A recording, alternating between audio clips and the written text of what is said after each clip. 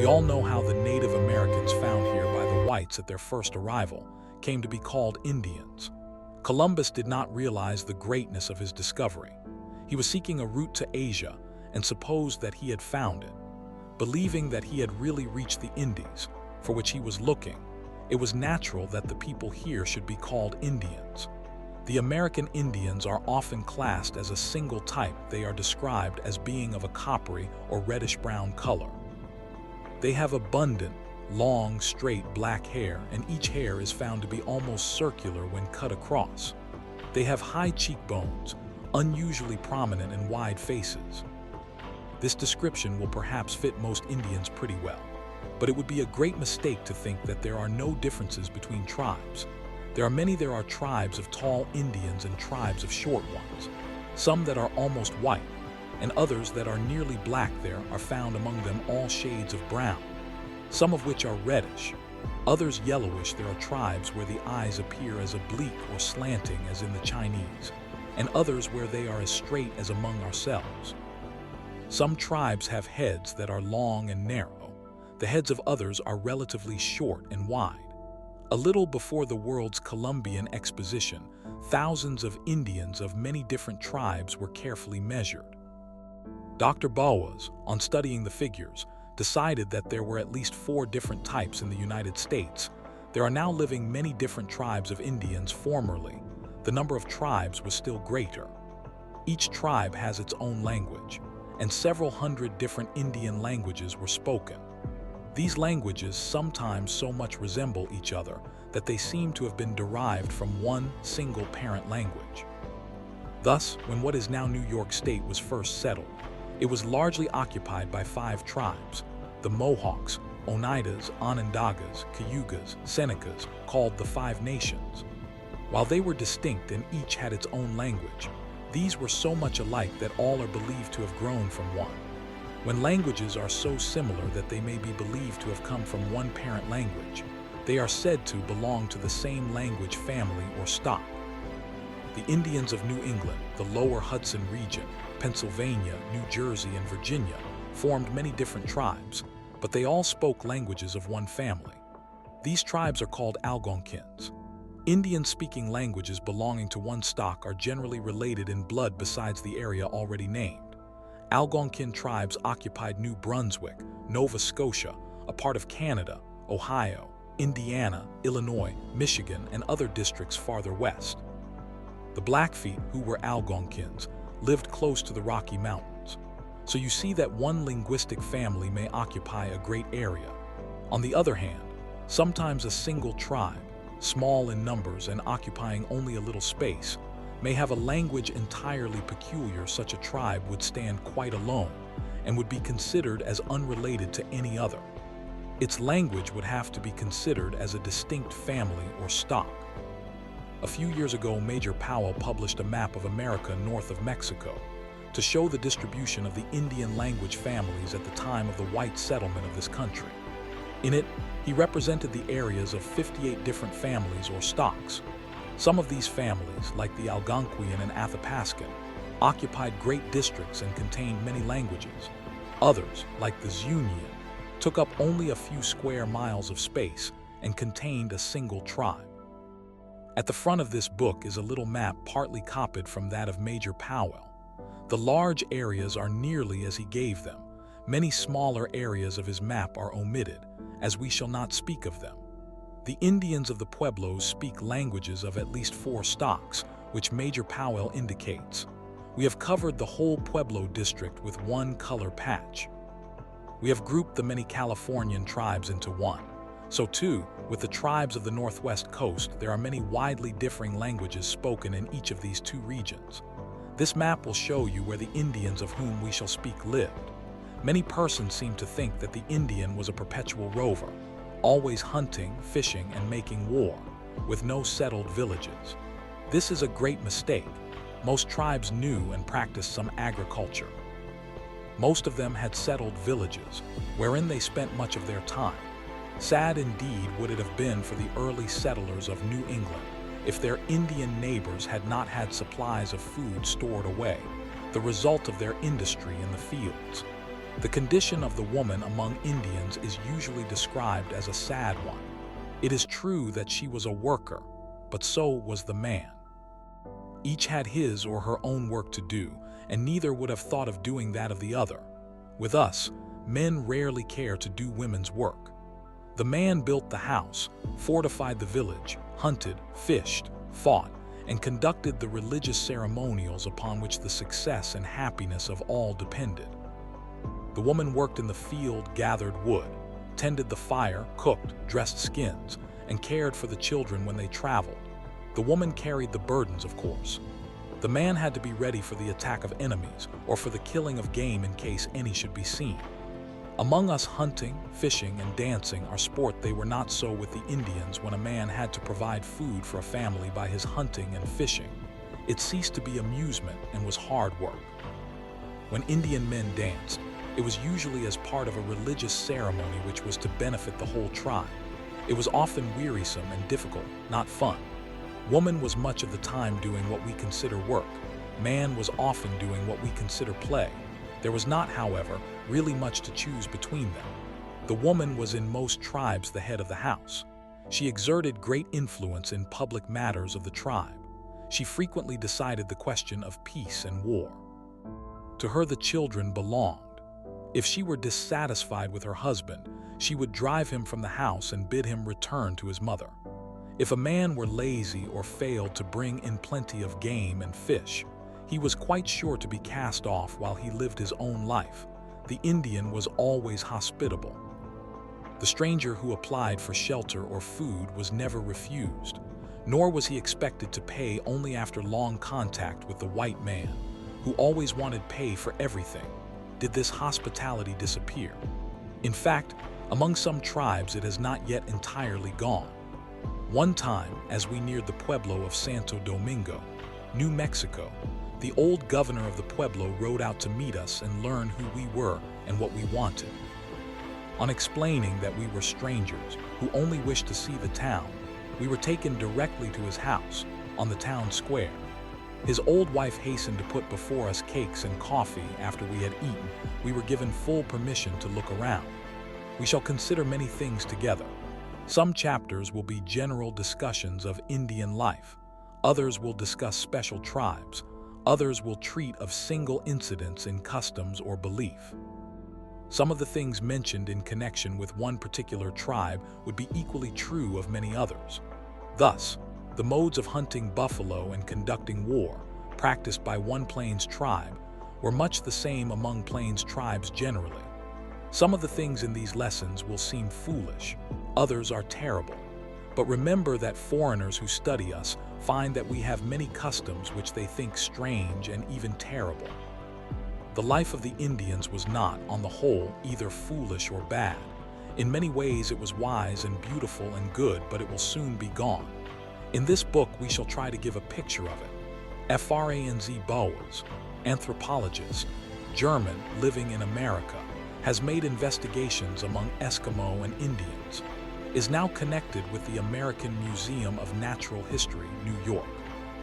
John W. Sley Powell, teacher, soldier, explorer, scientist, conducted the first exploration of the Colorado River Canyon, director of the U.S. Geological Survey and of the Bureau of American Ethnology, has written many papers, among them Indian Linguistic Families of America north of Mexico. Next, we'll look at houses. The houses of Indians vary greatly. In some tribes they are large and intended for several families. In others they are small and occupied by few persons. Some are admirably constructed, like the great pueblo houses of the Southwest, made of stone and adobe mud. Others are frail structures of brush and thatch. The material naturally varies with the district. Iroquois Long House. After Morgan, an interesting house was the Long House of the Iroquois. From 50 to 100 or more feet in length and perhaps not more than 15 in width, it was of a long rectangular form. It consisted of a light framework of poles tied together, which was covered with long strips of bark tied or pegged on. There was no window, but there was a doorway at each end. Blankets or skins hung at these served as doors. Through the house from doorway to doorway ran a central passage. The space on either side of this was divided by partitions of skins into a series of stalls, each of which was occupied by a family. In the central passage was a series of fireplaces or hearths, each one of which served for 4 families. A large house of this kind might have 5 or even more hearths and would be occupied by 20 or more families. Indian houses contained but little furniture. Some blankets or skins served as a bed. There were no tables or chairs. There were no stoves, as all cooking was done over the open fire or the fireplace. Algonkin village of Pamiak on Albemarle Sound in 1585. After John Wyth, Coppet in Morgan. The eastern Algonkins built houses like those of the Iroquois, but usually much smaller. They too were made of a light framework of poles over which were hung sheets of rush matting which could be easily removed and rolled up. For future use in case of removal, there are pictures in old books of some Algonkin villages. These villages were often enclosed by a line of palisades to keep off enemies. Sometimes the gardens and cornfields were inside this palisading, sometimes outside. The houses in these pictures usually have straight, vertical sides and queer rounded roofs. Sometimes they were arranged along streets, but at others they were placed in a ring around a central open space where games and celebrations took place. Many tribes have 2 kinds of houses, one for summer, the other for winter. The Sacs and Foxes of Iowa in summer live in large, rectangular, barn-like structures. These measure perhaps 20 feet by 30. They are bark-covered and have 2 doorways and a central passage, somewhat like the Iroquois house, but they are not divided by partitions into sections. On each side, a platform about 3 feet high and 6 feet wide runs the full length of the house. Upon this the people sleep, simply spreading out their blankets when they wish to lie down. Each person has his proper place upon the platform, and no one thinks of trespassing upon another. At the back of the platform, against the wall, are boxes, baskets, and bundles containing the property of the different members of the household. As these platforms are rather high, there are little ladders fastened into the earth floor, the tops of which rest against the edge of the platform. These ladders are simply logs of wood, with notches cut into them for footholds. Winter House of Sacs and Foxes, Iowa. The winter house is very different. In the summer house there is plenty of room and air. In the winter house space is precious. The framework of the winter lodge is made of light poles tied together with narrow strips of bark. It is an oblong, dome-shaped affair about 20 feet long and 10 wide. Some are nearly circular, and about 15 feet across. They are hardly 6 feet high. Over this framework are fastened sheets of matting made of cattail rushes. This matting is very light and thin, but a layer or 2 of it keeps out a great deal of cold. There is but one doorway. Usually at the middle of the side there are no platforms, but beds are made, close to the ground, out of poles and branches. At the center is a fireplace, over which hangs the pot in which food is boiled. The Mandans used to build good houses almost circular in form. The floor was sunk a foot or more below the surface of the ground. The framework was made of large and strong timbers. The outside walls sloped inward and upward from the ground to a height of about 5 feet. They were composed of boards. The roof sloped from the top of the wall up to a central point. It was made of poles, covered with willow matting and then with grass. The whole house, wall and roof, was then covered over with a layer of earth a foot and a half thick. When such a house contained a fire sending out smoke, it must have looked like a smooth, regularly sloping little volcano.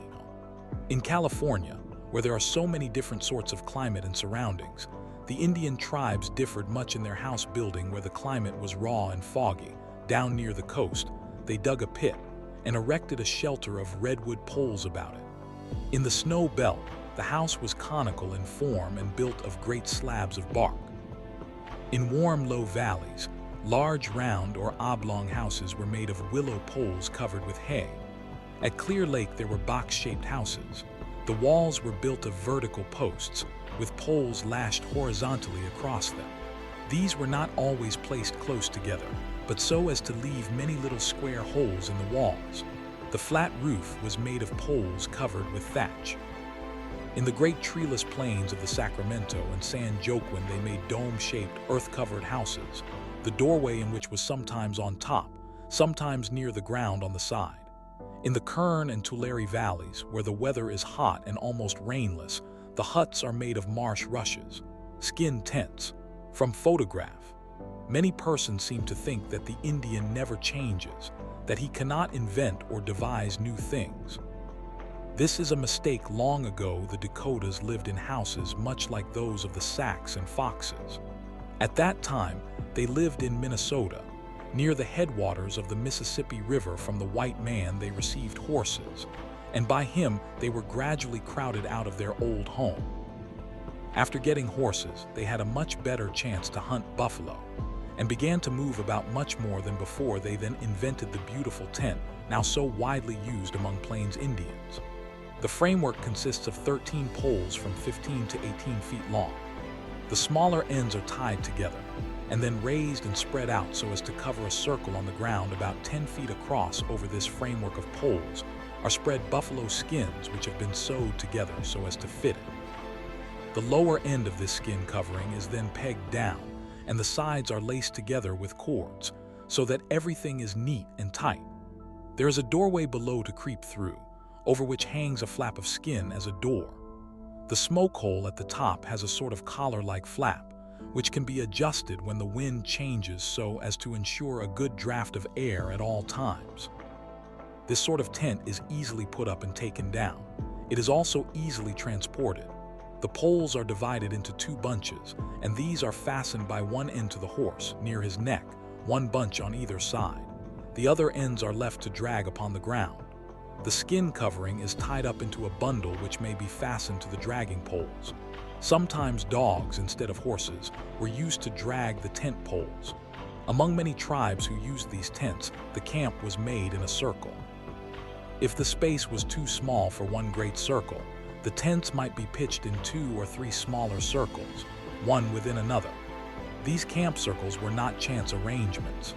Each group of persons who were related had its own proper place in the circle. Even the proper place for each tent was fixed. Every woman knew, as soon as the place for a camp was chosen, just where she must erect her tent. She would never think of putting it elsewhere after the camp circle was complete. The horses would be placed within it for the night to prevent their being lost or stolen. Lewis H. Morgan, lawyer, one of America's earliest eminent ethnologists, a special student of society and institutions, author of important books, among them Houses and House Life of the American Aborigines and the League of the Iroquois. Stephen Powers, author of The Indians of California. Let's turn our attention to dress. In the eastern states and on the plains, the dress of the Indians was largely composed of tanned and dressed skins, such as those of the buffalo and the deer. Most of the Indians were skilled in dressing skins. The hide, when fresh from the animal, was laid on the ground, stretched as tightly as possible and pegged down all around the edges. As it dried, it became still more taut. A scraper was used to remove the fat and to thin the skin. In old days, this scraper was made of a piece of bone cut to proper form, or of a stone chipped to a sharp edge. In later times, it was a bone handle, with a blade of iron or steel attached to it. Brains, livers, and fat of animals were used to soften and dress the skin. These materials were mixed together and spread over the stretched skin, which was then rolled up and laid aside. After several days, when the materials had soaked in and somewhat softened the skin, it was opened and washed. It was then rubbed, twisted, and worked over until soft and fully dressed. The men wore 3 or 4 different articles of dress. First was the breechclout, which consisted of a strip of skin or cloth perhaps a foot wide and several feet long. Sometimes its ends were decorated with beadwork or other ornamentation. This cloth was passed between the legs and brought up in front and behind. It was held in place by a band or belt passing around the waist, and the broad decorated ends hung down from this, something like aprons. Almost all male Indians on the continent wore the breechclout. The men also wore buckskin leggings. These were made in pairs, but were not sewed together. They fitted tightly over the whole length of the leg, and sometimes were held up by a cord at the outer upper corner, which was tied to the waist. String leggings were usually fringed with strips of buckskin sewed along the outer side. Sometimes bands of beadwork were tied around the leggings below the knees. Skin jacket. From Original in Peabody Museum. A jacket or shirt made of buckskin and reaching to the knees was generally worn. It was variously decorated. Buckskin strip fringes bordered it. Pictures in black or red or other colors were painted upon it. Handsome patterns were worked into it with beads or porcupine quills, brightly dyed. Tufts of hair or true scalps might be attached to it. Over all these came the blanket or robe. Nowadays, these are got from the whites and are simple flannel blankets, but in the old times they were made of animal hides. In putting on a blanket, the male Indian usually takes it by two corners, one in each hand, and folds it around him with the upper edge horizontal, holding it thus a moment with one hand. He catches the sides, a little way down, with the fingers of the other hand, and thus holds it. Even where the men have given up the old style of dress, the women often retain it. The garments are usually made, however, of cloth instead of buckskin. Thus among the Sacs and Foxes, the leggings of the women, which used to be made of buckskin, are now of black broadcloth. They are made very broad or wide, and reach only from the ankles to a little above the knees. They are usually heavily beaded. The woman's skirt, fastened at the waist, falls a little below the knees. It is made of some bright cloth and is generally banded near the bottom with tape or narrow ribbon of a different color from the skirt itself. Her jacket is of some bright cloth and hangs to the waist. Often it is decorated with brooches or fibulae made of German silver. I once saw a little girl 10 years old who was dancing in a jacket adorned with nearly 300 of these ornaments placed close together. All Indians, both men and women, are fond of necklaces made of beads or other material. Men love to wear such ornaments composed of trophies, showing that they have been successful in war or in hunting. They use elk teeth, badger claws, or bear claws for this purpose. One very dreadful necklace in Washington is made chiefly of the dried fingers of human victims among the Sacs and Foxes. The older men use a neck ring that looks like a rope of solid beads. It consists of a central rope made of rags. Beads are strung on a thread, and this is wrapped around and around the rag ring, until when finished only beads can be seen. Before the white man came, the Indians used beads made of shell, stone, or bone. Nowadays, they are fond of the cheap glass beads which they get from white traders. There are two kinds of beadwork now made. The first is the simpler. It is sewed work. Patterns of different colored beads are worked upon a foundation of cloth. Moccasins, leggings, and jackets are so decorated. Sometimes the whole article may be covered with the bright beads.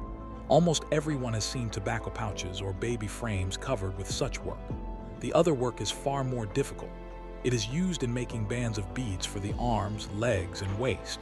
It is true woven work of the same sort as the famous wampum belts, of which we shall speak later. Such bands look like solid beads and present the same patterns on both sides. The porcupine is an animal that is covered with spines or quills. These quills were formerly much used in decorating clothing. They were often dyed in bright colors. After being colored, they were flattened by pressure and were worked into pretty geometrical designs, color bands, rosettes, etc., upon blankets, buckskin shirts, leggings, and moccasins. Very little of this work has been done of late years. Beadwork has almost crowded it out of use. Blackfoot moccasin.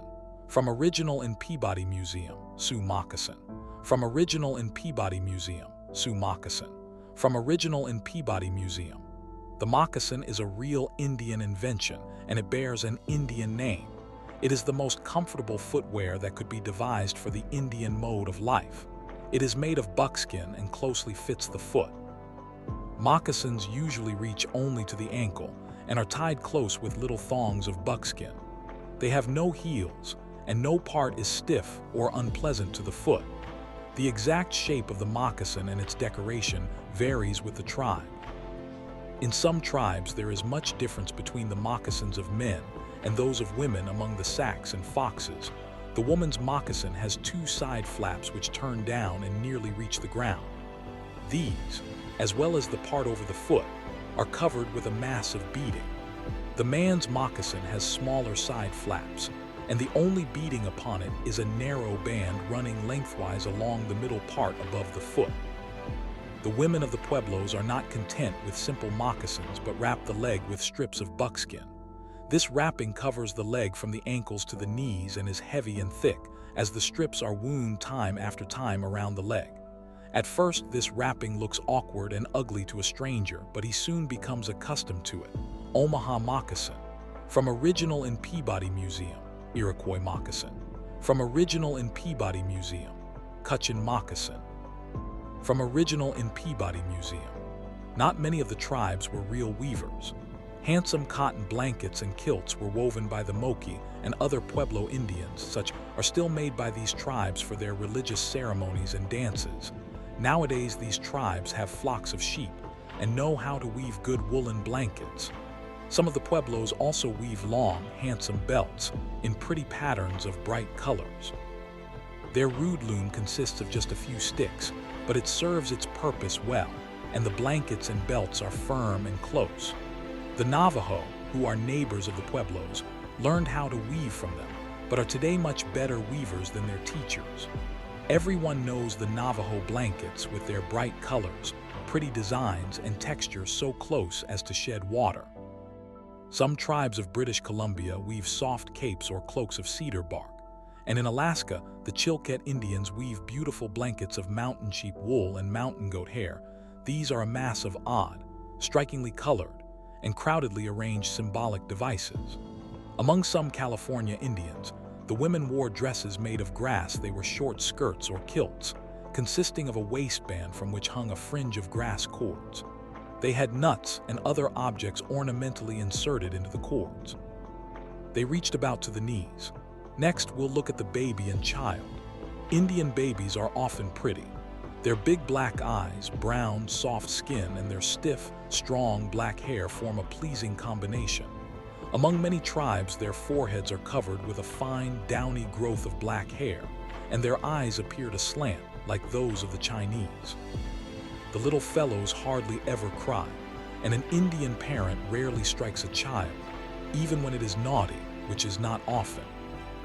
Most Indian babies are kept strapped or laid on a papoose board or cradle board, while these are widely used.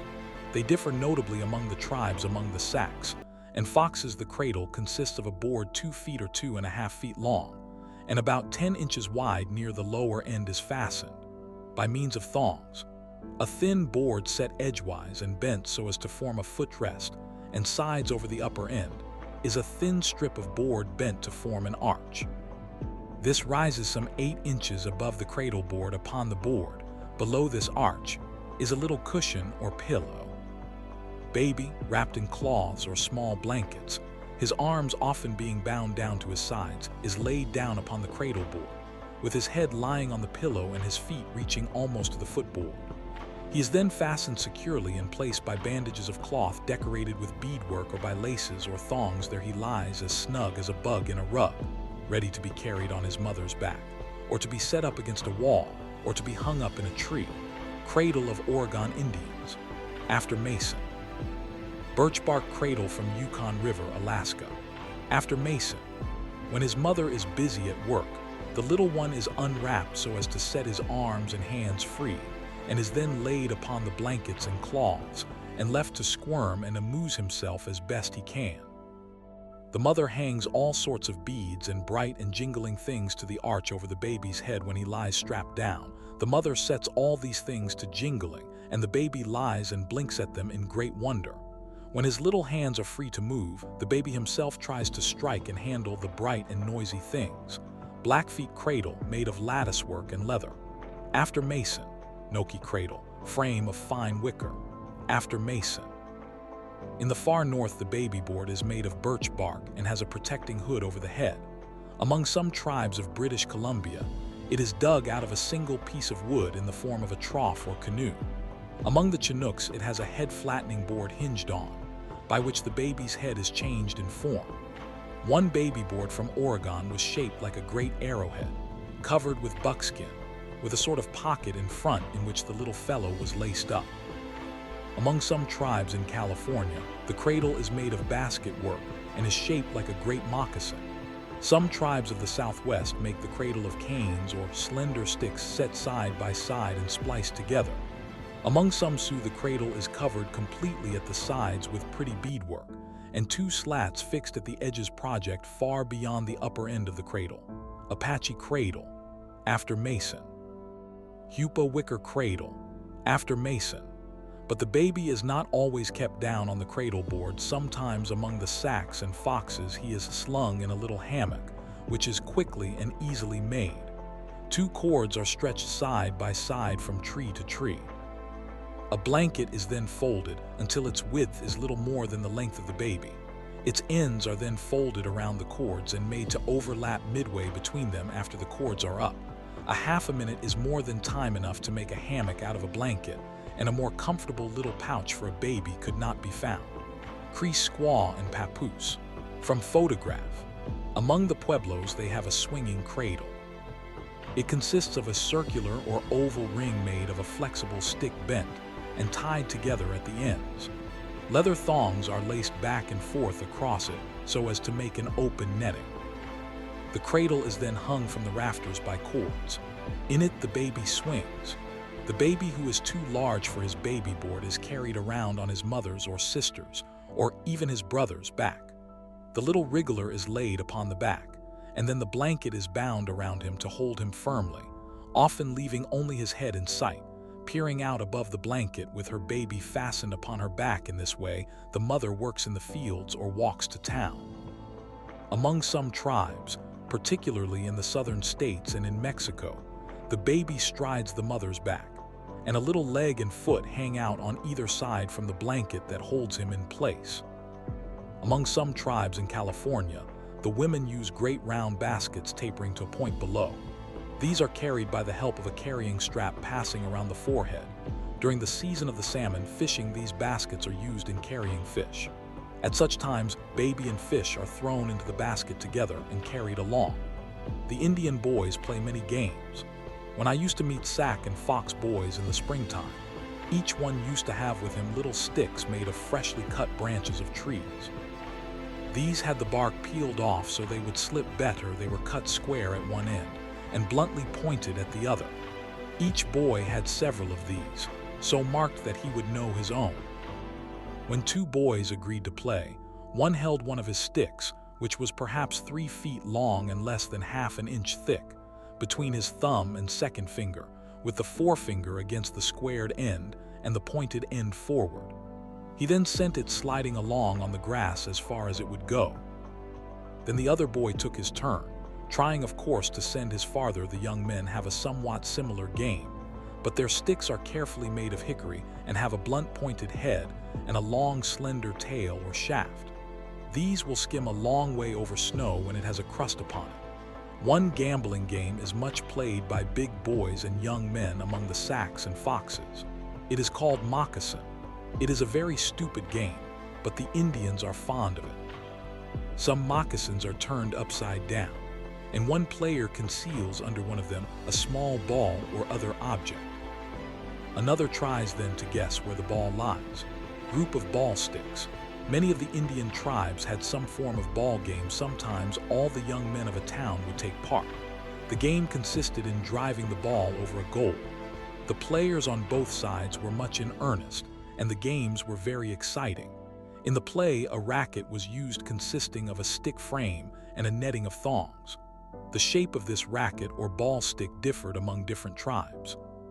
Sometimes one racket was used by one player, sometimes two. Among the Iroquois, the game is called by the French name of lacrosse. The young men of one village often played against those of another. They used a curious long racket consisting of a curved stick with netting across the bend. The Choctaws, Cherokees, and other tribes near them have 2 rackets for each player. Catlin tells us that in their games there would sometimes be 600 to 800 or 1,000 young men engaged. He says, "I have made it an uniform rule, whilst in the Indian country, to attend every ball play I could hear of, if I could do it by riding a distance of 20 or 30 miles, and my usual custom has been on such occasions to straddle the back of my horse and look on to the best advantage. In this way I have sat, and oftentimes reclined and almost dropped from my horse's back, with irresistible laughter at the succession of droll tricks and kicks and scuffles which ensue in the almost superhuman struggles for the ball. Their plays generally commence at about 9 o'clock or near it in the morning, and I have more than once balanced myself on my pony from that time till nearly sundown, without more than 1 minute of intermission at a time before the game has been decided. But these great games of ball with hundreds of players are quite past, and the sport, where still kept up, grows less and less each year. Otist Mason, ethnologist, in charge of the Department of Ethnology in the U.S. National Museum, Washington, has written some books and many articles. Among the last is Cradles of the American Aborigines. George Catlin, artist and traveler, CXXII. Let's turn our attention to stories of Indians. The Indians everywhere are fond of stories. Some of their stories are about themselves and their own deeds. Others recount the past deeds of the tribe. Many are about some wise and good man who lived long ago and who taught them how they should live and what dances and ceremonies they should perform. Some are attempts to explain why things are as they are. Others tell of the creation of the world. Of these many stories, some may be told at any time and anywhere, while others are sacred and must only be told to certain persons on particular occasions. Among some tribes, the old stories must not be told in the summer when the trees are full of green leaves, for the spirits of the leaves can listen. But when winter comes and snow lies on the ground, and the leaves have fallen, and the trees appear to be dead, then they may tell their stories about the campfire in safety. We can give only a few of these stories from 3 different tribes. An Iroquois story of the Pleiades. You all know the stars that are called the Pleiades. Sometimes, but wrongly, they are called the Little Dipper. They are a group of 7 little stars that look as if they were quite close together. The Iroquois tell this story about them. There were once 7 little Indian boys who were great friends. Every evening, they used to come to a little mound to dance and feast. They would first eat their corn and beans, and then one of their number would sit upon the mound and sing, while the others danced around the mound. One time they thought they would have a much grander feast than usual, and each agreed upon what he would bring for it. But their parents would not give them what they wanted, and the little lads met at the mound without their feast. The singer took his place and began his song, while his companions started to dance. As they danced, they forgot their sorrows, and their heads and hearts grew lighter, until at last they flew up into the air. Their parents saw them as they rose and cried out to them to return, but up and up they went until they were changed into the 7 stars. Now, one of the Pleiades is dimmer than the rest, and they say that it is the little singer, who is homesick and pale because he wants to return but cannot. The Algonkin tribes of Nova Scotia, Canada, and New England had a great many stories about a great hero named Glooskap. They believed he was a great magician and could do wonders. In stories about him, it is common to have him strive with other magicians to see which one can do the greatest wonders and overpower the other. Glooskap always comes out ahead in these strange contests. Usually Glooskap is good to men, but only when they are true and honest. He used to give people who visited him their wish, but if they were bad, their wish would do them far more harm than good. One of the Glooskap stories tells of how he fought with some giant sorcerers at Saco. There was an old man who had 3 sons and a daughter. They were all giants and great magicians. They did many wicked things and killed and ate everyone they could get at. It happened that when he was young, Glooskap had lived in this family. But then they were not bad. When he heard of their dreadful ways, he made up his mind to go and see if it was all true, and if it were so, to punish them. So he went to the house. The old man had only one eye, and the hair on one half of his head was gray. The first thing Glooskap did was to change himself so that he looked exactly like the old man. No one could tell which was which, and they sat talking together. The sons, hearing them, drew near to kill the stranger, but could not tell which was their father, so they said, "He must be a great magician, but we will get the better of him." So the sister giant took a whale's tail and, cooking it, offered it to the stranger. Glooskap took it. Then the eldest brother came in and, seizing the food, said, "This is too good for a beggar like you." Glooskap said, "What is given to me is mine, I will take it." And he simply wished, and it returned. The brothers said, "Indeed he is a great magician, but we will get the better of him." So when he was through eating, the eldest brother took up the mighty jawbone of a whale, and to show that he was strong bent it a little. But Glooskap took it and snapped it in two between his thumb and finger, and the giant brothers said again, "Indeed he is a great magician, but we will get the better of him." Then they tested him with strong tobacco, which no one but great magicians could possibly smoke. Each took a puff and inhaled it and blew the smoke out through his nose to show his strength. But Glooskap took the great pipe and filled it full, and at a single puff burnt all the tobacco to ashes and inhaled all the smoke and puffed it out through his nostrils when they were beaten at smoking. The giants proposed a game of ball and went out into the sandy plain by the riverside, and the ball they used was thrown upon the ground. It was really a dreadful skull that rolled and snapped at Glooskap's heels, and if he had been a common man or a weak magician, it would have bitten his foot off. But Glooskap laughed and broke off a tip of a tree branch for his ball and set it to rolling, and it turned into a skull 10 times more dreadful than the other, and it chased the wicked giants as a lynx chases a rabbit. As they fled, Glooskap stamped upon the sand with his foot and sang a magic song, and the river rose like a mighty flood, and the bad magicians, changed into fishes, floated away in it and caused men no more trouble. Scarface, a Blackfoot story. There was a man who had a beautiful daughter. Each of the brave and handsome and rich young men had asked her to marry him, but she had always said no, that she did not want a husband. When at last her father and mother asked her why she would not marry someone, she told them the son had told her he loved her, and that she should marry no one without his consent. Now, there was a poor young man in the village, whose name was Scarface. He was a good-looking young man except for a dreadful scar across his face. He had always been poor and had no relatives and no friends. One day, when all the rich young men had been refused by the beautiful girl, they began to tease poor Scarface. They said to him, "Why don't you ask that girl to marry you? You are so rich and handsome." Scarface did not laugh at their unkind joke, but said, "I will go." He asked the girl, and she liked him because he was good, and she was willing to have him for her husband. So she said, "I belong to the sun, go to him. If he says so, I will marry you." Then Scarface was very sad, for who could know the way to the sun? At last he went to an old woman who was kind of heart. He asked her to make him some moccasins, as he was going on a long journey. So she made him 7 pairs and gave him a sack of food, and he started. Many days he traveled, keeping his food as long as he could by eating berries and roots or some animal that he killed. At last he came to the house of a wolf. "Where are you going?" asked the wolf. "I seek the place where the sun lives," said Scarface. "I know all the prairies, the valleys, and the mountains, but I don't know the sun's home," said the wolf. "But ask the bear, he may know." The next night the young man reached the bear's house. "I know not where he stops. I know much country, but I have never seen the lodge." Asked the badger. "He is smart," said the bear. The badger was in his hole and was rather cross at being disturbed. He did not know the sun's house, but said perhaps the wolverine would know. Though Scarface searched the woods, he could not find the wolverine.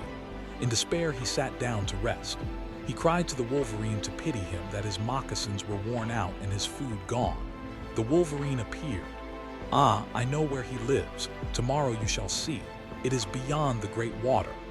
The next morning, the wolverine put the young man on the trail, and at last he came to a great water. Here his courage failed. He was in despair. There was no way to cross. Just then 2 swans appeared and asked him about himself. When he told his story, they took him safely over. "Now," said they as he stepped ashore, "you are close to the sun's house. Follow that trail." Scarface soon saw some beautiful things in the path: a war shirt, shield, bow, and arrow. But he did not touch them. Soon he came upon a handsome young man whose name was Morning Star. He was the child of the sun and the moon. They became great friends together. They went to the house of the sun, and their Morning Star's mother was kind to Scarface, because her son told her that Scarface had not stolen his pretty things when the sun came home at night. The moon hid Scarface under some skins, but the sun knew at once that someone was there, so they brought him comrade. And one day, he saved his friend's life from an attack of long-beaked birds down by the great water. Then the sun and moon were happy over what he had done and asked what they could do for him. And Scarface told them his story, and the sun told him he should marry his sweetheart, and he took the scar from his face as a sign to the girl. They gave him many beautiful presents, and the sun taught him many things, and how the medicine lodge should be built and how the dance should be danced. And at last Scarface parted from them and went home over the Milky Way, which is a bridge connecting heaven and earth, and he sat, as is the custom of strangers coming to a town, on the hill outside the village. At last the chief sent young men to invite him to the village, and they did so. When he threw aside his blanket, all were surprised, for they knew him, but he wore rich clothing. He had a beautiful bow and arrow, and his face no longer bore the scar. And when he came into the village, he found the girl, and she knew that he had been to the sun, and she loved him, and they were married. Ceremonial Smith, a highly accomplished woman. Shortly before her death, she made a study for the Bureau of American Ethnology upon myths of the Iroquois. Charles Godfrey Leland, poet, prose writer, and traveler. His poems appear under the nom de plume of Hans Braitman. His Algonquin Legends of New England is important. George Bird Grinnell, writer. His Pani hero stories and folk tales and Blackfoot Lodge tales are charming works. We have drawn upon him for much material, especially here and in XVI and XX. All Indians were more or less warlike. A few tribes, however, were eminent for their passion for war. Such among eastern tribes were the Iroquois, among southwestern tribes the Apache, and in Mexico the Aztecs. The purpose in Indian warfare was everywhere to inflict as much harm upon the enemy and to receive as little as possible. The causes of war were numerous: trespassing on tribal territory, stealing ponies, quarrels between individuals. In their warfare, stealthiness and craft were most important. Sometimes a single warrior crept silently to an unsuspecting camp that he might kill defenseless women or little children or sleeping warriors, and then as quietly he withdrew with his trophies: Indian spears, shield, and quiver of arrows. In such approaches, it was necessary to use every help in concealing oneself. Of the Apache it is said, he can conceal his swart body amidst the green grass, behind brown shrubs or gray rocks, with so much address and judgment that anyone but the experienced would pass him by without detection at the distance of 3 or 4 yards. Sometimes they will envelop themselves in a gray blanket, and by an artistic sprinkling of earth will so resemble a granite boulder as to be passed within near range without suspicion. At others, they will cover their person with freshly gathered grass, and lying prostrate, appear as a natural portion of the field. Again, they will plant themselves among the yuccas, and so closely imitate their appearance as to pass for one of them. At another time, the Indian warrior would depend upon a sudden dash into the midst of the enemy, whereby he might work destruction and be away before his presence was fairly realized. Clark tells of an unexpected assault made upon a camp by some white soldiers and Indian scouts. One of these scouts, named 3 Bears, rode a horse that became unmanageable and dashed with his rider into the very midst of the now angry and aroused enemy. Shots flew around him, and his life was in great peril. At that moment his friend, Feather on the Head, saw his danger. He dashed in after 3 Bears. As he rode, he dodged back and forth from side to side in his saddle to avoid shots. At the very center of the village, 3 Bears' horse fell dead. Instantly, Feather on the Head, sweeping past, caught up his friend behind him on his own horse, and they were gone like a flash. A favorite device in war was to draw the enemy into ambush. An attack would be made with a small part of the force. This would seem to make a brave assault, but would then fall back as if beaten.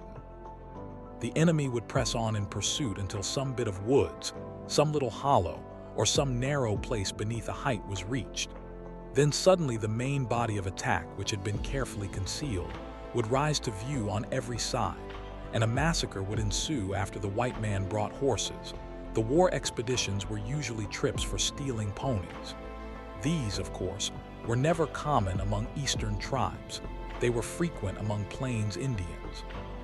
Some man dreamed that he knew a village of hostile Indians where he could steal horses. If he were a brave and popular man, companions would promptly join him. On his announcing that he was going on an expedition when the party was formed, the women prepared food, moccasins, and clothing. When ready, the party gathered in the medicine lodge, where they gashed themselves, took a sweat, and had prayers and charms repeated by the medicine man. Then they started. If they were to go far, at first they might travel night and day.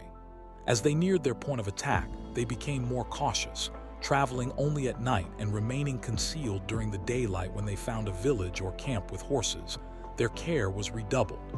Waiting for night, they then approached rapidly but silently. Each man worked by himself. Horses were quickly loosed and quietly driven away. When at a little distance from the village, they gathered together, mounted the stolen animals, and fled. Once started, they pressed on as rapidly as possible. It was the ambition of every Plains Indian to count coup. Coup is a French word, meaning a stroke or blow. It was considered an act of great bravery to go so near to a live enemy as to touch him with the hand, or to strike him with a short stick or a little whip. As soon as an enemy had been shot and had fallen, 3 or 4 often would rush upon him, anxious to be the first one to touch him, and thus count coup. There was really great danger in this, for a fallen enemy need not be badly injured and may kill one who closely approaches him. More than this, when seriously injured and dying, a man in his last struggles is particularly dangerous. It was the ambition of every Indian youth to make coup for the first time, for thereafter he was considered brave and greatly respected. Old men never tired of telling of the times they had made coup, and one who had thus touched dreaded enemies many times was looked upon as a mighty warrior. Among certain tribes, it was the custom to show the number of enemies killed by the wearing of war feathers. These were usually feathers of the eagle, and were cut or marked to show how many enemies had been slain. Among the Dakotas, a war feather with a round spot of red upon it indicated one enemy slain. A notch in the edge showed that the throat of an enemy was cut. Other peculiarities in the cut, trim, or coloration told other stories. Of course, such feathers were highly prized. Everyone has seen pictures of war bonnets made of eagle feathers. These consisted of a crown or band fitting the head, from which rose a circle of upright feathers. Down the back hung a long streamer, a band of cloth sometimes reaching the ground, to which other feathers were attached so as to make a great crest. As many as 60 or 70 feathers might be used in such a bonnet, and as one eagle only supplies a dozen, the bonnet represented the killing of 5 or 6 birds. These bonnets were often really worn in war, and were believed to protect the wearer from the missiles of the enemy. The trophy prized above all others by American Indians was the scalp. Those made in later days by the Sioux consist of a small disc of skin from the head, with the attached hair. It was cut and torn from the head of wounded or dead enemies. It was carefully cleaned and stretched on a hoop. This was mounted on a stick for carrying. The skin was painted red on the inside, and the hair arranged naturally. If the dead man was a brave wearing war feathers, these were mounted on the hoop with the scalp. It is said that the Sioux anciently took a much larger piece from the head, as the Pueblos always did among the latter. The whole haired skin, including the ears, was torn from the head. At Cachiti might be seen, until lately, ancient scalps with the ears, and in these there still remain the green turquoise ornaments Apache and Sioux scalps. While enemies were generally slain outright, such was not always the case. When prisoners, one of 3 other fates might await them. They might be adopted by some member of the tribe in place of a dead brother or son. They might be made to run the gauntlet as a last and desperate chance of life. This was a severe test of agility, strength, and endurance. A man given this chance was obliged to run between 2 lines of Indians, all more or less armed, who struck at him as he passed. Usually the poor wretch fell, covered with wounds, long before he reached the end of the lines. If he passed through, however, his life was spared.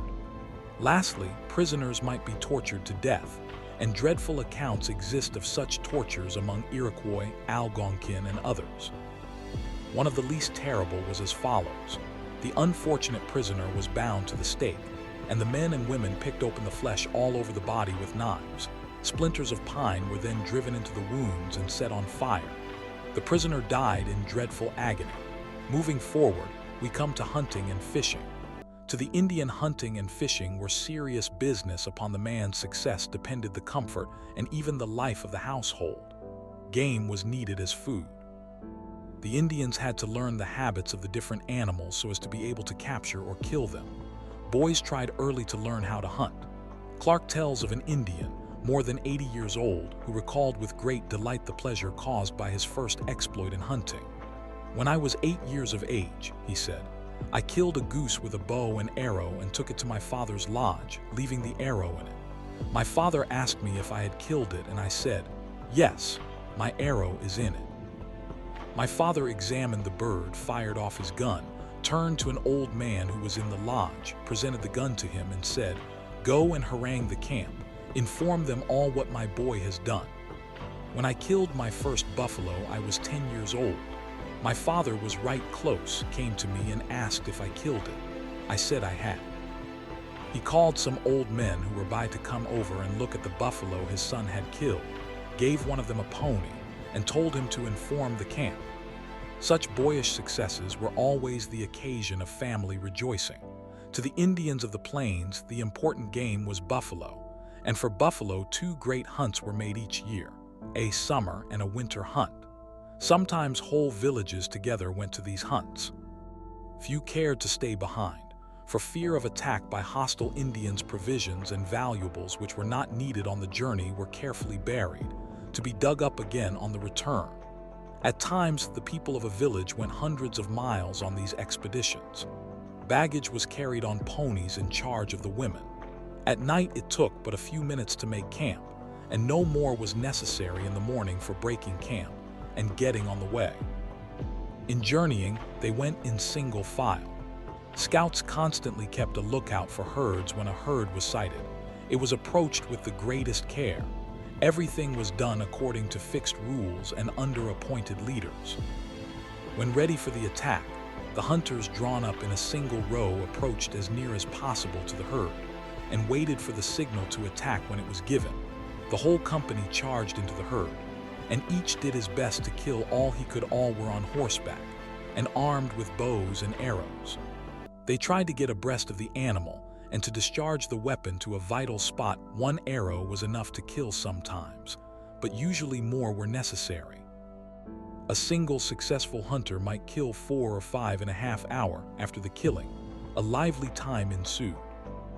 The dead animals were skinned, cut up, and carried on ponies into camp. There the skins were pegged out to dry.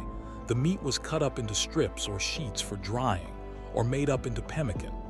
Everyone was busy and happy in the prospect of plenty of food. Sometimes, however, no herds could be found. Day after day passed without success. The camp was well nigh discouraged. Then a buffalo dance was held.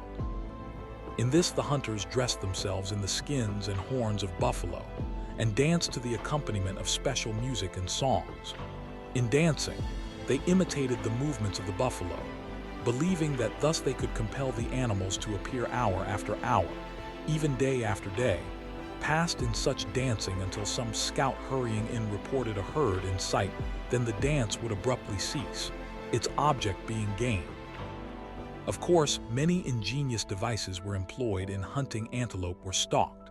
Fur-bearing animals were trapped or snared. Sometimes all the animals in a considerable area were driven into a central space where they were killed, or from which they were driven between lines of stones or brush, to some point where they would fall over a cliff and be killed in the fall.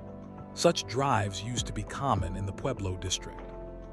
Today deer are rarer there, so are the mountain lion and the bear. Hunts there are more likely nowadays to be for rabbits than for larger game. These are caught in nets, but are more frequently killed by rabbit sticks, which may be knot-ended clubs or flat, curved throwing sticks, a little like the boomerangs of Australia. Group of weapons. From originals in Peabody Museum, Cambridge. The great weapon for hunting was the bow and arrow. Indian bows ranged from frail, weak things, hardly suitable for a child, to the strong bow of the Sioux and Crows, which would send an arrow completely through a buffalo. The most powerful Colt's revolver, so Clark says, will not send a ball through the same animal.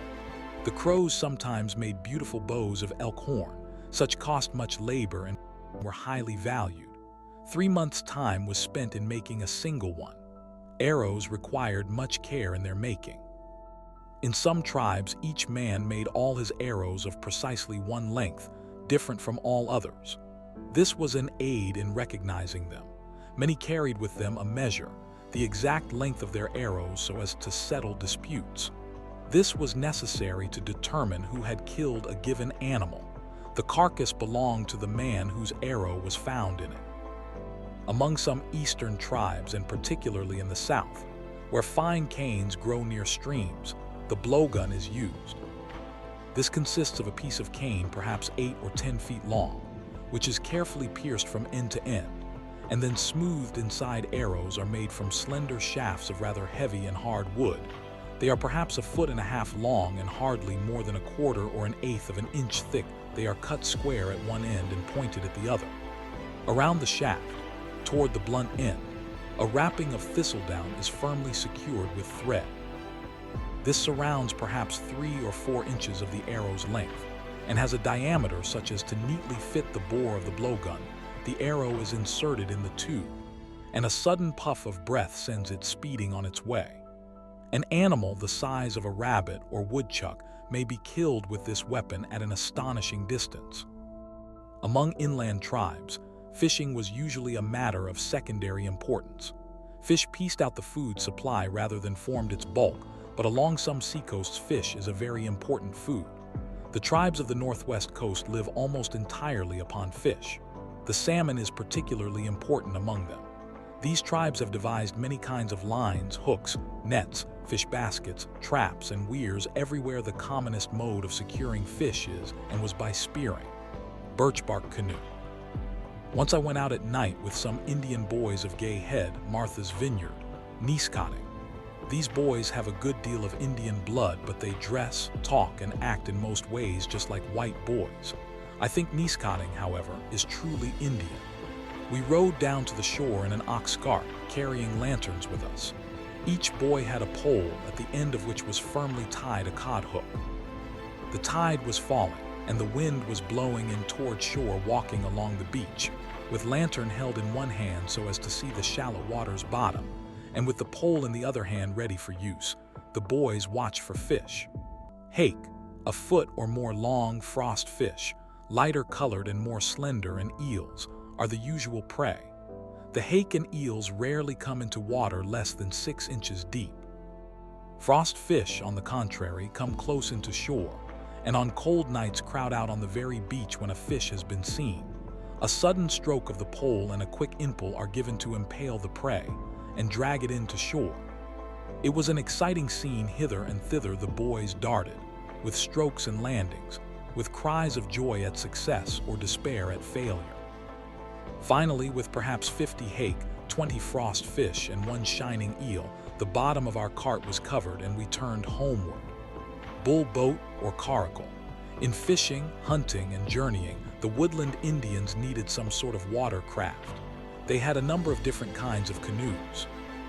The dugout, cut from a single tree trunk, is still used in many of our southern streams. The Cherokees in their lovely North Carolina home have them along the northwest coast. Magnificent war canoes, capable of carrying 50 or 60 persons, were made from single giant logs. These canoes often had decorative bow and stern pieces carved from separate blocks. The birch bark canoes were made over light wooden frames with pieces of birch bark neatly fitted, sewed, and gummed. To keep out the water, almost all the Algonkin tribes and the Iroquois used them upon their lakes and rivers. They were light enough to be carried easily across the portages. A few tribes, the Mandans among others, had the light but awkward bull boat, or coracle, nearly circular, consisting of a light framework covered with skin. Such were chiefly used in ferrying across rivers. Now let's explore the campfire. One of the first things after reaching camp was to build the campfire. Among Indians, the campfire not only served for heat and cooking, but for light, and to scare away animal foes and bad spirits. You and I would probably have a hard time making a fire without matches. The Indian had no matches until he got them from the whites. There are two ways in which the Indians made fire. One was by striking two hard pieces of stone, such as chert or pyrites, together, which gave a spark, which was caught on tinder and blown to a flame. Of course, white men used to make fire in much the same way, only they had a flint and steel. When whites first came into contact with Indians, they used the flint and steel, and it was not long before the Indians had secured them from the white traders. Many Indians still use the old-fashioned flint and steel. Some old Sac and Fox men always carry them in their tobacco pouch and use them for lighting their pipes. Another Indian method of making fire was by rubbing two pieces of wood together. It is said that this is not difficult, but one needs to know just how in order to succeed. In the cliff ruins of the Southwest, two little sticks are often found together. One may be a foot or two long, and the lower end is bluntly pointed, worn smooth, and blackened as if it had been slightly burned. The other stick is of the same thickness, but may be only a few inches long. In it are several conical hollows, which are charred, smooth, and usually broken away at the edge. These two sticks were used by the cliff dwellers for making fire. The second one was laid down flat on the ground. The pointed end of the other was placed in one of the holes in the lower piece, and the stick was whirled between the hands by rubbing these back and forth while the upright stick was being whirled. It was also pressed down with some little force. By the whirling and pressure, fine wood dust was ground out, which gathered at the broken edge of the conical cavity. Soon, in the midst of this fine wood dust, there appeared a spark. Some dry, light stuff was at once applied to it, and it was blown into a flame. Certainly, this mode of making fire was hard on the hands. It must soon have raised blisters. Some tribes had learned how to grind out a spark without this disadvantage. The lower stick was as before. A little bow was taken, and its cord was wrapped about the upright stick and tight. The two sticks were then put into position, the top of the upright being steadied with a small block held in the left hand, the bow being moved back and forth with the right hand. The upright was caused to whirl easily and rapidly. This was used among many of our tribes. Although making it themselves, many Indians think the fire made with the bow drill is sacred, and that it comes from heaven. Among the Aztecs of Mexico, there was a curious belief in ceremony. The Aztecs counted their years in groups of 52, just as we count hours by hundreds or centuries. They thought the world would come to an end at the close of one of these 52-year periods. Therefore, they were much disturbed when such a time approached, when the end of the cycle really came. All the fires and lights in the houses had been put out. Not a spark remained anywhere when it was night. The people went out along the great causeway to Iztapalapa, at the foot of the Hill of the Star. On the summit of this hill was a small temple. At the proper hour determined by observing the stars, the priests cast a victim on the altar, tore out his heart as usual, and placed the lower stick of the fire sticks upon the wound. Great anxiety. The will of the gods was to be made known. If no spark appeared, the world would at once be destroyed. If there came a spark, the gods had decreed at least one cycle more of existence to the world. And when the spark appeared, how great was the joy of the people. All had carried unlighted torches in their hands, and now these were lighted with the new fire, and with songs of rejoicing the crowd hurried back to the city. Boys know pretty well how Indians cook their food. Most of us have roasted potatoes in the hot ashes and broiled meat or frogs' legs over the open fire. The Indians did much the same. Pieces of meat would be spitted on sharp sticks and set so as to hang over the fire. Clams, mussels, and other things were baked among the hot coals or ashes. One time old Elsie, a Lipan woman, took a land turtle which I brought her alive and thrust it head first into the fire. This not only killed the turtle, but cooked it, and split open the hard shell box so that she could get at the meat inside. Over the fireplace, the Indians usually have a pot or kettle suspended in which various articles may be boiling together. The Indians invented succotash, which is a stew of corn and beans. We have borrowed the thing and the name. At the first meal I ate among the Sacs and Foxes, we all squatted on the ground, outside the house and near the fire, and took a tin of boiled fish off the coals. We picked up bits of the fish with our fingers and passed the pan around for everyone to have a drink of the soup. All this is easy cooking. But how would you go to work to boil buffalo meat if you had no kettle, pot, nor pan of any kind? A great many Indian tribes knew how when a buffalo was killed, the hide was carefully removed. A bowl-like hole was scraped out in the ground and lined with the buffalo skin, the clean side up. This made a nice basin. Water was put into this and the pieces of meat laid in. A hot fire was kindled nearby and stones were heated in it and then dropped into the basin of water and meat.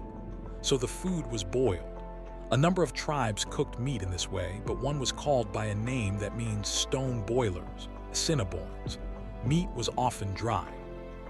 In some districts where the air is clear and dry and the sun hot, the meat is cut into strips or sheets and dried by hanging it on lines near the house. At other places it was dried and smoked over a fire where there was buffalo meat.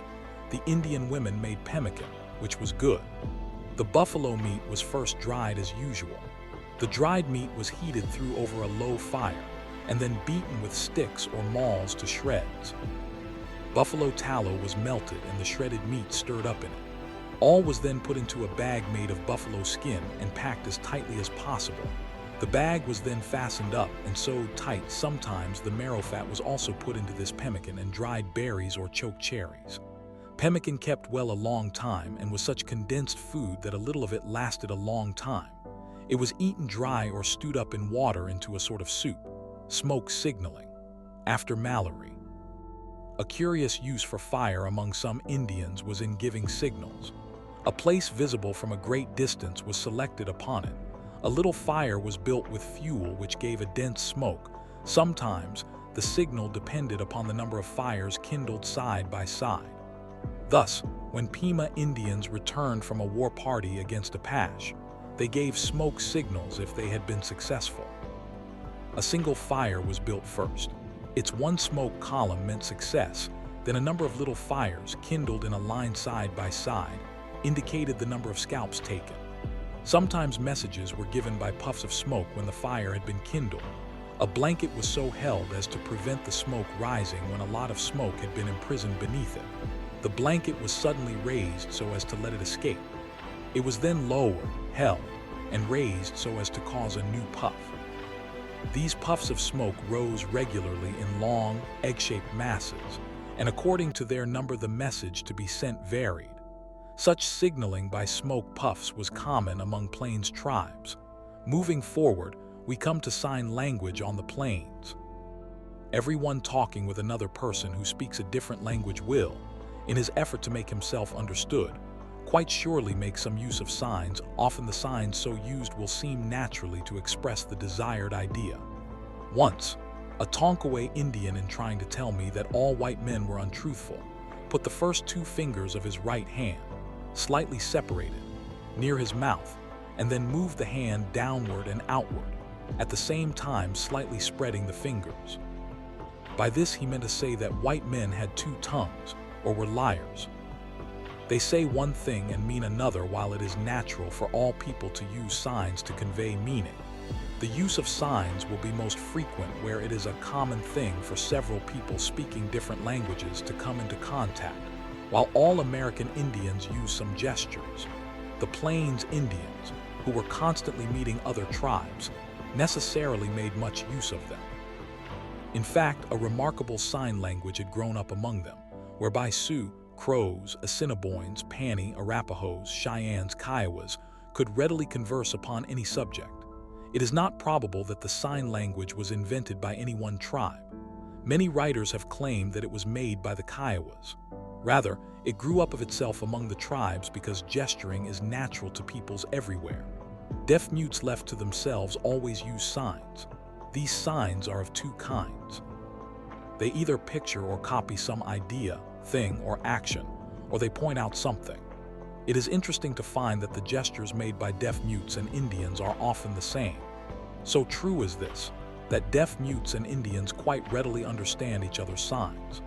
Parties of Indians in Washington for business are sometimes taken to the deaf-mute college to see if the two, Indians and deaf-mutes, can understand each other. While they cannot understand every sign, they easily get at each other's meaning.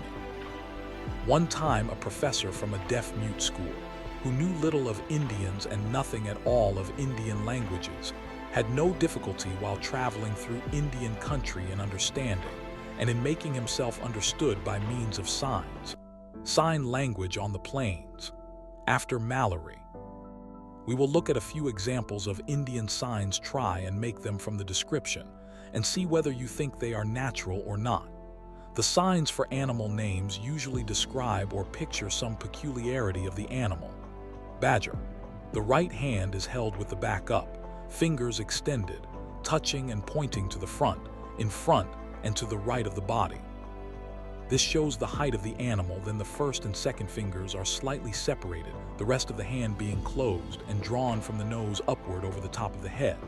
This shows the striped face. The two hands are then held in front of the body, with fingers curved, the backs up, and drawn as if pawing or scratching. This has reference to the digging of the animal. The complete sign thus gives the size, the most striking mark, and the habit of the animal. Beaver. Hold out the left hand with the back up, pointing to the right in front of the body, with the lower part of the arm horizontal. Cross the right hand under it so that the back of the right hand is against the left palm. Then leaving the right wrist all the time against the left palm. Briskly move the right hand up and down so it shall slap against the left palm.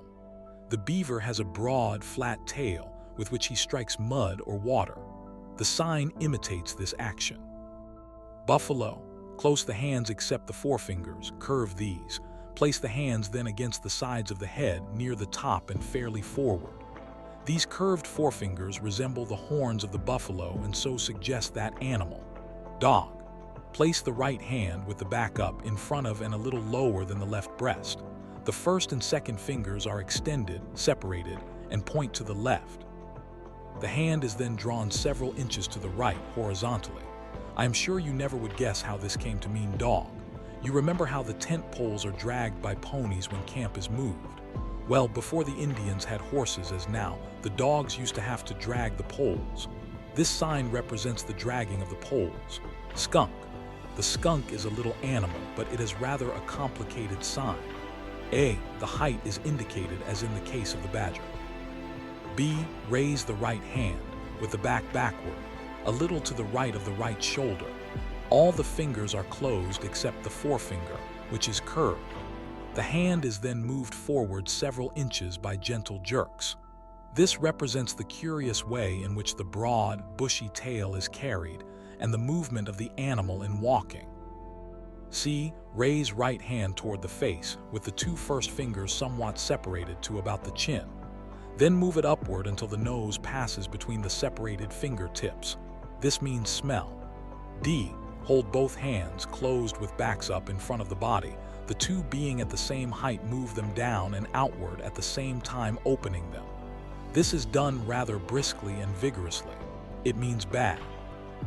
Thus in the sign for skunk we give size, character of tail and movement, and bad smell. There are of course signs for the various Indian tribes, and some of these are interesting because they usually present some striking characteristic of the tribe name. Crow. Make with the arms the motion of flapping wings. Arapaho. The fingers of one hand touch the breast in different parts to indicate the tattooing of that part in points. Arikara, often called corn eaters, are represented by imitating the shelling of corn by holding the left hand still, the shelling being done with the right. Blackfeet. Pass the flat hand over the outer edge of the right foot from the heel to beyond the toe, as if brushing off dust. Comanche and Shoshone. Imitate with the hand or forefinger the crawling motion of the snake. Flathead. The hand is raised and placed against the forehead. We will only give one more example. The sign for crazy is as follows. Slightly contract the fingers of the right hand without closing it. Bring it up to and close in front of the forehead. Turn the hand so that the fingertips describe a little circle. Bad boys sometimes speak of people having wheels in their head. This Indian sign certainly seems to show that the Indian idea of craziness is about the same as the boys. Captain Clark wrote a book on the Indian Sign Language, in which he described great numbers of these curious signs. Lieutenant Mallory, too, made a great collection of signs and wrote a long paper about them. A third gentleman has tried to make type which shall print the sign language. He made more than 800 characters. With these, he plans to teach the old Indians to read papers and books printed in the signs. He thinks that the Indian can take such a paper, and making the signs which he sees there pictured, he will understand the meaning of the article. W.P. Clark, soldier, author of Indian Sign Language, which not only is a convenient dictionary of signs, but contains much general information regarding Indians. Garrick Mallory, soldier, ethnologist, connected with Bureau of Ethnology from its establishment until his death. His most extended papers are Sign Language Among North American Indians, Pictographs of the North American Indians, Picture Writing of the American Indians. Lewis Hadley, inventor of Indian Sign Language type. Let's turn our attention to picture writing. The Indians did not know how to write words by means of letters. There were, however, many things which they wished to remember, and they had found out several ways in which to record these. Thus, among the Sacs and Foxes, there is a long legend with songs telling about their great teacher, the good, wise, and kind Wisuka. It is difficult to remember exactly such long narratives, but with objects to remind the reciter of each part, it is not so hard. So the persons who are to repeat the legend have a mikin. This is a wooden box, usually kept carefully wrapped up in a piece of buckskin and tied with a leathern thong. In it are a variety of curious objects, each one of which reminds the singer or reciter of one part of the narrative, thus he is sure not to leave out any part. In the same way, mystery men among other Algonkin tribes have pieces of birch bark upon which they scratch rude pictures, each of which reminds them of the first words of the different verses in their songs. Such reminders are great helps to the memory among the Iroquois and some eastern Algonkins. They used, as we shall see, wampum belts to help remember the details of treaties or of important events. Among many tribes, pictures were used for recording matters of importance. Many Sioux chiefs have written the story of their life in pictures. They took several large sheets of paper and gummed the edges together so as to make one long strip. Upon this, they made pictures representing the important incidents in their lives. Thus, in one picture was shown where, as a boy, the artist shot his first deer. In another was represented his first hunting party. In another, how he went on the warpath to gain the name of brave. In another, where he danced the sun dance. Again, how he went to Washington to see the white men's officers on business. The most important record made by the Sioux is the Dakota calendar. More than a century ago, a Sioux Indian determined to keep account of the years and of their happenings. So he began a record which was called a winter count, where the events of the different years were shown by pictures. His idea became popular, and a number of these winter counts were begun by other Indians. The most important of these is one which has been called the Dakota calendar. It belonged for a long time to an Indian named Lone Dog. The one he had was a copy on cloth from a still older one which had been made upon a buffalo skin. This count appears to have begun about the year 1800, the Dakota calendar, after Mallory. Each year its maker selected some important event by which the year was to be remembered and made a picture for it. The first 5 or 6 pictures run in a nearly straight line to the left. The line of pictures then coils around and around this, the last picture always being added to the end of the coiled line. The pictures are in black and red, and while rudely drawn, most of them can be easily recognized. In 1801, the Sioux had a terrible attack of smallpox, and many of them died. The picture for the year is a man covered with red spots. Whooping cough is a disease of which white people have little fear, but it is sometimes very destructive to Indians. In 1813, it was among the Sioux, and the picture for that year was a man coughing, as shown by lines diverging from in front of his mouth. In 1840, the Sioux made a treaty of peace with the Cheyennes. The picture shows two hands extended for a friendly grasp. In 1869, there was a total eclipse of the sun, which is represented by a blackened sun and two stars in red. The stars were seen in the daytime. In 1833 was the famous display of meteors or falling stars, which was witnessed in all parts of the United States, causing great excitement. Many white people believed that it portended the destruction of the world. This star shower was noticed by the Sioux keeper of the winter count and is represented by a black moon and a lot of red stars represented as falling. You can pick out these different figures in the picture, which represents Lone Dog's winter count, or the Dakota calendar as it would look on a buffalo hide. Indian letter on birch bark. From Schoolcraft. Probably you have all seen pictures of a birch bark letter written many years ago by an Ojibwe Indian. It was written by one of Schoolcraft's guides. Mr. Schoolcraft, with a party of assistants and soldiers, was on a journey of exploration in the Northwest.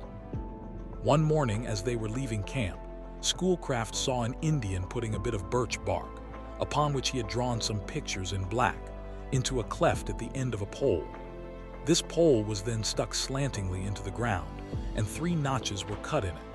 When Mr. Schoolcraft asked his guide for an explanation, he said this letter would inform any Ojibwe Indians who might pass about their party. The eagle in the upper corner showed that they were from Washington, government people. The other pictures showed that there were 8 common soldiers, each with a gun, that there were 6 officers, the duty of each being indicated by something carried in the hand, the captain by his sword, the secretary by his book, the geologist by his hammer, etc. That soldiers and officers were white men, as shown by their wearing hats, that there were 2 guides, Indians, as shown by their having no hats and carrying spears, that the night before there were 3 fires in the camp, soldiers, officers, and guides, camping separately, that during the day there had been secured a prairie hen and a turtle, both of which had been taken by the officers for supper. But other facts were shown besides those told in the pictures. The pole stuck into the ground pointed the direction in which the party would journey. The 3 notches on the pole told that they would journey in that direction 3 days. Of all American Indians, those who went farthest in the direction of developing writing were some of those living in Mexico and Central America. The Aztecs had an extensive system of picture writing. By means of pictures, they recorded their traditional history and gave full directions regarding the worship of the gods. They had real books written with these pictures. These books were written sometimes on skin, sometimes on paper. The Aztecs made 2 kinds of paper, one of the soft inner bark of a tree, the other from the maguey plant. The latter sort was beaten out of the mass of leaf fibers after they had been soaked in water. The maguey plant is much like the century plant which you have seen in parks and greenhouses. The paper or dress skin was made into long narrow strips many feet in length. These strips were folded back and forth like a screen, and the ends were fastened to 2 thin boards which served as covers for the book. Sometimes bits of polished green stone were inlaid into these covers to make them pretty. Some of these old books are still in existence, though most of them have long been destroyed. We cannot read any of them very well because pictures are uncertain means of conveying information. Still, we can tell something about their meaning. Page of Aztec book. From photograph. Charles V. to know about them, and ordered 3 skilled painters of the Aztecs to prepare a book to be sent to the emperor. Each artist took a different subject, so the book consists of 3 parts. The first gives a picture-written story of the Aztecs from the time when they began their wanderings. The second gives a list of the towns that paid tribute to the city of Mexico, and a statement of the kind and amount of tribute each paid. The third shows how children were trained, how they were punished when they were naughty, and what kind of work they were taught. Of course, the emperor would not understand the meaning of all these queer pictures, far different from anything he had ever seen. So Mendoza had an explanation or translation written with all the pictures. This is as fortunate for us as it was for the emperor. In this way, we can learn something about the use and meaning of these characters. Moving forward, we come to money. Indians have always been fond of beads and of shells. Wampum is shell beads of an especial shape, cylindrical with square cut ends and with a length 1.5 times their thickness or more. This wampum was made from a thick and heavy seashell. A piece was split off and then ground down until it was like a wheat straw in shape and size. It was then cut into lengths and drilled. The drilling was slow and tedious work. A point of stone, or after the whites came, of metal, was struck into a cane or reed. The bit of shell to be drilled was held in the left hand. The drill was rolled on the thigh with the right hand. There were 2 kinds of wampum, white and purple. The purple was most valued. Thomas Morton quaintly wrote in 1630, that is, it sounds quaint to us now, "White with them is as silver with us, the other as our good." Originally, wampum was simply ornamental, but it is always easy for things that are prized as ornament to be used in trade. So wampum was used as a medium of exchange. It was really the money of the Eastern Indians. Strings of it passed from hand to hand as coin does with us. Sometimes the ornamental string worn a moment before would be removed to buy some object seen and desired. The famous New England chief, King Philip, is said to have had a coat made all of wampum piog, which when in need of money, he cuts to pieces and distributes it plentifully. Among the Algonkin and Iroquois tribes, broad belts or bands of wampum were neatly woven. The work consisted, like all weaving, of 2 sets of threads. The long warp threads were crossed by threads laden with beads. These belts were neat and handsome, and often contained thousands of beads. The differently colored beads were so combined as to make striking designs and figures. Wampum belt, after Holmes. These fine belts were often given as pledges of faith and agreement at the making of treaties. Some which were kept in the tribe were made to help in remembering the terms of the treaty. Thus, when an orator was speaking, he would hold up a wampum belt, and in making a point of special importance would call attention to some figure in the belt, which would serve ever after to remind every one present of what he had said among the Onondagas, Iroquois. There was an officer known as the Keeper of the Belts, whose business it was to know all these figures and the different ideas connected with them, and to make them known to the people from time to time. There is a common little seashell found in the Pacific Ocean called the dentalium. It is pretty, clear white, very smooth, and shaped much like a wee elephant's tusk. The natives of the coast are fond of it as ornament, and among them strings of dentalium shells serve for money, just as wampum did in the East. They were secured usually by a peculiar mode of fishing. Thus we are told at Forward Inlet, a number of split sticks or twigs were tied together into a bunch. This was tied to the end of several poles lashed together so as to reach the bottom in deep water. It was driven down into the mud and then brought up with the shells caught or tangled in it. The value of the shells depended on their length. Little ones were good enough to be worn as ornaments, but the larger they were, the more value they had as money. Powers, speaking of the Hupa, California Indians, says, "The standard of measurement is a string of 5 shells." Nearly every man has 10 lines tattooed across the inside of his left arm about halfway between the wrist and the elbow. And in measuring shell money, he takes the string in his right hand, draws one end over his left thumbnail, and if the other end reaches to the uppermost of the tattoo lines, the 5 shells are worth $25 in gold, or $5 a shell.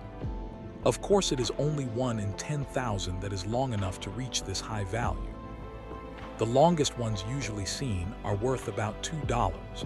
That is $10 to the string. Single shells are also measured on the creases on the inside of the left middle finger. A $5 shell being one which will reach between the 2 extreme creases. No shell is treated as money at all unless it is long enough to rate at 25 cents. Below that, it degenerates into squaw money and goes to form part of a woman's necklace. Shell beads are much prized among the Pueblo Indians and are sometimes in size and shape very like true wampum. At other times they are thin, flat, rather broad pierced discs. These Indians also delight in ornaments made out of haliotes or abalone. This shell is a large single valve, shaped a little like the ear of some large animal, and hence sometimes called ear shell. The outside is rough and unattractive, but the interior is pearly and of rich colors: purple, green, blue, red, crimson. Often many of these bright colors showing in a small space where the rough outside of the shell is ground away. The whole material is found to be pearly and rich in color. This shell is cut into elliptical, oblong, or fancifully formed plates which are pierced and hung by a cord. Men used to make long journeys to the Pacific coast to secure shells. Even from the eastern pueblos on the Rio Grande, such journeys were customary, and many of the men at Cachiti delight to tell of their journey, perhaps the most important event of their lives. They loaded their burros with things to trade and with supplies, and then struck across a country, desert and hostile, in the hope of bringing back a great load of the precious shell material for another precious material they had not far to go. Turquoise was highly prized. This is a hard, fine-grained blue, bluish-green, or green stone that is found at several localities in New Mexico. It has been mined for a long time. Near they were worked may still be seen. Modern Indians still work the same precious veins, and bits of the rough stone may pass from hand to hand in trade. In drilling the shell and turquoise beads today, a little drill is used which is called a pump drill. An upright stick bears a point of hard stone or iron at the bottom. This passes through a hole in a little flat board an inch or so wide and 6 or 8 inches long. Strings or thongs pass from the ends of this board to the top of the upright stick. On the upright stick, not far from the lower end, is fastened a thin, wide disc of wood, 3 inches across. This serves as a flywheel to regulate the whirling of the stick when this little machine is properly adjusted. It is made to whirl by pressing down on the crossbow, and then releasing the pressure, pressing down again, etc. It works very well and drills the hard turquoise and the softer shell neatly. These beads and ornaments of shell or turquoise are so highly prized that they easily serve the purposes of trade. So much do the Navajo desire the turquoise that they readily exchange for it their beautiful blankets, neat silverwork, or finest ponies. Blankets have always been greatly prized by all Indians, whether they be made out of skins, bark, or wool. The white man has taken advantage of this fact, and today his blankets are to be found everywhere. In some places they have become the real money and have regular set values. In British Columbia, most of the tribes reckon all values in Hudson Bay blankets. These blankets are traded out by the Hudson Bay Company and are of various sizes. These sizes are always indicated by some black lines worked into the blanket along the edge. The largest size is called a 4-point, the smallest, a 1-point blanket. One size is considered the standard. It is the 2.5-point size when anyone speaks of a blanket. A 2.5-point blanket is meant. Skins of different animals are said to be worth so many blankets. The Tlingit and Haida Indians of Alaska and Queen Charlotte Islands used to feel very proud if they were owners of coppers. They did not smelt copper, but they used to beat it into various forms. The form most prized, called a copper, was of no use, but indicated wealth. Coppers were flat sheets of equal thickness throughout except at the edges, which were thicker than the body. There was also upon them a raised pattern something like a T. Sometimes also a face was scratched upon their upper part. Such coppers were formerly worth 10 slaves each. Lately, however, the whites have taken to making them for trade, and they have become so common that they are much less prized. Still, until quite lately, they were worth from 40 to 80 blankets, or from $60 to $120. William Henry Holmes, geologist, archaeologist, artist. At present he is at the head of the anthropological work of the United States National Museum, has written important works, among them Art and Shell of the Ancient Americans and Archaeological Studies among the Ancient Cities of Mexico. Now let's explore medicine men and secret societies. All Indians believe in spirits. Some are good and help men who please them. Others are bad and always anxious to do harm. The spirits are all about us. They are in plants and trees and rustling leaves. They are in the wind and cloud and rain. They are in the mountain and in the brook. It is spirits that cause trouble, suffering, and death when a man is ill. Some bad spirit has taken away his soul or has entered into him. It is not strange, then, that the Indians should wish to gain power over these spirits. If a man knows some words, the saying of which will protect him against them, he is fortunate. Fortunate is he, too, if he knows some object which carried will disarm them, or if he can perform some trick which will put them to flight. Such knowledge is what the Indians mean by medicine or mystery. Men who spend their lives in trying to gain such knowledge are called medicine men, mystery men, or shamans, rattles, and masks. Alaska. From Originals in Peabody Museum. The shaman among the tribes of the Northwest Coast is an important person. He decided, when a boy, that he would become a shaman. He selected some old shaman for his teacher and learned from him his secrets. By experiments, by dreaming, and by trading with other shamans, he got other secrets. To help him in his dealings with spirits, the shaman makes use of many devices. He sleeps upon a wooden pillow which is carved with otter heads. These are believed to whisper wisdom to him while he sleeps. Upon his dancing dress, little carved figures in ivory are hung, which give him spirit influence, partly by the forms into which they are cut, and partly by the jingling noise they make when he dances. He wears a mask, the animal carvings on which control spirits. He uses a rattle and a tambourine to summon spirits. He has a spirit pole or wand quaintly carved, with which he fences, fighting and warding off spirits which he alone can see. The people sitting by see his brave fighting and hear his shrieks and cries. In this way only they can judge how many and how powerful are the spirits against whom he is fighting, for their good. Sometimes when dancing, the shaman becomes so excited that he falls in a fit, quivering, gasping, struggling. It is believed at such times either that some mighty spirit has taken possession of him, or that his own soul has gone to the land of spirits. Sometimes when he comes to himself, he tells of his wonderful journeys and battles among the Haida of the Queen Charlotte Islands.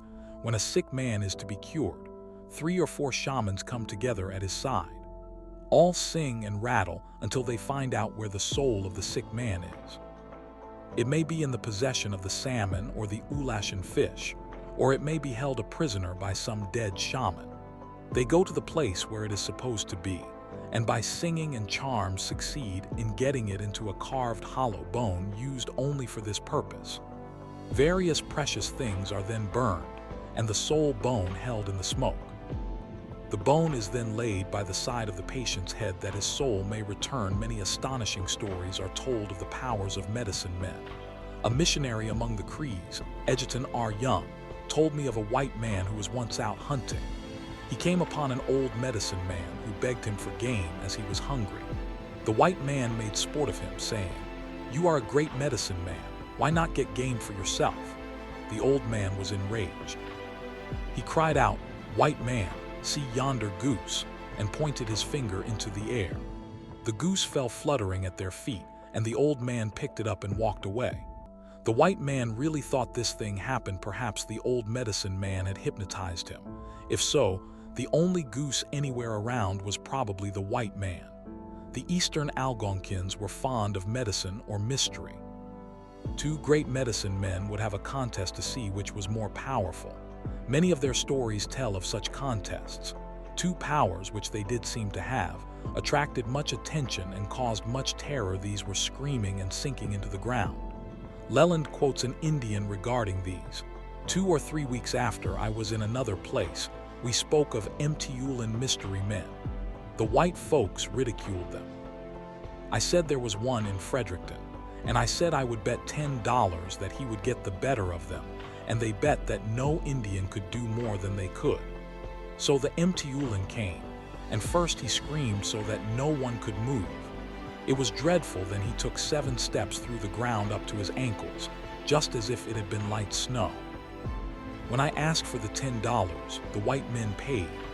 Ojibwe medicine men have often been tested by white men who doubted their powers.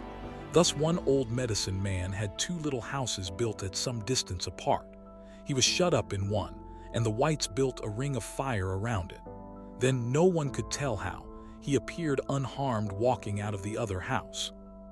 These things are no doubt tricks or delusions, but the medicine man's apparent ability to do them greatly increased his influence among the people.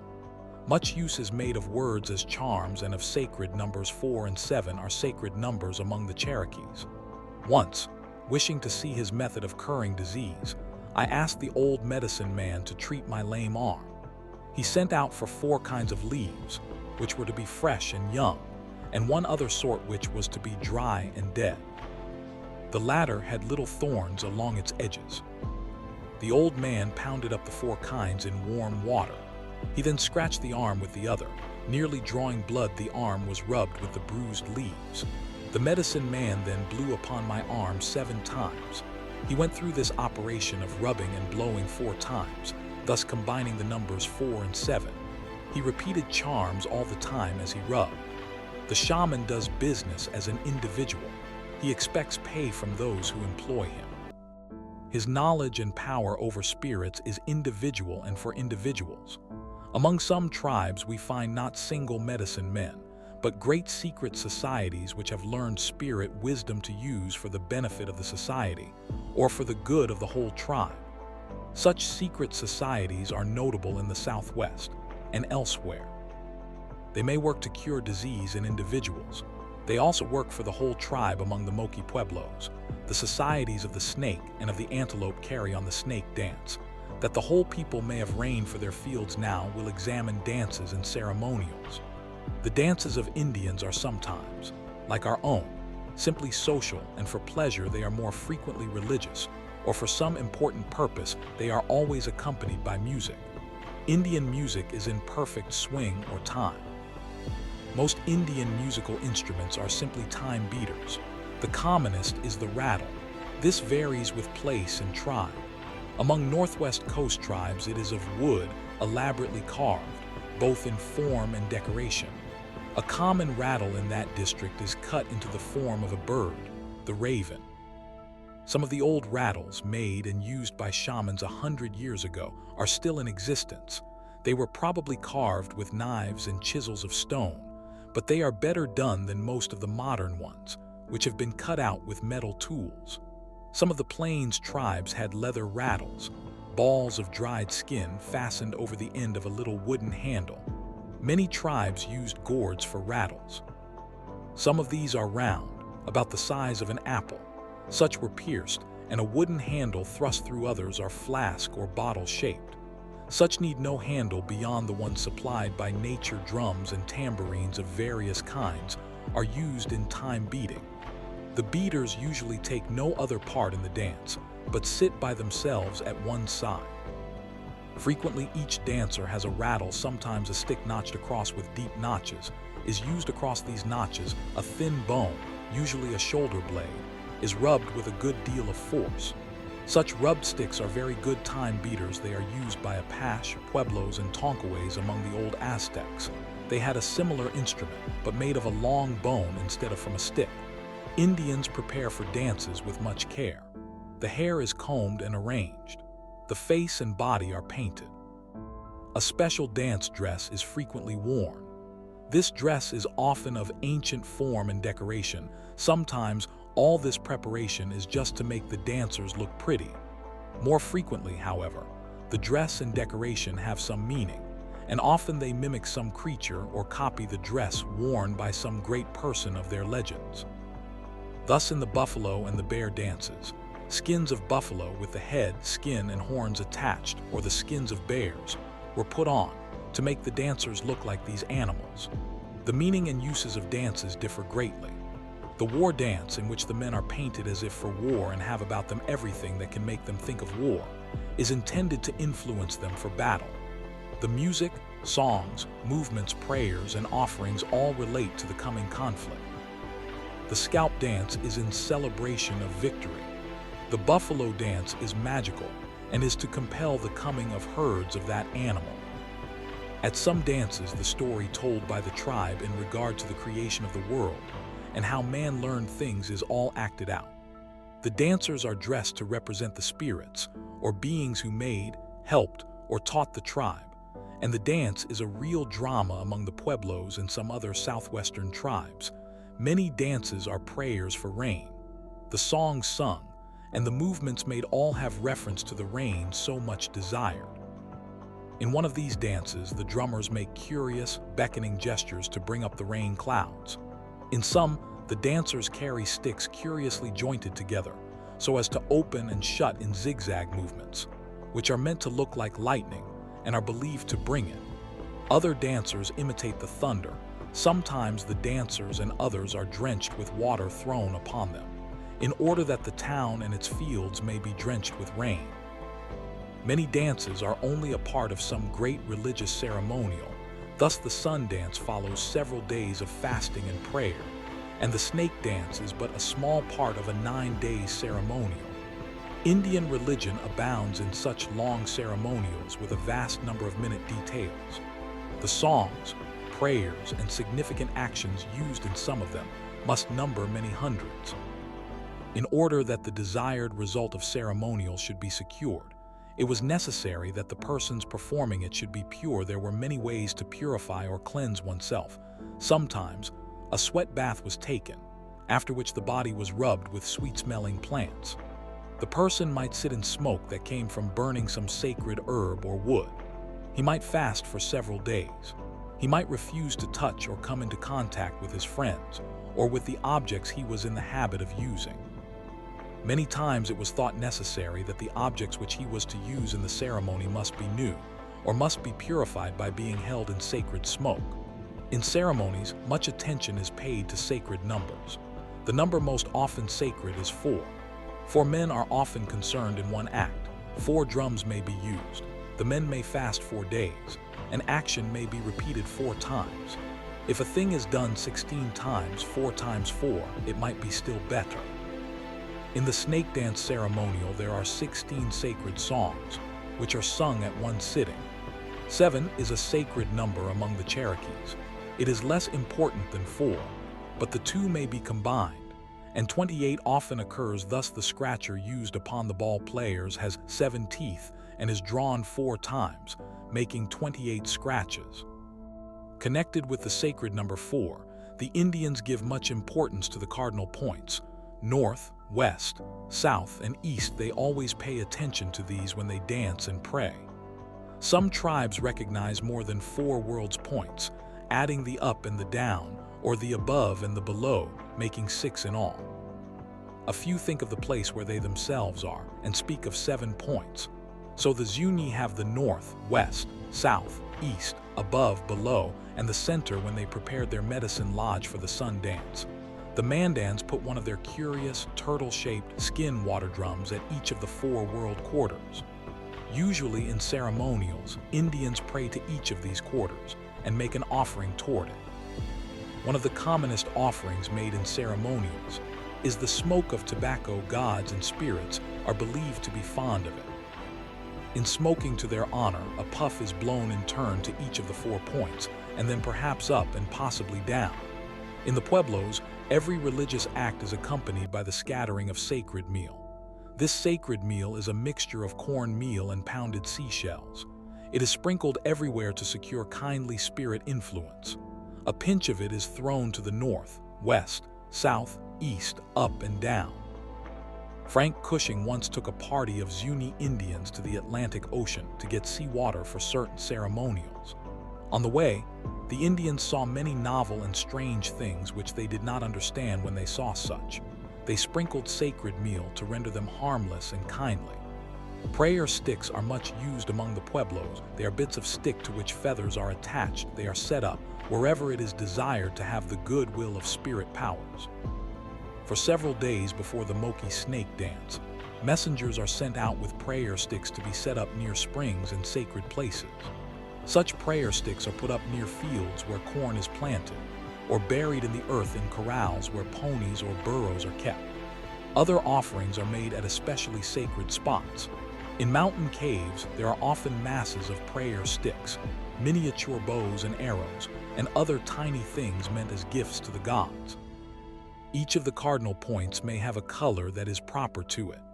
The use of sacred colors for the cardinal points is found among the Pueblos, Navajo, many Siouan tribes, the Pani, and others. It was the custom also among the old Aztecs in Mexico. A curious example of the use of these colors is found in the sand altars of the Pueblos and Navajo. They are made in many ceremonials. They are made of different colored sands produced by pounding up rocks. The sand altars are rectangular in form and are made on the floor. A layer of one color of sand may be spread out for a foundation. Upon it may be put a sheet of sand of a different color and of smaller size, so that the margin of the first serves as a border of the second. Additional layers may be added, each bordering the one that follows it. Finally, upon the topmost layer, curious and interesting designs may be made. One sand altar in the Moki snake dance had an outer broad border of brownish-yellow sand, then followed broad borders of white and black. Upon this black border were 4 snakes in red, green, yellow, and blue, one on each yellow, one within the other. Within these was a central square of green, upon which was a yellow mountain lion. You see that Indian ceremonials are often very complex, with many dances, decorations, purifyings, prayers, gifts, and altars. Let's talk about burial and graves. Almost all savage and barbarous peoples look upon death as due to bad spirits, to witchcraft, or to violence. They cannot realize that men should die of old age. Disease is generally thought to be due to bad spirits, or to the influence of some medicine man after a man dies. There are many ways of treating the body. Usually the face is painted almost as if the person were preparing for a feast or a dance. The Odos and many other tribes dress out the body in its choicest clothing and finest ornaments. Probably burial in the ground is the commonest way of disposing of the dead body. The exact method varies. The grave may be deep, or it may be so shallow as hardly to be a grave at all. The body may be laid and extended to its full length, or it may be bent and folded together into the smallest possible space, and tied securely. In this way, great attention is frequently given to the direction toward which the face or the body is turned. Among some tribes, it makes no difference whether the earth touches the body. In others, the greatest care is taken to prevent this. The Sacs and Foxes in Iowa have their graveyards on the side of a hill, high above the surrounding country. The graves are shallow. The body, wrapped in blankets, is laid out at full length. Little, if any, earth is thrown directly upon the body, but a little arched covering made of poles laid side by side, lengthwise of the body, is built over it, and a little earth may be thrown upon it. A pole is set at the head of the grave, to the top of which is hung a bit of rag or a little cloth, the flapping of which perhaps keeps off bad spirits. Various objects are laid upon the grave. For men, bottles and perhaps knives. For women, buckets and pans, such as are used in their daily work. For little children, the baby boards on which they used to lie, and the little toys of which they were fond. Sometimes grave boxes were made of slabs of stone. Such are known in various parts of the United States, but are most common in Tennessee, where ancient cemeteries with hundreds of such graves are known. See XV. Mounds and their builders. Sometimes the bodies of those lately dead were buried in these, but sometimes there were placed in them the dry bones of people long dead, who had been buried elsewhere, or whose bodies had been exposed for a time on scaffolds or in dead houses. Among several northeastern tribes, it was the custom to place the bodies for some time in dead houses, or temporary graves, and at certain times to collect together all the bones and bury them at once in some great trench or hole. Most tribes buried objects with the dead. With a man were buried his bow and arrows, war club, and choicest treasures. The woman was accompanied by her ornaments, tools, and utensils. Even the child had with it its little toys and cradle, as we have seen in connection with the Sacs and Foxes. The Indians believed that people have souls which live somewhere after the men die. These souls hereafter delight to do the same things the men did here. There they hunt, and fish, and war, work and play, eat and drink. So weapons and tools, food and drink, were placed with the body in the grave. They knew perfectly well that the things do not go away. They believed, however, that things have souls as men do, and that it is the soul of the things that goes with the soul of the man into the land of spirits. Among tribes that are great horsemen, like the Comanches, A man's ponies are killed at his death. His favorite horse, decked out in all his trappings, is killed at the grave, so that the master may go properly mounted when a little child among the sacks and foxes dies. A little dog is killed at the grave to accompany the child's soul and help the poor little one to find its way to the spirit world.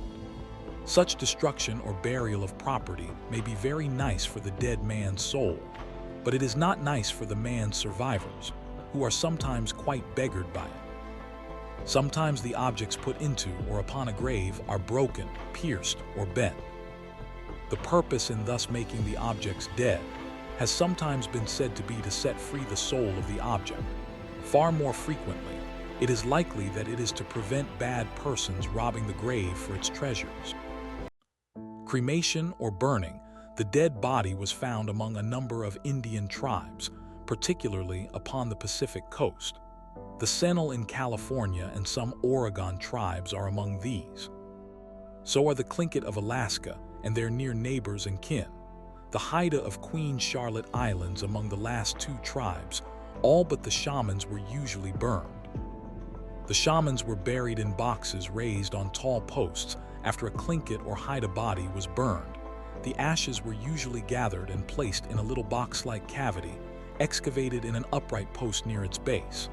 At the top of this post was a crossboard on which was carved or painted the totem or crest of the dead man, where there were great caves, as in Kentucky, and where the people dwelt in caverns, as at one time in the Southwest. The dead were often laid away in some corner of the cave. In almost all such cases, the body was folded into the smallest space, with the knees drawn up against the chin. It was then wrapped up in blankets and robes and corded. Such bodies were generally not buried, but simply stowed away. These dried bodies are sometimes called mummies, but that name should only be used when something has been done to the body with the definite purpose of preserving it. Scaffold burial. After yarrow, mention has already been made of box burial in connection with the Tlingit and Haida shamans. Many Eskimos bury their dead in boxes supported on posts. The weapons, tools, and utensils of the dead are usually stuck upon the posts or hung over the boxes. The Poncas also bury in raised boxes, and at their present reservation in Oklahoma, there are 2 extensive cemeteries of this kind. Among some tribes in the extreme northwestern part of the United States, canoes are used instead of boxes. They are supported above ground by posts. Usually 2 canoes are used. The body is placed in the lower, larger one. The smaller one is turned upside down over the corpse and fits within the larger. In the Mississippi and Missouri Valley region, many Sioux tribes place their dead upon scaffolds, supported by poles at a height of 6 or 8 feet in the air. Extensive cemeteries of this kind used to occupy high points overlooking the rivers. They could be seen, dreary sights, a long way across the country. Some tribes in wooded districts placed the dead in trees. Often scaffold and tree burial were only temporary, the body being later taken elsewhere for permanent burial. One time, visiting a winter camp of the Sacs and Foxes, far from their permanent village, we saw a strange bundle in a tree. It was the blanketed corpse of an old woman who had died a few days before. The party took it with them when they returned home in the spring. We should find some of the mourning customs interesting. The friends of the dead wail and scream fearfully. They cut off their hair. They gash their bodies. They sometimes even chop off their fingertips or whole joints. They watch by carried to the grave for some time after the burial. Fires are kindled to supply light or heat to the soul on its long journey. Ojibwe grave post. From schoolcraft. Not many tribes have special posts or marks at the grave. A few do. The Ojibwe made such with much care. Usually they bore pictures or marks telling about the dead man. His totem animal was often represented, usually upside down to indicate that the bearer of the emblem was dead. H.C. Yarrow, Army physician, ethnologist, wrote, among other papers, a further contribution to the study of the mortuary customs of the North American Indians. Now let's explore mounds and their builders. In many parts of the United States, from western New York to the Rocky Mountains and even beyond, there are great numbers of artificial heaps and extensive embankments of earth. These show skill in construction and from them have been dug many relics of artistic merit and good workmanship. At one time, these earthworks and relics were generally believed to be the work of a single, highly civilized people who preceded the Indians, who were not related to them, and who are now extinct. To this people, the name mound builders was given. There are three ways in which we can learn about these so-called mound builders. We may learn something from the mounds themselves, from the relics found in the mounds, and from the bones of persons who were buried in them. Studying the mounds themselves, we find that they differ in different areas. We will look at three areas. 1. In Ohio, there are thousands of mounds and earthworks. Near every important modern town, there are groups of them. Cincinnati, Chillicothe, Dayton, Xenia are all near important mounds. The regular enclosures are numerous in this area. These are great embankments of earth enclosing a regular space. Some are in the form of circles. Others are four-sided. In a few cases, they are eight-sided. Sometimes a square and a circle are united. There is one such combination at Hopeton. One of the embankments is a nearly true circle containing 20 acres. Joined to it is a square of almost the same area. At Newark, there was a wonderful group of enclosures. The group covered about 2 miles square and consisted of 3 divisions, which were connected with one another by long parallel embankment walls. One circle in this group contained more than 30 acres. The walls were 12 feet high and 50 feet wide. A ditch 7 feet deep and 35 feet wide bordered it on the inner side. A gap of 80 feet in the circle served as an entrance. In the center of the area enclosed by this great circle was a curious earth heap somewhat like a bird in form. Northwest from this great circle, nearly a mile distant, were 2 connected enclosures, one octagonal, the other circular. The former contained more than 50 acres, the latter 20.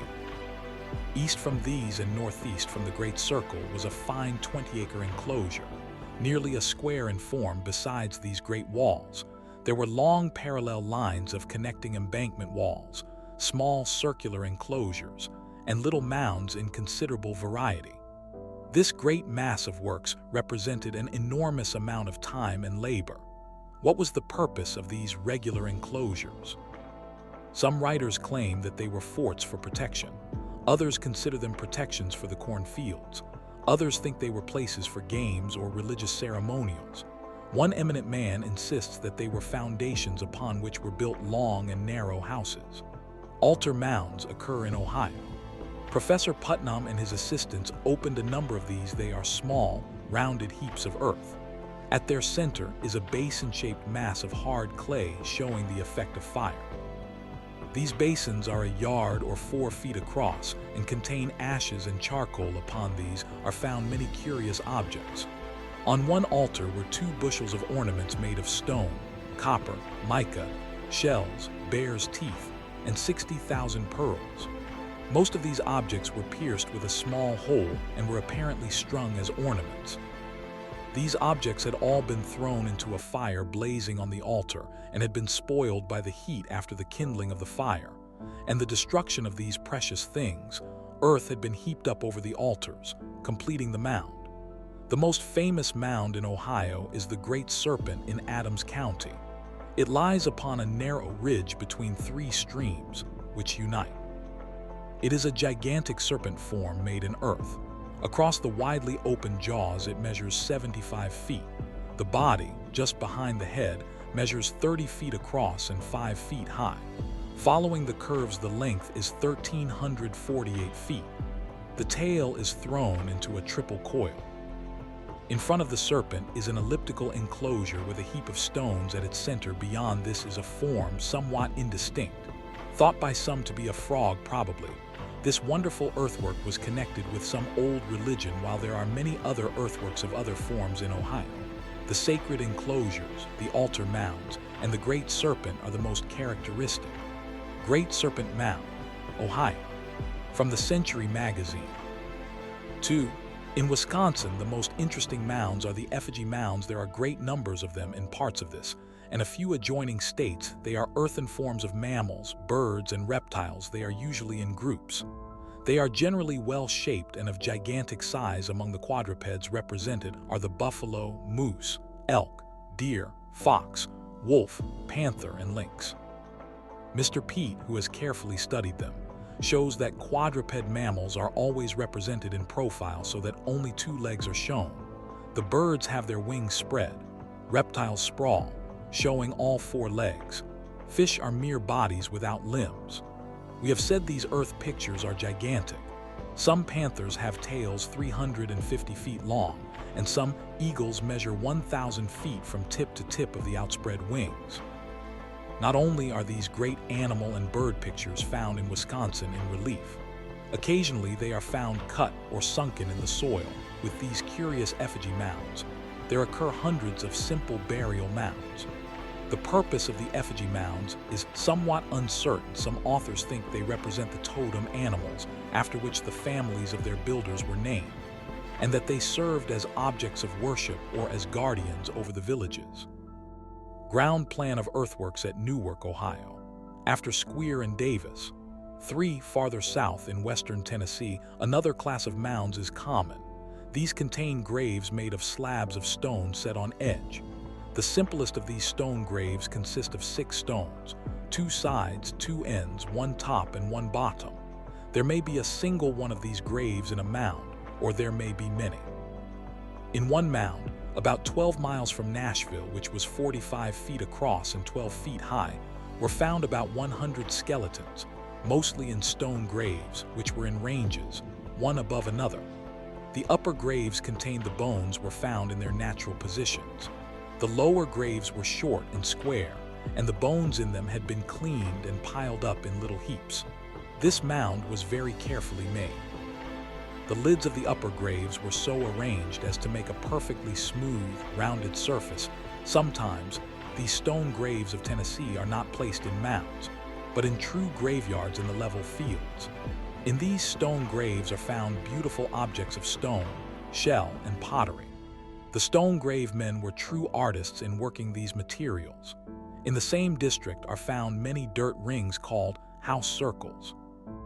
These occur in groups and appear to mark the sites of ancient villages, each being the ruin of a house. These rings are nearly circular and from 10 to 50 feet across, and from a few inches to 2 or 3 feet high. Excavation within them shows old floors made of hard clay, with the fireplace or hearth. The stone grave people lived in these houses. They often buried little children who died under the floor. Their stone coffins measured only from 1 to 4 feet long. They contain the little skeletons and all the childish treasures, pretty cups and bowls of pottery, shell beads, pearls, and even the leg bones of birds, on which the babies used to cut their teeth as our babies do on rubber rings. These are but 3 of the areas where mounds are found. There are several others. If the mound builders were a single people, with one set of customs, one language, and one government, it is strange that there should be such great differences in the mounds they built. If we had space to speak about the relics from the mounds, they would tell a story. Shell Gorgets, Tennessee. After Holmes, they would show that the builders of the mounds, while they made many beautiful things of stone, shell, bone, beaten metals, could not smelt ores. They were Stone Age men, not civilized men. The objects from different areas differ so much in kind, pattern, and material as to suggest that their makers were not one people. Study of skulls from mounds in one district, as Ohio or Iowa, show that different types of men built the mounds even of one area. So neither the mounds, the relics, nor the remains prove that there was one people, the mound builders, but rather that the mounds were built by many different tribes. These tribes were not of civilized, but of barbarous Stone Age men. It is likely that some of the tribes that built the mounds still live in the United States. Thus the Shawnees may be the descendants of the stone grave people. The Winnebagos may have come from the effigy builders of Wisconsin, and the Cherokees may be the old Ohio mound builders. E.G. Squire and E.H. Davis, authors of Ancient Monuments of the Mississippi Valley, published in 1847. It was the first great work on American archaeology. Increase Allen Lapham, civil engineer, scientist. His Antiquities of Wisconsin was published in 1855.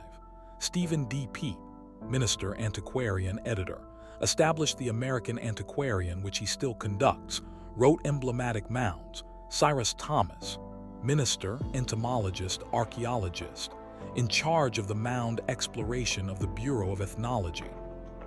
Wrote burial mounds of the northern sections of the United States and report of the mound explorations of the Bureau of Ethnology. Frederic Ward Putnam, ichthyologist, archaeologist, teacher. For many years curator of the Peabody Museum of Ethnology at Cambridge, Mass has organized much field work upon mounds of Ohio and Tennessee. Also curator in anthropology at the American Museum of Natural History in New York. Let's talk about the Algonkins.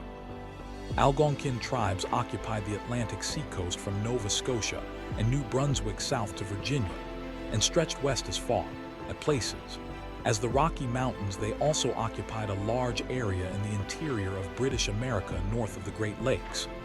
Brinton names more than 30 tribes of this great group. Among the best known of these were the Lenape, Delawares, Blackfeet, Ojibways, and Crees. It was chiefly Algonkin tribes with whom the first white settlers met. The Indians who supplied the Pilgrims with corn in that first dreadful winter were Algonkins. So were Powhatan and Pocahontas, King Philip and Massasoit. Of course, whites came into contact with the Iroquois in New York, and with the Cherokees, the Creeks, and their kin in the south. But much the larger part of their early Indian acquaintance was Algonkin. There are a number of borrowed Indian words in our English language of today. Wigwam, wampum, squaw, papoose, moccasin are examples. These have been taken from the Indian languages into our own, and most of them, all of those mentioned, are Algonkin. They soon became common to English speakers and their own names for all these objects, but we have forced these upon them. And today we may hear Utes speak of wigwams and Navajo talk about squaws or moccasins. We shall speak of two Algonkin tribes. One, the Lenape, is eastern, the other, the Blackfeet, is western. The former are woodland, the latter plains Indians.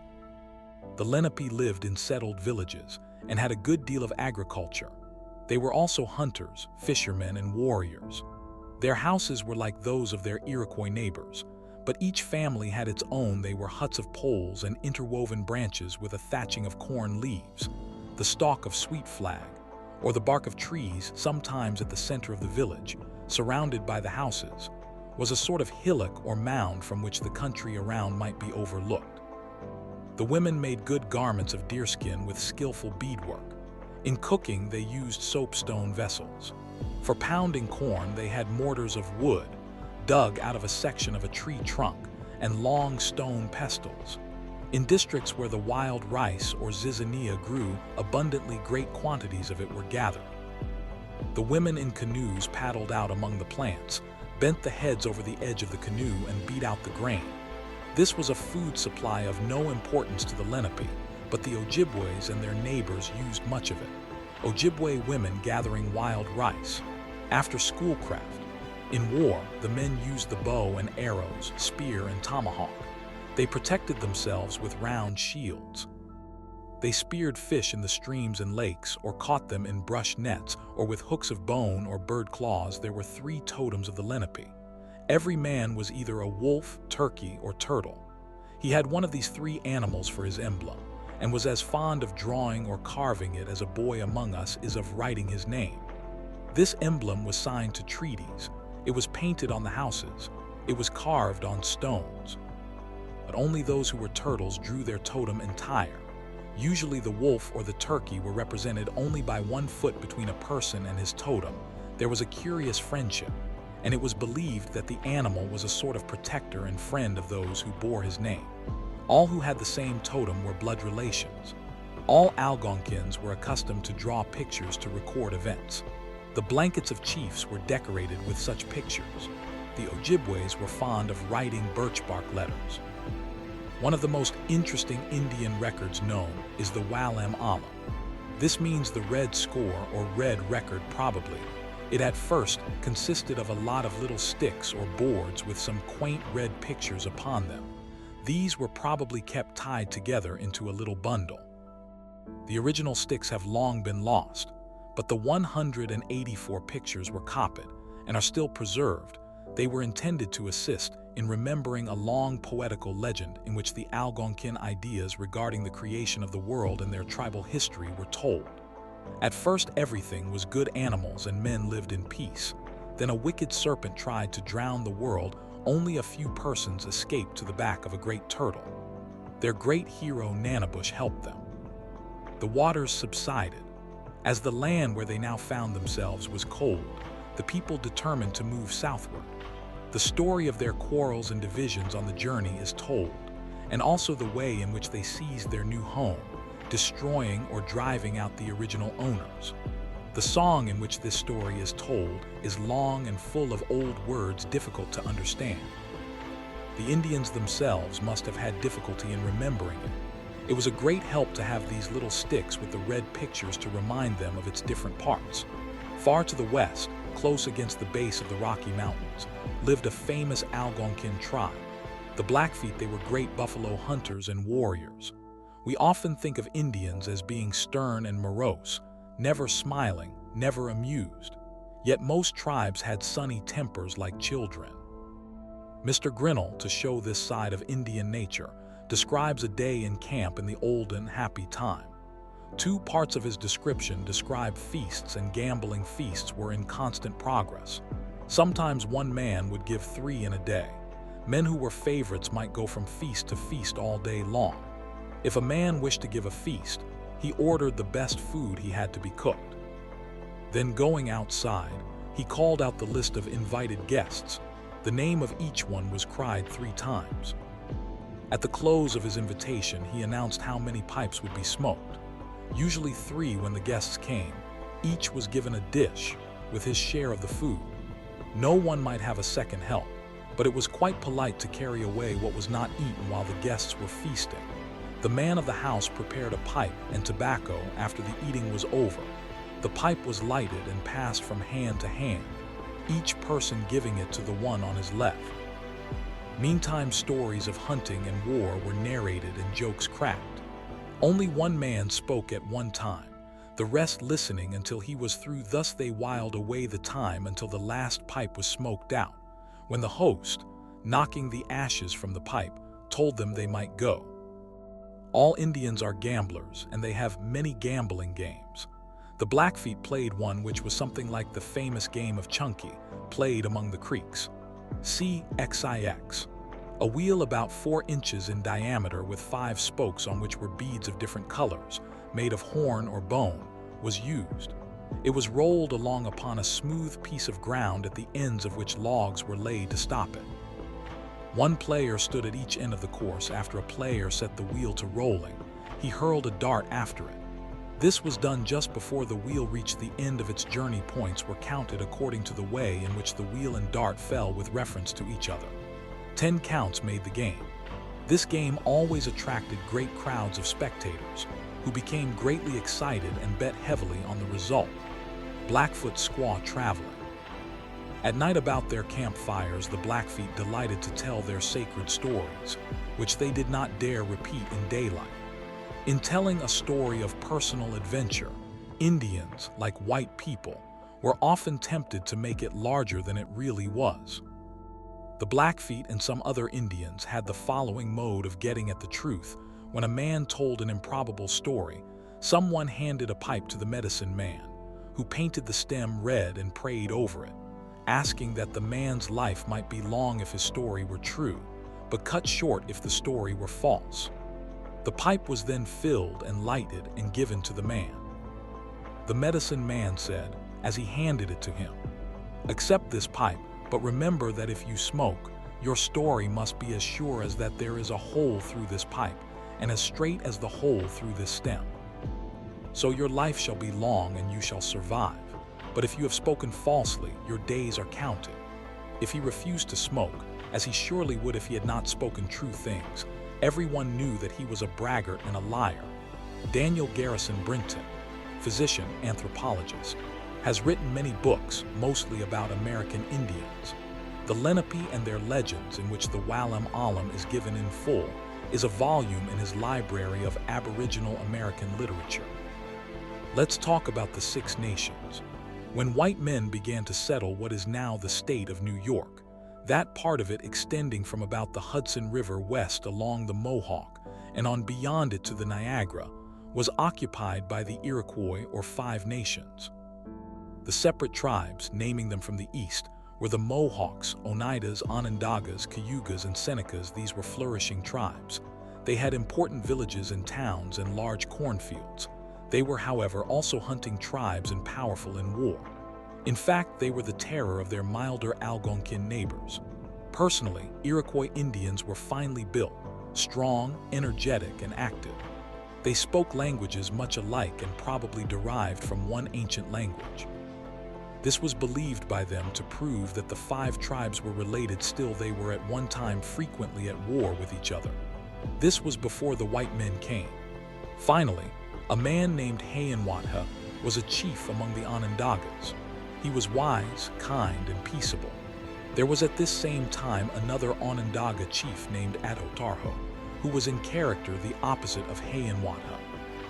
He was a bold warrior and the dreaded foe of the Cayugas and Senecas, against whom he led war parties. He was feared and disliked by his own people. When these two men were chiefs among the Onondagas, the Mohawks and the Oneidas were much harassed by their Algonquin neighbors, the Mohicans. Hayonwatha thought much over the sad condition of the Iroquois tribes. Constantly warring with their kindred in the west and troubled by outside foes in the east, their future looked dark. He thought of a plan of union which he believed would bring peace and prosperity. Most Indian tribes consisted of a few great groups of persons, the members of which were related to each other and lived together. Such groups of related persons are called gentes. The singular of the word is gens. There were 3 gentes among the Mohawks, 3 among the Oneidas, and 8 in each of the other 3 tribes. These gentes usually bore the name of some animal. Thus the Oneida gentes were the wolf, bear, and turtle. The people belonging to a gens were called by the gens name. Thus an Oneida was either a wolf, bear, or turtle. Every wolf was related to every other wolf in his tribe, every turtle to every other turtle, every bear to every other bear. Each tribe was ruled by a council which contained members elected from each gens. Each gens had 1 or more counselors, according to its size and importance. Each member of the council watched with care to see that his gens got all its rights and was not imposed upon by others. Every tribe was independent of every other tribe. Hayonwatha's idea was to unite the tribes into a strong confederacy. Separately, the tribes were weak, and a foe could do them much harm. United, they would be so strong that no one could trouble them. He did not wish to destroy the tribes. He desired that together they should be one great power which would help all. 3 times he called a council of his people, the Onondagas, to lay his plan before them. 3 times he failed because the dreaded Atotarho, who did not desire peace, opposed his scheme when he found he could not move his own people. Hayonwatha went to the Mohawks, where he found help. They agreed that such a union was needed. Next, the Oneidas were interested. 2 great chiefs, 1 Mohawk and 1 Oneida, then went to the Onondagas to urge these to join with them. Again, the plan failed because Atotarho opposed it. The 2 chiefs went further westward and had a council with the Cayugas, who were pleased with their plan. With a Cayuga chief to help them, they returned to the Onondagas. Another council was held, and finally the Onondagas were gained over by promising the chieftaincy of the Confederacy to Atotarho. There was then no trouble in getting the consent of the Senecas. 2 chiefs were appointed by them to talk over the plan with the others. Hayonwatha met the 6 chiefs at Onondaga Lake, where the whole plan was discussed and the new union was made.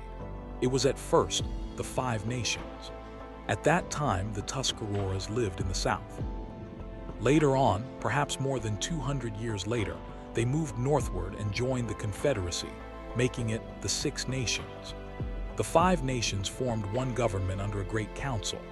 This council consisted of 50 members, 9 Mohawks, 9 Oneidas, 14 Onondagas, 10 Cayugas, 8 Senecas. The names of the first councilors were kept alive by their successors, always assuming them when they entered the council. The government did not interfere with the rights of the different tribes. It was always ready to receive new tribes into itself. Its purpose was said to be to abolish war and bring general peace. It did this by destroying tribes that did not wish to unite with it. At times, the Iroquois Confederacy really did receive other tribes, such, for example, as the Tutilos, Saponis, Tuscaroras, and fragments of the Eries and Hurons. They themselves always called the Confederacy by a name meaning the Long House, or the extended or drawn-out house.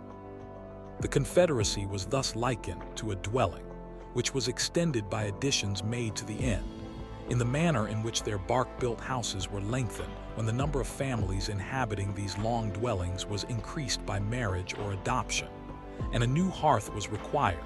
The end wall was removed. An addition of the required size was made to the edifice, and the closing wall was restored. The Confederacy became a great power and is often mentioned in history when the French or English went to war. It was important for either side to get the help of the Iroquois. In the council meetings of the tribes, and in the meetings of the Great Council of the Confederacy, there were often important discussions. We have spoken of the warlike spirit of the Iroquois. A man who was a great warrior had great influence. So, however, had the man who was a great speaker. Oratory was much cultivated, and the man who, at a council, could move and sway his fellows, influencing them to war or peace, was an important person. There were a number of the Iroquois orators whose names are remembered, but none is more famous than Red Jacket. We will give a passage from one of his speeches as an example of Indian oratory. The speech was made in 1805 at a council held at Buffalo.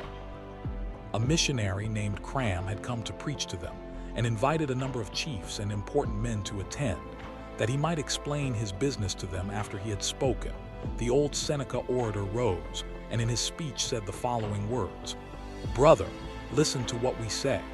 There was a time when our forefathers owned this great island. Their seats extended from the rising to the setting sun.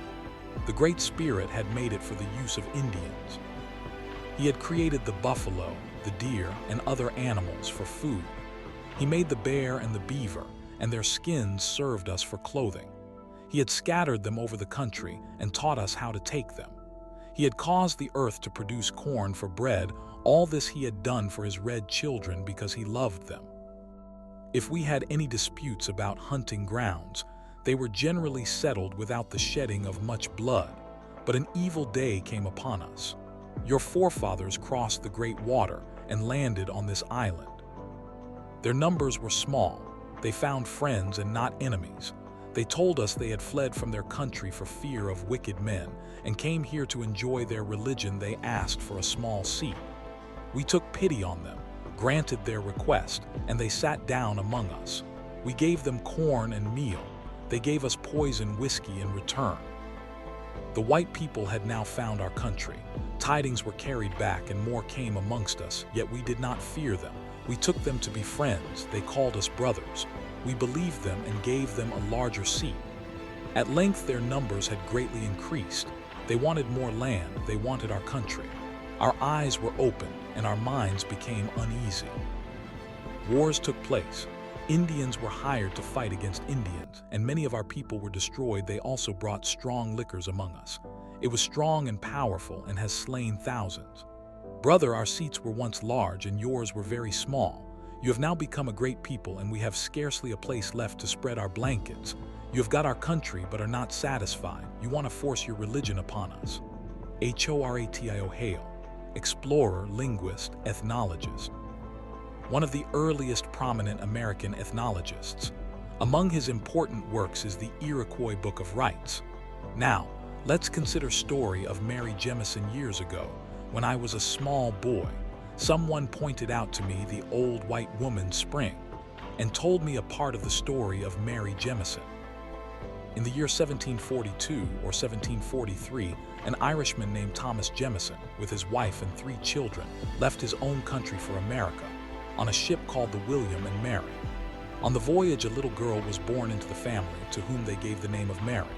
She had a light, clear skin, blue eyes, and yellow or golden hair. After landing at Philadelphia, the family soon moved to Marsh Creek, Pennsylvania, which was then in the far west and quite in the Indian country. There Thomas Jemison had a farm, built a comfortable house, and by industry prospered. In the new home, 2 younger children were born, both boys.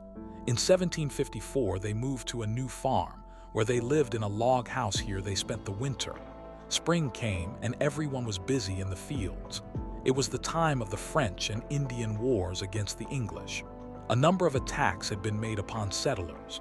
One day Mary was sent to a neighbor's for a horse. She was to spend the night, returning in the morning. At that time, some strangers were living at Mary's house. A man, his sister-in-law, and her 3 little children.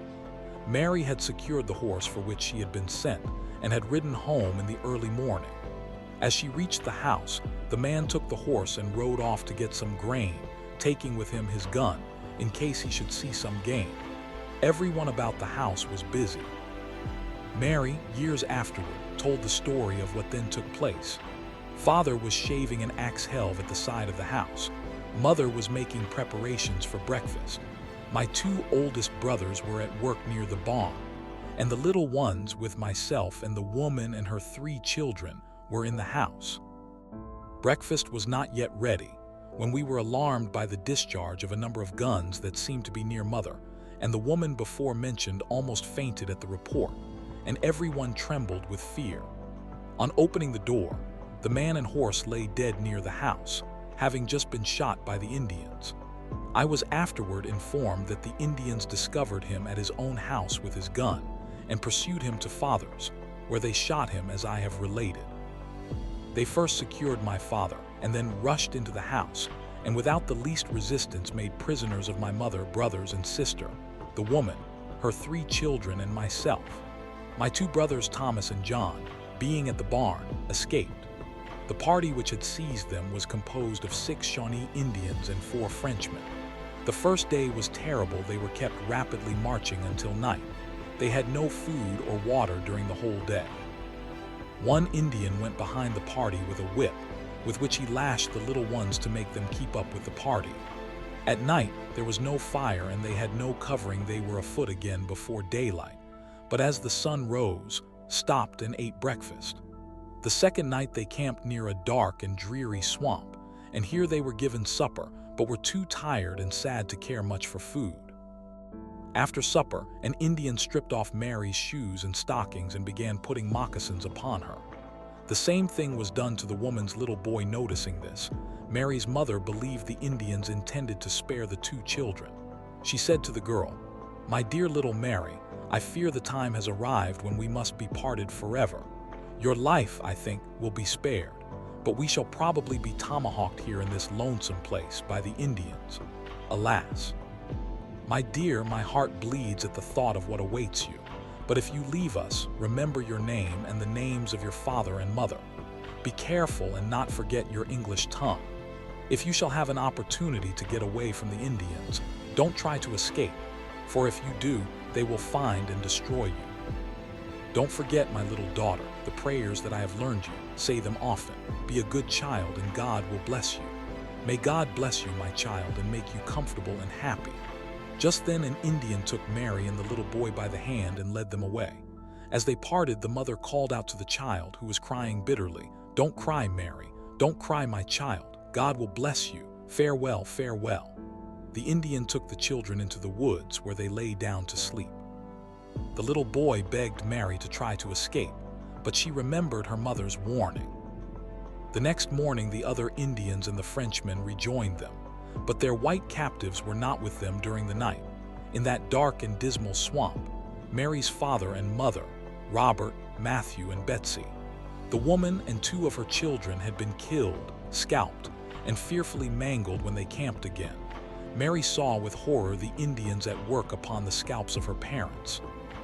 A 4th and 5th day the party journeyed on and then, driven by bad weather, camped for 3 nights in one place. Finally, the party came near Fort Duquesne, where Pittsburgh now stands. They had been joined by other Indians who had a young white man prisoner when they reached this place. The Indians carefully combed the hair of the 3 prisoners and painted their faces and hair with red as Indians do. The next morning after they reached the fort, the little boy and young man were given to the French. Mary was given to two young Seneca women. By them, she was taken to their town some distance down the Ohio River. Here they washed her and dressed her nicely in Indian clothing. They publicly adopted her in place of a brother who had just been killed. These women and their brothers were kind to Mary, treating her as their real sister, and she came to love them dearly. She was with them for 3 winters and 2 summers on the Ohio River, when, at their wish, she married a Delaware Indian named Shenanjee. He was a good husband, but died when they had been married but 2 or 3 years. We will tell but one more incident in Mary's life. Not long after marrying Shenanjee, she moved with her sisters and their brothers to the Genesee Valley in New York. The wars were now over. Mary was a young widow with a little son. The King of England offered a bounty to anyone who would find white prisoners among the Indians and bring them into the forts to be redeemed. A Dutchman named Van Cise, who knew that Mary was a captive, determined to take her to the fort and get his bounty. Mary learned of his plan but had no wish to leave the Indians. She was afraid of the man. One day, when she was working in the field alone, she saw him coming to seize her. He chased her, but she escaped and hid herself for 3 days and nights. The Indian council then decided that she could not be taken back against her wish, and her fear of Van Cise ceased, but she had a more dangerous enemy. An old chief of the tribe determined himself to return her and get the bounty. He told one of Mary's Indian brothers of his intention to take her to Niagara to be redeemed. A quarrel took place between the 2 men, and her brother declared that he would kill her with his own hand before he would allow the old man to carry her off against her will. This threat he made known to his own sister. She at once told Mary to flee with her babe and hide in some weeds near the house. She also told Mary that at night their brother would return, informed of the old chief's plans, and that if the sachem persisted in carrying her off, he would surely kill her. The woman told her after it was dark to creep up to the house, and if she found nothing near the door to come in, as all would be safe. Should she, however, find a cake there, she must flee. Poor Mary hid in the weeds with her baby boy. At night, when all was still, she crept up to the house. The little cake was there. Taking it, she fled to the spring now called for that reason, the White Woman's Spring. Her sister had suggested the place. That night the old chief came to the house to get Mary, and her brother sought her to kill her, but neither could find her. The old sachem gave up the hunt and set out for Niagara with his other prisoners after he was gone, and the excitement was past. Mary's sister told her brother where Mary was hidden. He went there, and at finding her, greeted her kindly and brought her home. James Escaver has written the story of Mary Jemison as she told it to him in her old age. The name of the book is The Life of Mary Jemison, the White Woman of the Genesee. Moving forward, we come to the Creeks. The Creeks, or Muskokie, were one of the strongest tribes of the southern states. To them were related in language a number of important tribes, the Appalachian, Alabama, Choctaw, Chickasaw, and others. Several of these tribes were united with the Creeks into a so-called confederacy. This union was not to be compared with that of the Iroquois or the Aztecs, but was a loose combination against foes. The Creeks and their kindred tribes present a number of points of rather peculiar interest. In the olden time, there were 2 kinds of Creek towns, white towns and red towns. The red towns were war towns, governed by warriors. The white or peace towns were governed by civil chiefs. It is said by some of the early writers that the white towns were cities of refuge, to which those who were being pursued for some crime or unfortunate accident could flee. The red towns could be known as such as soon as a stranger entered the public square.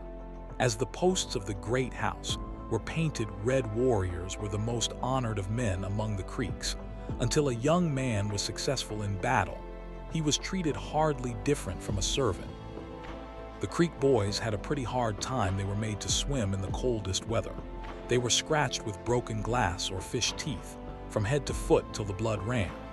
These things were intended to toughen them to the endurance of pain. When the boy was 15 to 17 years old, he was put through a test, after which he was no longer a boy, but a man. At the proper time, he gathered an intoxicating plant. He ate the bitter root of it for a whole day and drank a tea made of its leaves. When night came, he ate a little pounded corn. He kept this up for 4 days. For 4 months he ate only pounded maize, which could only be cooked for him by a little girl. After that his food might be cooked by anyone. For 12 months from the time of his first fast, he ate no venison from young bucks, no turkeys nor hens, no peas nor salt, nor was he permitted to pick his ears or scratch his head with his fingers, but used a splinter of wood for the purpose. At the time of new moon he fasted 4 days, excepting that he ate a little pounded maize at night. When the last month of his 12 months test came, he kept 4 days fast, then burned some corn cobs and rubbed his body with the ashes. At the end of that month, he took a heavy sweat and then plunged into cold water. Men who wished to become great warriors selected some old conjurer to give them instruction. 4 months were spent with him alone. The person desiring to learn fasted, ate bitter herbs, and suffered many hardships after he had learned all the old conjurer could teach him. It was believed that he could disarm the enemy even at a distance, and if they were far away, could bring them near, so that he might capture them. In the center of every large Creek town there was a public square. In this square there were 3 interesting things: the Great House, the Council House, and the playground. The Great House consisted of 4 one-story buildings, each about 30 feet long. They were arranged about a square upon which all faced. The side of these, which opened on the central square, was entirely open. Each of the 4 houses was divided into 3 rooms or compartments by low partitions of clay. At the back of each compartment were 3 platforms or seats, the lowest 2 feet high, the second several feet higher, the third as much higher than the second. These were covered with cane matting, as if for carpeting. New mats were put in each year, but the old ones were not removed. Each of these 4 buildings was a gathering place for a different class of persons. The one facing east was for the Miko and people of high rank. The northern building was for warriors. The southern was for the beloved men, and the eastern for the young people. In the great house were kept the weapons, scalps, and other trophies. Upon the supporting posts and timbers were painted horned warriors, horned alligators, horned rattlesnakes, etc. The central court of the great house was dedicated ground, and no woman might set foot in it. In the center of it burned a perpetual fire of 4 logs. The council house was at the northeast corner of the great house. It stood upon a circular mound. It consisted of a great conical roof supported on an octagonal frame about 12 feet high. It was from 25 to 30 feet in diameter. Its walls were made of posts set upright and daubed with clay. A broad seat ran around the house inside and was covered with cane mats. A little hillock at the center formed a fireplace. The fire kept burning upon this was fed with dry cane or finely split pine wood, which was curiously arranged in a spiral line. The council house was used as a gathering or meeting place, much as the great house, but it was chiefly for bad weather, especially for winter. Here, too, private meetings of importance were held at all times. Here young men prepared for war parties, spending 4 days in drinking war drink and counseling with the conjurers. This council house was also the place for sweat bath. Stones were heated very hot.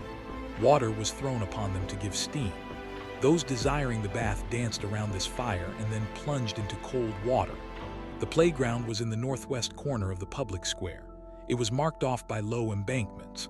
In the center, on a low, circular mound, stood a 4-sided pole, sometimes as much as 40 feet high. A mark at the top served as a target for practice with the bow and arrow. The floor of this yard was beaten hard and level. The chief game played here was called chunky. It was played with neatly polished stone discs. These were set rolling along on the ground, and the players hurled darts or shafts at them to make the disc fall. Compare with the wheel game of the Blackfeet. Ball games and sometimes dances were also held upon this playground.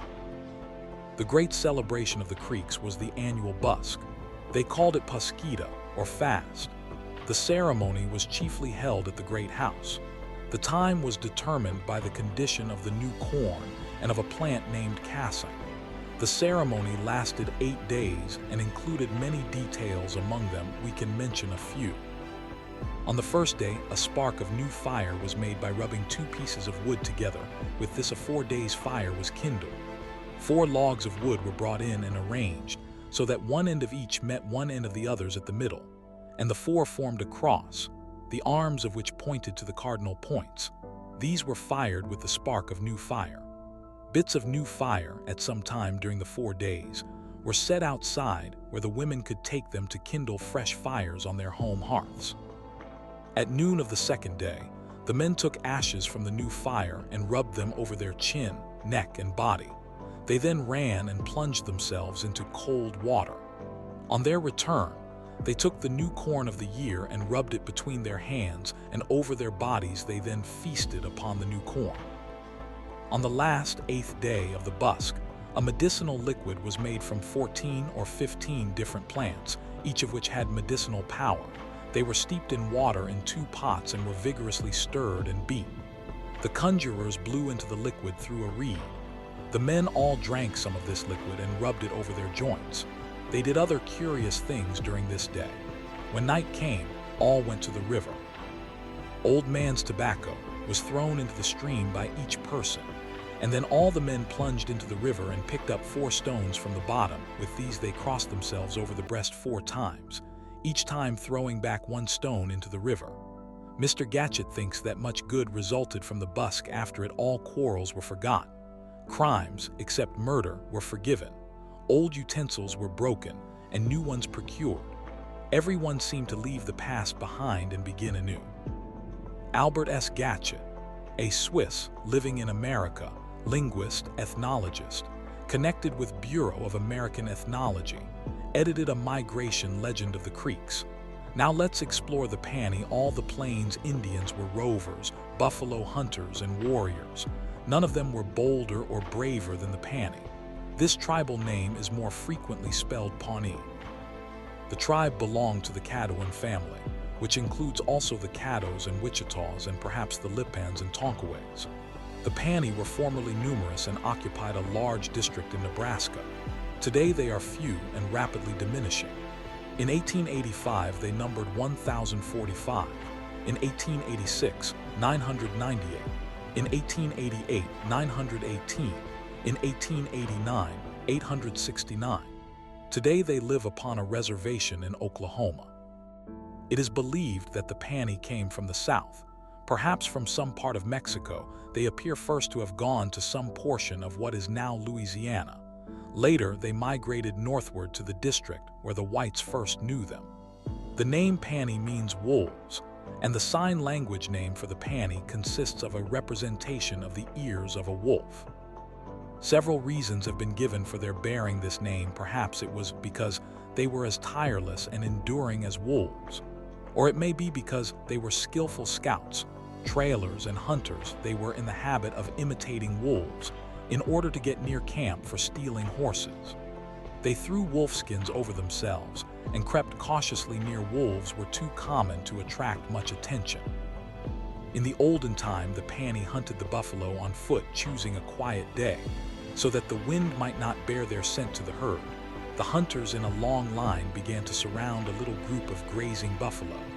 Some of the men were dressed in wolfskins and crept along on all fours. When a circle had been formed around the animals, the hunters began to close in.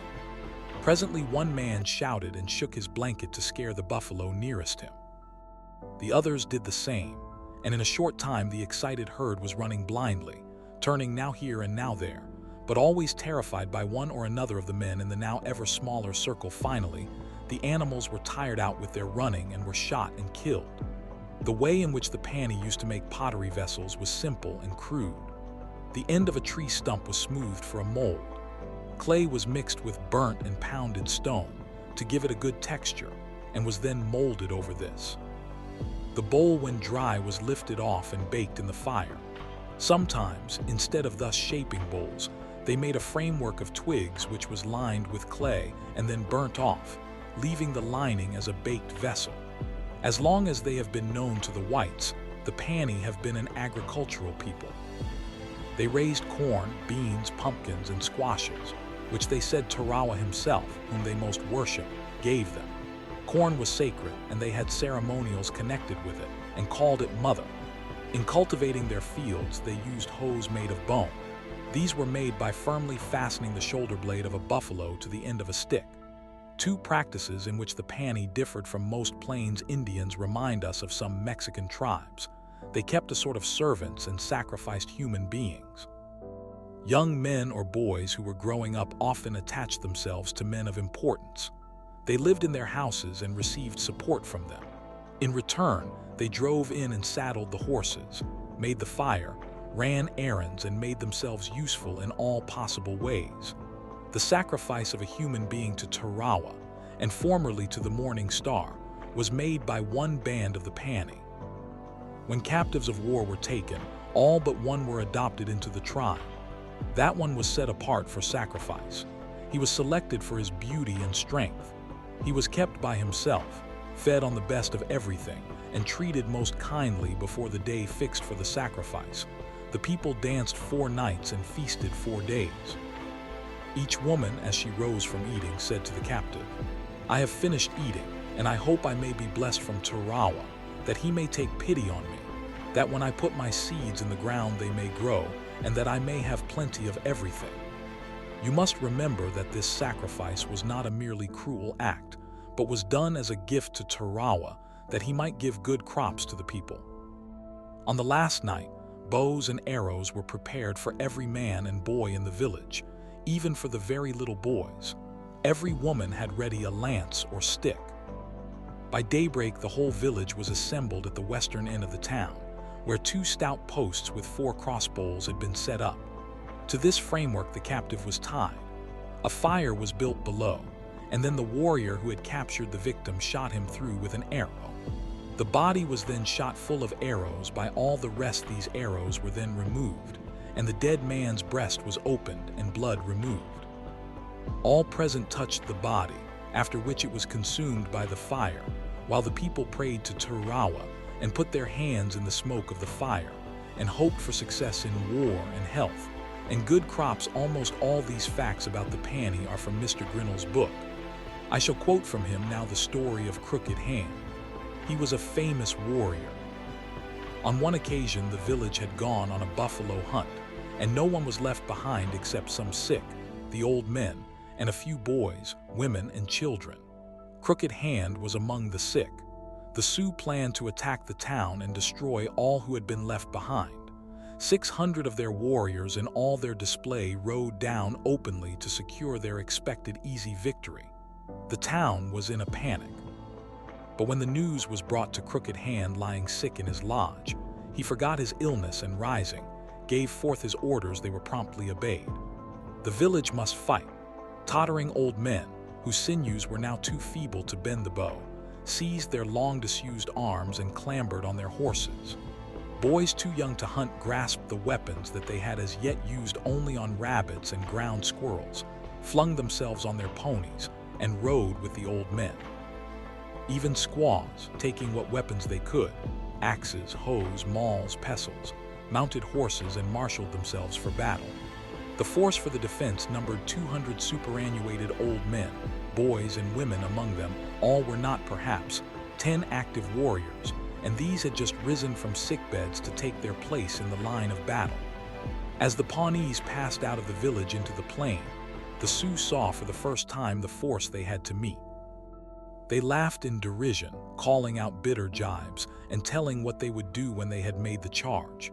And as Crooked Hand heard their laughter, he smiled too, but not mirthfully. The battle began. It seemed like an unequal fight. Surely one charge would be enough to overthrow this motley Pawnee throng, who had ventured out to try to oppose the triumphal march of the Sioux, but it was not ended so quickly. The fight began about the middle of the morning, and to the amazement of the Sioux, these old men with shrunken shanks and piping voices, these children with their small white teeth and soft, round limbs, these women clad in skirts and armed with hoes, held the invaders where they were. They could make no advance. A little later it became evident that the Pawnees were driving the Sioux back. Presently, this backward movement became a retreat, the retreat a rout, the rout a wild panic. Then indeed the Pawnees made a great killing of their enemies. Crooked Hand, with his own hand, killed 6 of the Sioux and had 3 horses shot under him. His wounds were many, but he laughed at them. He was content. he had saved the village. From 1864 until 1876, the famous Pani scouts served our government faithfully. Those years were terrible on the plains. White settlers were pressing westward. The Indians were desperate over the encroachments of the newcomers. Troubles constantly occurred between the pioneers and the Indians during that sad and unsettled time. Lieutenant North and his Pani scouts served as a police to keep order and to punish violence. Turning to the Cherokees. The old home of the Cherokees was in the beautiful mountain region of the South, in Georgia, North Carolina, and Tennessee. But especially in Georgia, they were Indians of great strength of character and ready for improvement and progress. When Oglethorpe settled Georgia, the Cherokees were his friends and allies. But after our government was established, the tribe, which had been so friendly to the whites, began to suffer from our encroachments. Treaties were made with them only to be broken. Little by little, the Indians were crowded back. Sacred promises made by our government were not fulfilled. Finally, they refused to cede any more of their land to the greedy white settlers and demanded that the United States protect them in their rights. The quarrel was now one between the United States and Georgia, and the central government found itself unable to keep its pledges. So orders were given that the Cherokees should be removed, even against their wish, to a new home. At this time, the Cherokees were most happy and prosperous. Their country was one of the most lovely portions of our land. A writer says, "The climate is delicious and healthy. The winters are mild. The spring clothes the ground with the richest scenery. Flowers of exquisite beauty and variegated hues meet and fascinate the eye in every direction. In the plains and valleys, the soil is generally rich, producing Indian corn, wheat, oats, indigo, and sweet and Irish potatoes. The natives carry on considerable trade with the adjoining states. Some of them export cotton in boats down the Tennessee to the Mississippi, and down that river to New Orleans. Apple and peach orchards are quite common, and gardens are cultivated, and much attention paid to them. Butter and cheese are seen on Cherokee tables. There are many public roads in the nation, and houses of entertainment kept by natives. Numerous and flourishing villages are seen in every section of the country. Cotton and woolen cloths are manufactured. Blankets of various dimensions, manufactured by Cherokee hands, are very common. Almost every family in the nation grows cotton for its own consumption. Industry and commercial enterprise are extending themselves in every part. Nearly all the merchants in the nation are native Cherokees. Agricultural pursuits engage the chief attention of the people. Different branches of mechanics are pursued. The population is rapidly increasing. This was written in 1825. Only about 10 years later, this happy, industrious, and prosperous people were removed by force from their so greatly loved home. 2 years were allowed in which they must vacate lands that belonged to them, and which the United States had pledged should be always theirs. Few of them were gone when the 2 years had ended. In May 1838, General Winfield Scott was sent with an army to remove them. He issued a proclamation which began as follows: "See, the President of the United States has sent me with a powerful Cherokees army to cause you, in accordance with the Treaty of 1835, to join that part of your people who are already established on the other side of the Mississippi. Unhappily, the 2 years which were allowed for the purpose you have allowed to pass away without following, and without making any preparations to follow. And now, or by the time that this solemn address reaches your distant settlements, the emigration must be commenced in haste, but I hope without disorder. I have no power, by granting a further delay, to correct the error you have committed. The full moon of May is already on the wane, and before another shall have passed away, every Cherokee man, woman, and child in these states one must be in motion to join their brethren in the West. And so this harmless, helpless people left for their long journey. Their only offense was that they owned land which the whites wanted there, are still old Indians who remember the great removal. Most of them were little children then, but the sad leaving their beloved mountains and the sorrow and hardship of the long journey is remembered after 60 years. A few years since, we visited the eastern Cherokees. Perhaps 2,000 of them now live in the mountains of North Carolina and Tennessee. Some of these are persons who never went to the Indian Territory, but hid themselves in rocks and caves until the soldiers were gone. Some ran away from the great company as it moved westward, trudging back a long and toilsome journey. Some are the children and grandchildren of such refugees. Some are persons who drifted back in later years to the hills and forests, the springs and brooks, which their fathers had known and loved. They are mostly poor, unlike their relatives in the West, but they are industrious and happy. Their log houses are scattered over the mountain slopes or perched upon the tops of ridges or clustered together in little villages in the pretty valleys. Their fields are fenced and well cultivated. They work them in companies of 10 or 12 persons. Such companies are formed to work the fields of each member in order. They dress like white people, and most of the old Indian life is gone. Still, there are some bits of it left. The women are basket makers and make baskets of wide splints of cane, plain or dyed black or red, which are interwoven to make striking patterns. Some old women weave artistically shaped baskets from slender splints of oak. Old Catalsta, more than 90 years old, still shapes pottery vessels and marks them with ornamental patterns which are cut upon a little paddle of wood and stamped on the soft clay by beating it with the paddle. They still sometimes use the bow and arrow, though more in sport than in earnest. As most of them have white men's guns, the arrow race is still sometimes run. Several young men start out together. Each with his bow and arrows, the arrows are shot out over the course. They run as fast as possible to where these fall, and picking them up shoot them on at once. And so they go on over the whole course, each trying to get through first. Ball is largely a thing of the past, and great games are not common. Still, there are rackets at many houses. One day we got a scratcher from old Hoyonta, once a great medicine man for ball players. This scratcher consisted of 7 splinters of bone, sharpened at one end and inserted into a quill frame which held them firmly, separated from one another by about 1/4 of an inch or less. When a young man was about to play his first great game of ball, he went to Hoyonta or some other medicine man to be scratched. Indian ball player. After Catlin, he had already fasted and otherwise prepared himself for the ordeal. The old man, after muttering charms and incantations, drew the scratcher 4 times the length of the young man's body, burying the points each time deeply in the flesh. From the base of the left thumb, up the arm, diagonally across the chest, down the right leg to the right great toe. Another from the base of the right thumb to the left great toe. Another from the base of the left little finger up the back of the arm, across the back, down the right leg to the base of the little toe. The other from the base of the right little finger to the left little toe. The young man then plunged with all these bleeding gashes into a cold running brook. He was then ready for the morrow's ball play, for had he not been scratched 28 times with the bones of swift running creatures and been prayed over by a great medicine man, everyone should know of Sequoia or George Guess or Guest, as he was called in English. He was a Cherokee who loved to work at machinery and invent handy devices.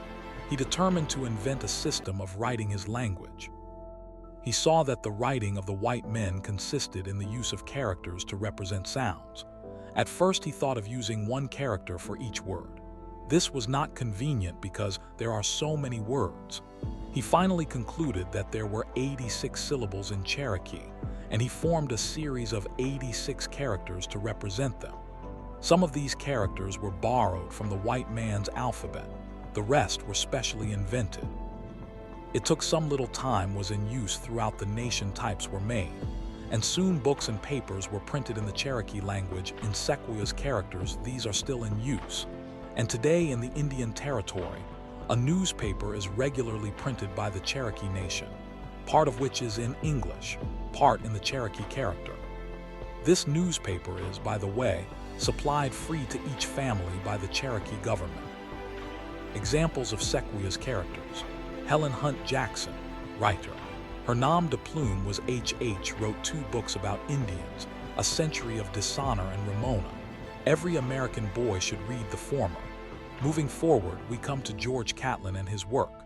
A famous man in America 50 years ago was George Catlin. He was born at Wyoming, Pennsylvania in 1796 and lived to a good old age, dying in 1872. His father wished him to be a lawyer, and he studied for that profession and began its practice in Philadelphia. He was, however, fond of excitement and adventure and found it hard to stick to his business. He was fond of painting, though he considered it only an amusement. While he was living in Philadelphia, a party of Indians from the far west spent some days in that city on their way to Washington. Catlin saw them and was delighted with their fine forms and noble bearing. He determined to give up law practice and to devote his life to painting Indians, resolving to form a collection of portraits which should show, after they were gone, how they looked and how they lived. He made his first journey to the Indian country for this purpose in 1832. For the next 8 years, he devoted himself to the work. He traveled many thousands of miles by canoe and horse, among tribes some of which were still quite wild. His life was full of excitement, difficulty, and danger. He made paintings everywhere, paintings of the scenery, of herds of buffalo, of hunting life, Indian games, celebrations of ceremonies, portraits, everything that would illustrate the life and the country of the Indian. Portrait of George Catlin. Among the tribes he visited were the Mandans, who lived along the Missouri River. Some of his best pictures were painted among them. He there witnessed the whole of their Sundance ceremony and painted 4 remarkable pictures of it. These represent the young men fasting in the dance lodge, the buffalo dance outside, the torture in the lodge, the almost equally horrible treatment of the dancers outside after the torture. Although a terrible picture, we have copied the painting showing the torture in the lodge, see next chapter, as an example of his work. Other pictures by him are the ball player CXXI and the chief in war dress CI. Sometimes the Indians did not wish to be painted. They thought it would bring bad luck or shorten life. At one Sioux village, the head chief was painted before anyone knew it. When the picture was done, some of the headmen were invited to look at it. Then all the village wanted to see it, and it was hung outside the tent. This caused much excitement. Catlin says the medicine men took a decided and noisy stand against the operations of my brush, haranguing the populace and predicting bad luck and premature death to all who submitted to so strange and unaccountable an operation. My business for some days was entirely at a stand for want of sitters, for the doctors were opposing me with all their force, and the women and children were crying with their hands over their mouths, making most pitiful and doleful laments. At another town up the Missouri River, near the Yellowstone, there was a still greater excitement over one of Catlin's pictures. About 600 Sioux families were gathered at a trading post from the several different sub-tribes of that great people. There had been some trouble over his painting, and the medicine men threatened that those who were painted would die or have great misfortune. An Unkpapa Sioux chief named Little Bear offered to be painted. He was a noble, fine-looking fellow with a strong face which Catlin painted in profile. The picture was almost finished when a chief of a different band, a surly, bad-tempered man whom no one liked, came in. His name was Shonko, the dog. After looking at the picture some time, he at last said in an insolent way, "Little Bear is but half a man." The 2 men had some words when finally the dog said, "Ask the painter, he can tell you. He knows you are but half a man. He has painted but one half your face and knows the other half is good for nothing." Again they bandied words back and forth, Little Bear plainly coming out ahead in the quarrel. The dog hurried from the room in a great rage. Little Bear knew he was in danger. He hurried home and loaded his gun to be prepared. He then threw himself on his face, praying to Wakanda for help and protection. His wife, fearing that he was bent on mischief, secretly removed the ball from his gun. At that moment the insolent voice of the dog was heard. "If Little Bear is a whole man, let him come out and prove it. It is the dog that speaks." Little Bear seized his gun and started to the door. His wife screamed as she realized what she had done. It was too late. The 2 men had fired, and Little Bear fell mortally wounded in that side of his face which had not been painted in the portrait. The dog fled. The death of Little Bear called for vengeance. Such an excitement arose that Catlin soon left, going further up the river. The warriors of the two bands organized war parties, the one to protect, the other to destroy, the dog. The dog's brother was killed. He was an excellent man, and his death was greatly mourned. The dog kept out of reach. Councils were held when the matter was discussed. Some things were said which show the Indian ideas regarding portraits. One man said, Catlin was the death of Little Bear. He made only one side of his face. He would not make the other. The side he made was alive, the other was dead, and Shonko shot it off. Another said, Father, this medicine man Catlin has done us much harm. You told our chiefs and warriors they must be painted. You said he was a good man and we believed you. You thought so, my father, but you see what he has done. He looks at our chiefs and our women and then makes them alive. In this way he has taken our chief away, and he can trouble their spirits when they are dead. They will be unhappy. On his return voyage, Catlin had to be cautious and avoided the Ungpapa encampment. Some months later, the dog was overtaken and killed. Catlin's pictures varied much in quality. Some were fine. Others were poor. Often he made the outlines and striking features wonderfully well. Catlin was among the Mandans in 1832. 33 years later, Washington Matthews was in the upper Missouri country. He had with him a copy of Catlin's book with lined pictures of more than 300 of his paintings. The Indians had completely forgotten Catlin and his visit, but were much interested in his pictures. The news soon spread that the white man had a book containing the faces of their fathers. Many went up to Fort Stephenson to see them.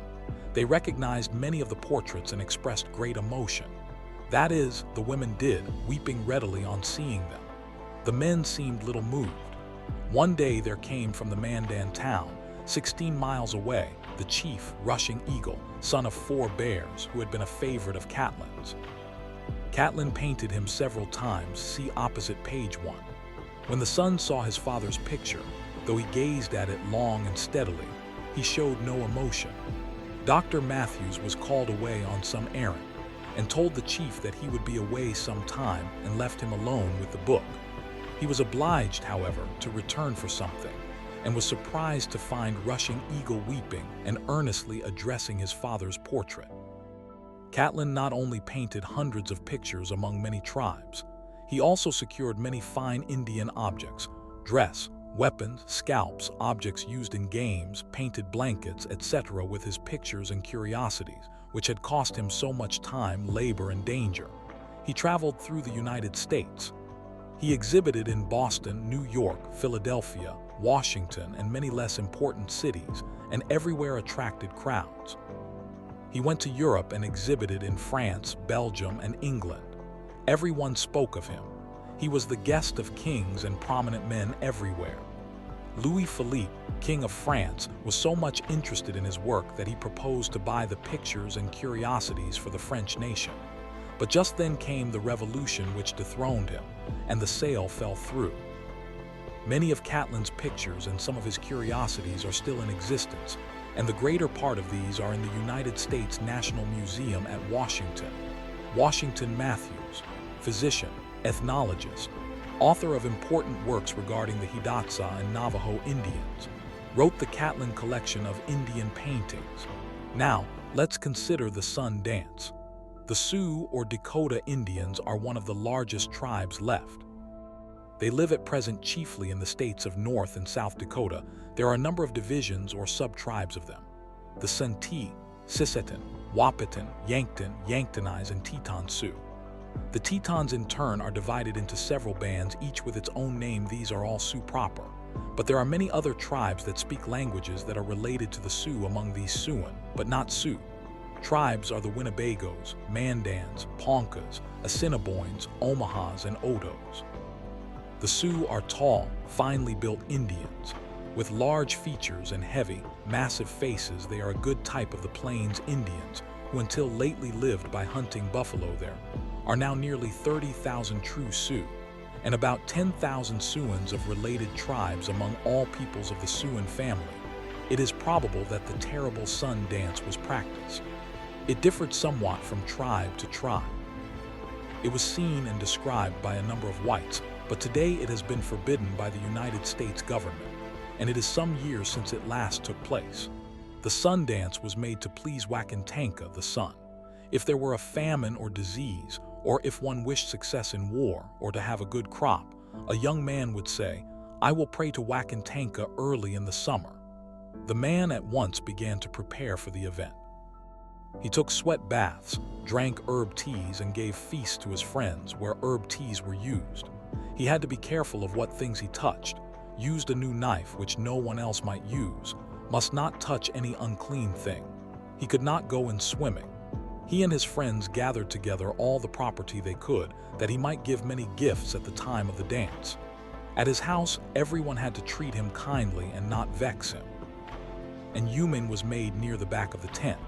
This was a space dug down to the lower soil. Red paint was strewn over it, and no one might set foot upon it. Any of those who were to take part in the dance, after he had smoked, would carefully empty the ashes from his pipe upon this spot. The spot represented life as belonging to the earth. Invitations to neighboring tribes were sent early, and long before the dance parties began to arrive. Some of these would spend several weeks about the village. At first they pitched their camps wherever it best suited them. A little before the dance orders were given, and all the visitors camped in one large camp circle, each tribe occupying a special place. The space within this circle was carefully leveled and prepared. A special building was erected in the center of this circle in which the young men made their preparations. In it were buffalo skulls, one for each dancer, a new knife and axe, and couches of sage for the dancers to lie upon. A sacred tree was next secured and set up. This was an important matter. Men of consequence were first sent out to select it.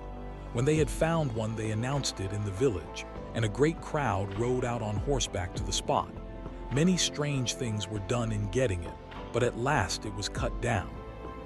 A bundle of wood, a blanket, a buffalo robe, and 2 pieces of buffalo skin, one cut to the shape of a man, the other to that of a buffalo, were fastened in the tree.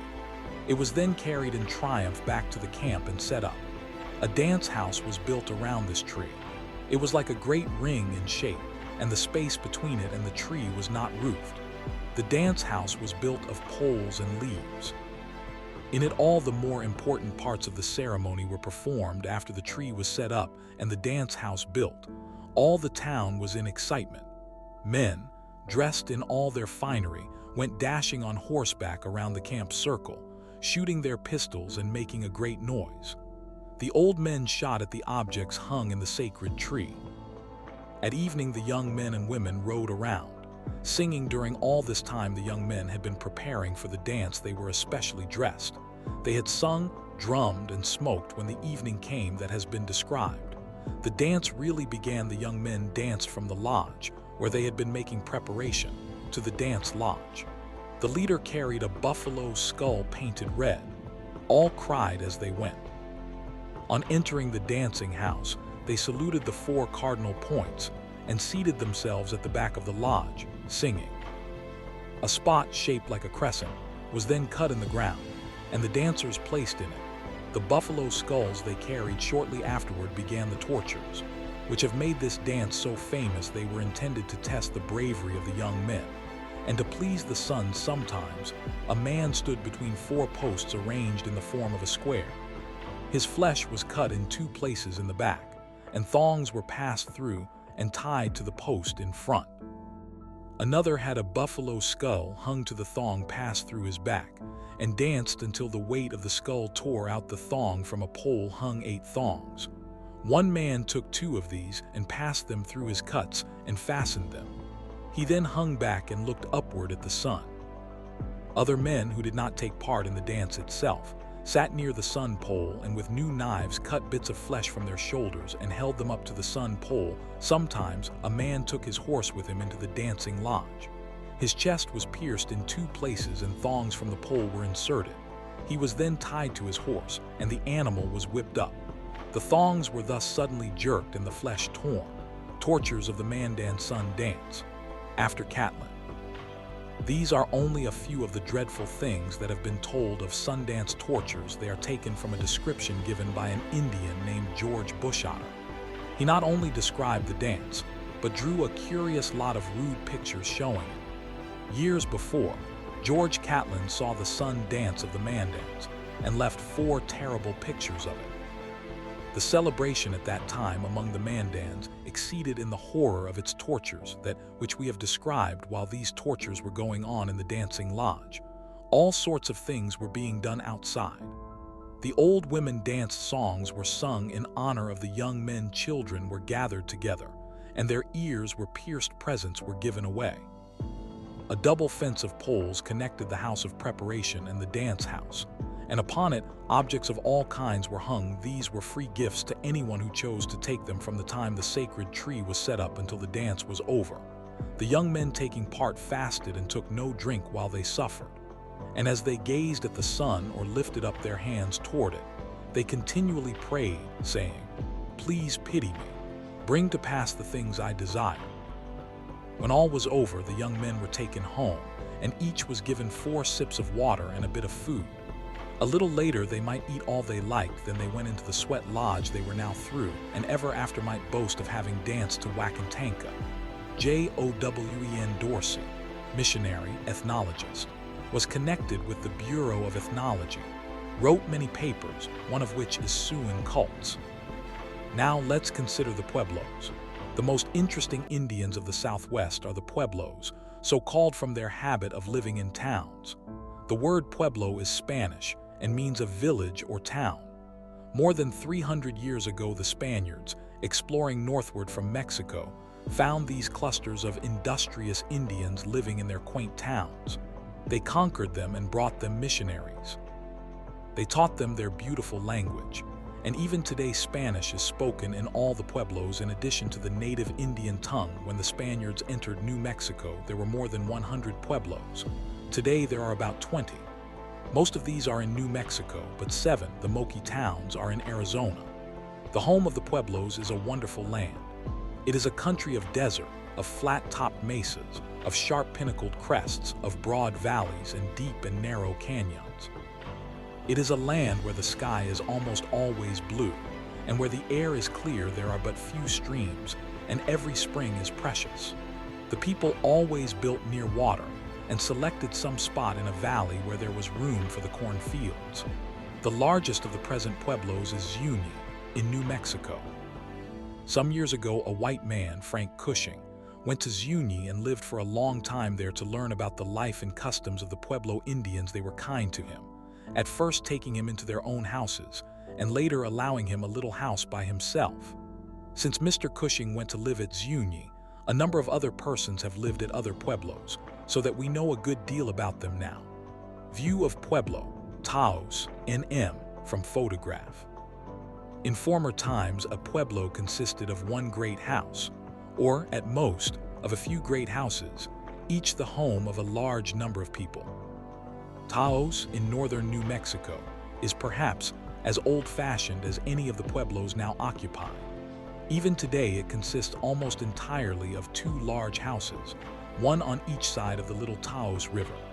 The houses are so built that the flat roofs of the different stories form a set of steps as one looks at them from in front. In a 3-story building, the lower floor would have 3 sets of rooms, one in front of another. The roof of the front line of rooms would form a flat platform in front of the front rooms of the 2nd story, which consisted only of 2 lines of rooms. The roof of the front line of these, in turn, was a platform in front of the single line of 3rd-story rooms. Formerly, there were no doors in the lower rooms, but ladders were placed against the wall, and persons climbed up on the roof. Then through a hole in the roof, by means of another ladder, they climbed down into the room. By ladders from the roof of the 1st floor, they climbed to the top of the 2nd story. There were doors in the rooms of the 2nd and 3rd stories. Nowadays, there are usually doors into the lower rooms, but they still use ladders for getting into the upper stories. The people are fond of sitting on the housetops as they work there. They spin, shell corn, cut and dry squashes, shape pottery vessels, etc. There they gather in crowds when there are dances in the pueblo, and when there are foot races or pony races. The walls of these houses are built of stone covered over with adobe mud, or of sun-dried adobe bricks, They did not formerly have what we would call windows, but there were small openings in the walls for air or for peepholes. In houses, there are also some rather old rooms that have windows made of isinglass or gypsum, a mineral found in the mountains, which can be split into thin sheets, which are transparent. The chimneys in these houses are made of broken water jars laid up, one on another, and the joints plastered with mud, Pueblo pottery. From originals in Peabody Museum. The Pueblo Indians are industrious. The men have to attend to their fields, their orchards of peaches and apricots, and their flocks and herds. The women tend the gardens, make pottery and baskets, and prepare the food. Men are also weavers of blankets and belts. The produce of the fields is chiefly corn, but some wheat is also raised. Considerable crops are made of watermelons, muskmelons, squashes, and gourds. The most important domestic animals are ponies. The little donkeys called burros and goats near the pueblos are always several enclosures built of poles set in the ground. Called corrals, these are for the animals, and one kind only is usually kept in one corral. The Indian boys have great fun at evening when the burros are brought home from pasture and put into the corral. They go in among them and play until dark with the patient little beasts. They climb up onto them and ride, push, pull, and tease them. Early the next morning, the whole herd is taken out to pasture by 2 or 3 boys, whose work it is to stay with them all day. Estufa at Cachiti. NM. From photograph. A visitor to a pueblo would be sure to notice the estufas. These differ with the pueblo, but the characteristic Rio Grande Pueblo type is a large, round, single-roomed, flat-topped building. They are smoothly coated outside with adobe clay. A flight of steps leads to the roof, and a long ladder projecting through a hole in the roof leads down to the inside. The floor of the estufa is considerably lower than the ground outside. Years ago, before the Spanish priests taught the Indians our ideas of family life, all the men and large boys slept in the estufa at night, while the women and little children slept in the big houses. Nowadays, the estufas are somewhat mysterious places where the dancers practice for the great dances, and where, on the day of celebration, they dress and ornament for the event. At the pueblos are many little round-topped buildings of clay and stone. They have a small opening or door at the bottom. They are the ovens for baking bread. The women build a fine fire of dry brush inside the oven until it is heated thoroughly. The ashes and coals are then raked out, and the loaves of bread, shaped like large rolls, are put inside on the floor, and a sheepskin is hung at the door. In about an hour, the bread is removed, well baked and piping hot. Some years ago, a lady visiting Taos wrote a description of that pueblo. She mentioned these clay ovens and said, when not in use for baking bread, they make nice dog kennels. We have never seen any except such as had the doorway carefully filled up with stones when they were not in use for baking. The bread baked in these ovens is made of wheat flour. Another kind, called paper bread, is made of corn. The chief work of the Pueblo woman is grinding corn meal. The grinding is done upon a stone set slantingly on the ground. This stone is called a medite. The woman kneels in front of it and holds a rubbing stone in her hands, throwing a handful of grains of corn upon the medite.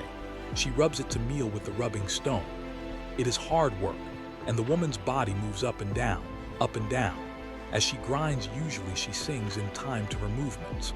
Sometimes 3 or 4 grindstones are set side by side, separated from each other by boards. Several women grind together, each at one of the stones. The first grinds the corn to a coarse meal. She then passes it to the next, who grinds it finer, and then passes it along to be made still finer. In making paper bread, fine cornmeal is mixed with water into a dough or batter. A fire is then built under a flat stone with a smooth top. When this is hot, the woman spreads a thin sheet of dough upon it with her hand. In a moment this is turned, and then the sheet, which is almost as thin as paper, is folded or rolled up and is ready to eat. The color of paper bread varies, but commonly it is a dull bluish green and tastes sweet and good. For thrashing wheat, the Pueblos prepare a clean, round spot of ground, perhaps 20 feet across. It is smooth, with a hard, well-trodden floor of clay. It is surrounded with a circle of poles stuck in the ground, to which ropes are fastened in order to make an enclosure. The grain, cut in the fields, is brought in and heaped up on the clay. Floor ponies are driven into the enclosure, and a boy with a whip keeps them running around. They tread the grain loose from the chaff or husk. In the afternoon, when the wind has risen, men with wooden shovels and pitchforks throw the grain and chaff into the air. The wheat, being heavy, falls, while the chaff is blown away when the grain has thus been nearly cleaned. The women come with great bowl-shaped baskets spreading a blanket or skin robe on the ground. A woman takes a basketful of the grain, holds it up above her head, and gently shakes it from side to side, pouring out a little stream of the grain all the time. As this falls, the wind blows out the last of the chaff and dirt, and the grain is left clean. Ready for use. Now we'll examine the snake dance. In northeastern Arizona, in a region of unusual wildness, even for the Southwest, lies the Moqui Reservation. There are 7 Moqui pueblos built on the crests of the mesas. All are built of stone. The 2 largest are Walpi and Ore. 6 of these towns speak a language related to that of the Shoshones. The 7th, Hana, is a settlement of strangers from the east who speak the language of Taos on the Rio Grande. The Moqui Pueblos are in some ways particularly old-fashioned. Here the women do their hair up curiously. It is parted in the middle and neatly smoothed out at the sides. Behind it is done up in 2 queer, rounded masses, like horns. Formerly, perhaps, the women at some other pueblos wore their hair in this same way. In these Moqui towns, they weave the dark blue or black woolen mantas, or dresses, which are worn by women in all the other pueblos. In most respects, the life of the Moqui is like that of other Pueblo Indians. There is, however, among them a great religious ceremony, which is famous and is perhaps the wildest and weirdest of all Indian rituals. This is the snake dance. It is held at any one town only once in 2 years, but it occurs at some town or other every year. Thus it is held at Walpi in the odd years, 1899, 1901. It is held at Ore the even years, 1900, 1902, etc. It is celebrated about the middle of August and always attracts a crowd of Indian and white visitors. The whole ceremony, of which the snake dance is a part, requires 9 days or more for its celebration. Most of the things are done in the kiva, or estufa, secretly. Dr. Fuchs has given a full account of these, some of which are very curious. During the earlier days, runners are sent out to place prayer sticks at the springs and sacred places. The first days they are sent out, the messengers go to the more distant shrines, but each day taken places nearer and nearer home. During the 5th, 6th, 7th, and 8th days, snake hunts take place. The hunter priests go out to capture living snakes. The first day they go to the north, the second to the west, the third to the south, the fourth to the east. All kinds of snakes are taken, though perhaps the rattlesnakes are most prized. Few white men have ever seen the snake hunt. One who has seen it writes, "In a short time a low call came from a man who was thrusting his stick into a dense clump of greasewood, and as the hunters gathered, there was found to be a large rattlesnake. Lying in the heart of the thicket, without hesitation they at once proceeded to cut away the bushes with their hoes, and strangely enough, although the snake lay in coil and watching them, it made no rattling or other display of anger. One of the twigs fell upon it, and the man nearest stooped down and deliberately lifted the branch away.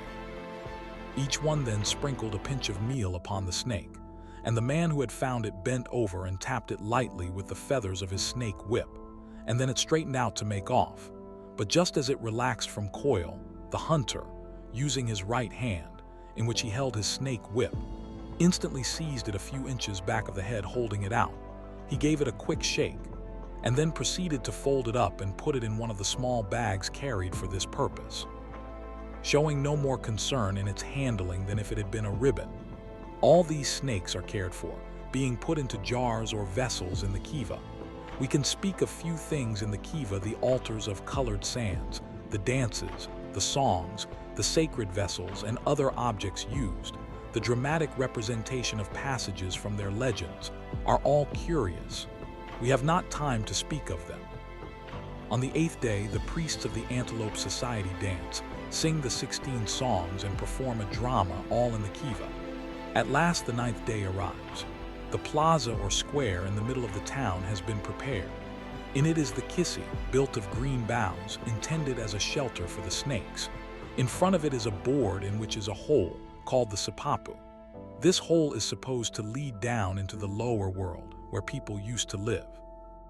Early in the morning, there was a race between boys and girls. They went first to the fields, and then raced in, each bringing a load of melon vines, corn plants, or other vegetable life. These they placed in the plaza. At noon, the snakes are washed in the kiva. A great bowl is brought in and carefully set down. Into it, liquid is poured from the north, west, south, and east. The snakes, which have been kept in jars at the corners of the room, are taken and handed to certain priests near the wash bowl. All those in the kiva begin to shake their rattles and to sing in a low, humming voice.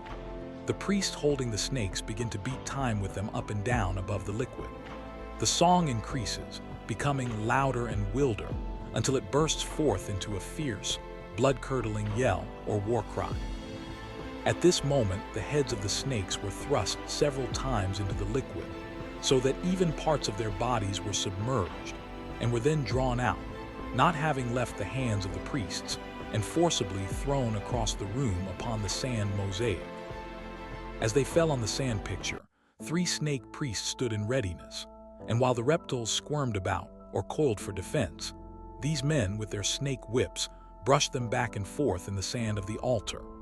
The low, weird song continued while other rattlesnakes were taken in the hands of the priests, and as the song rose again to the wild war cry, these snakes were also plunged into the liquid and thrown upon the writhing mass, which now occupied the place of the altar. Every snake in the collection was thus washed.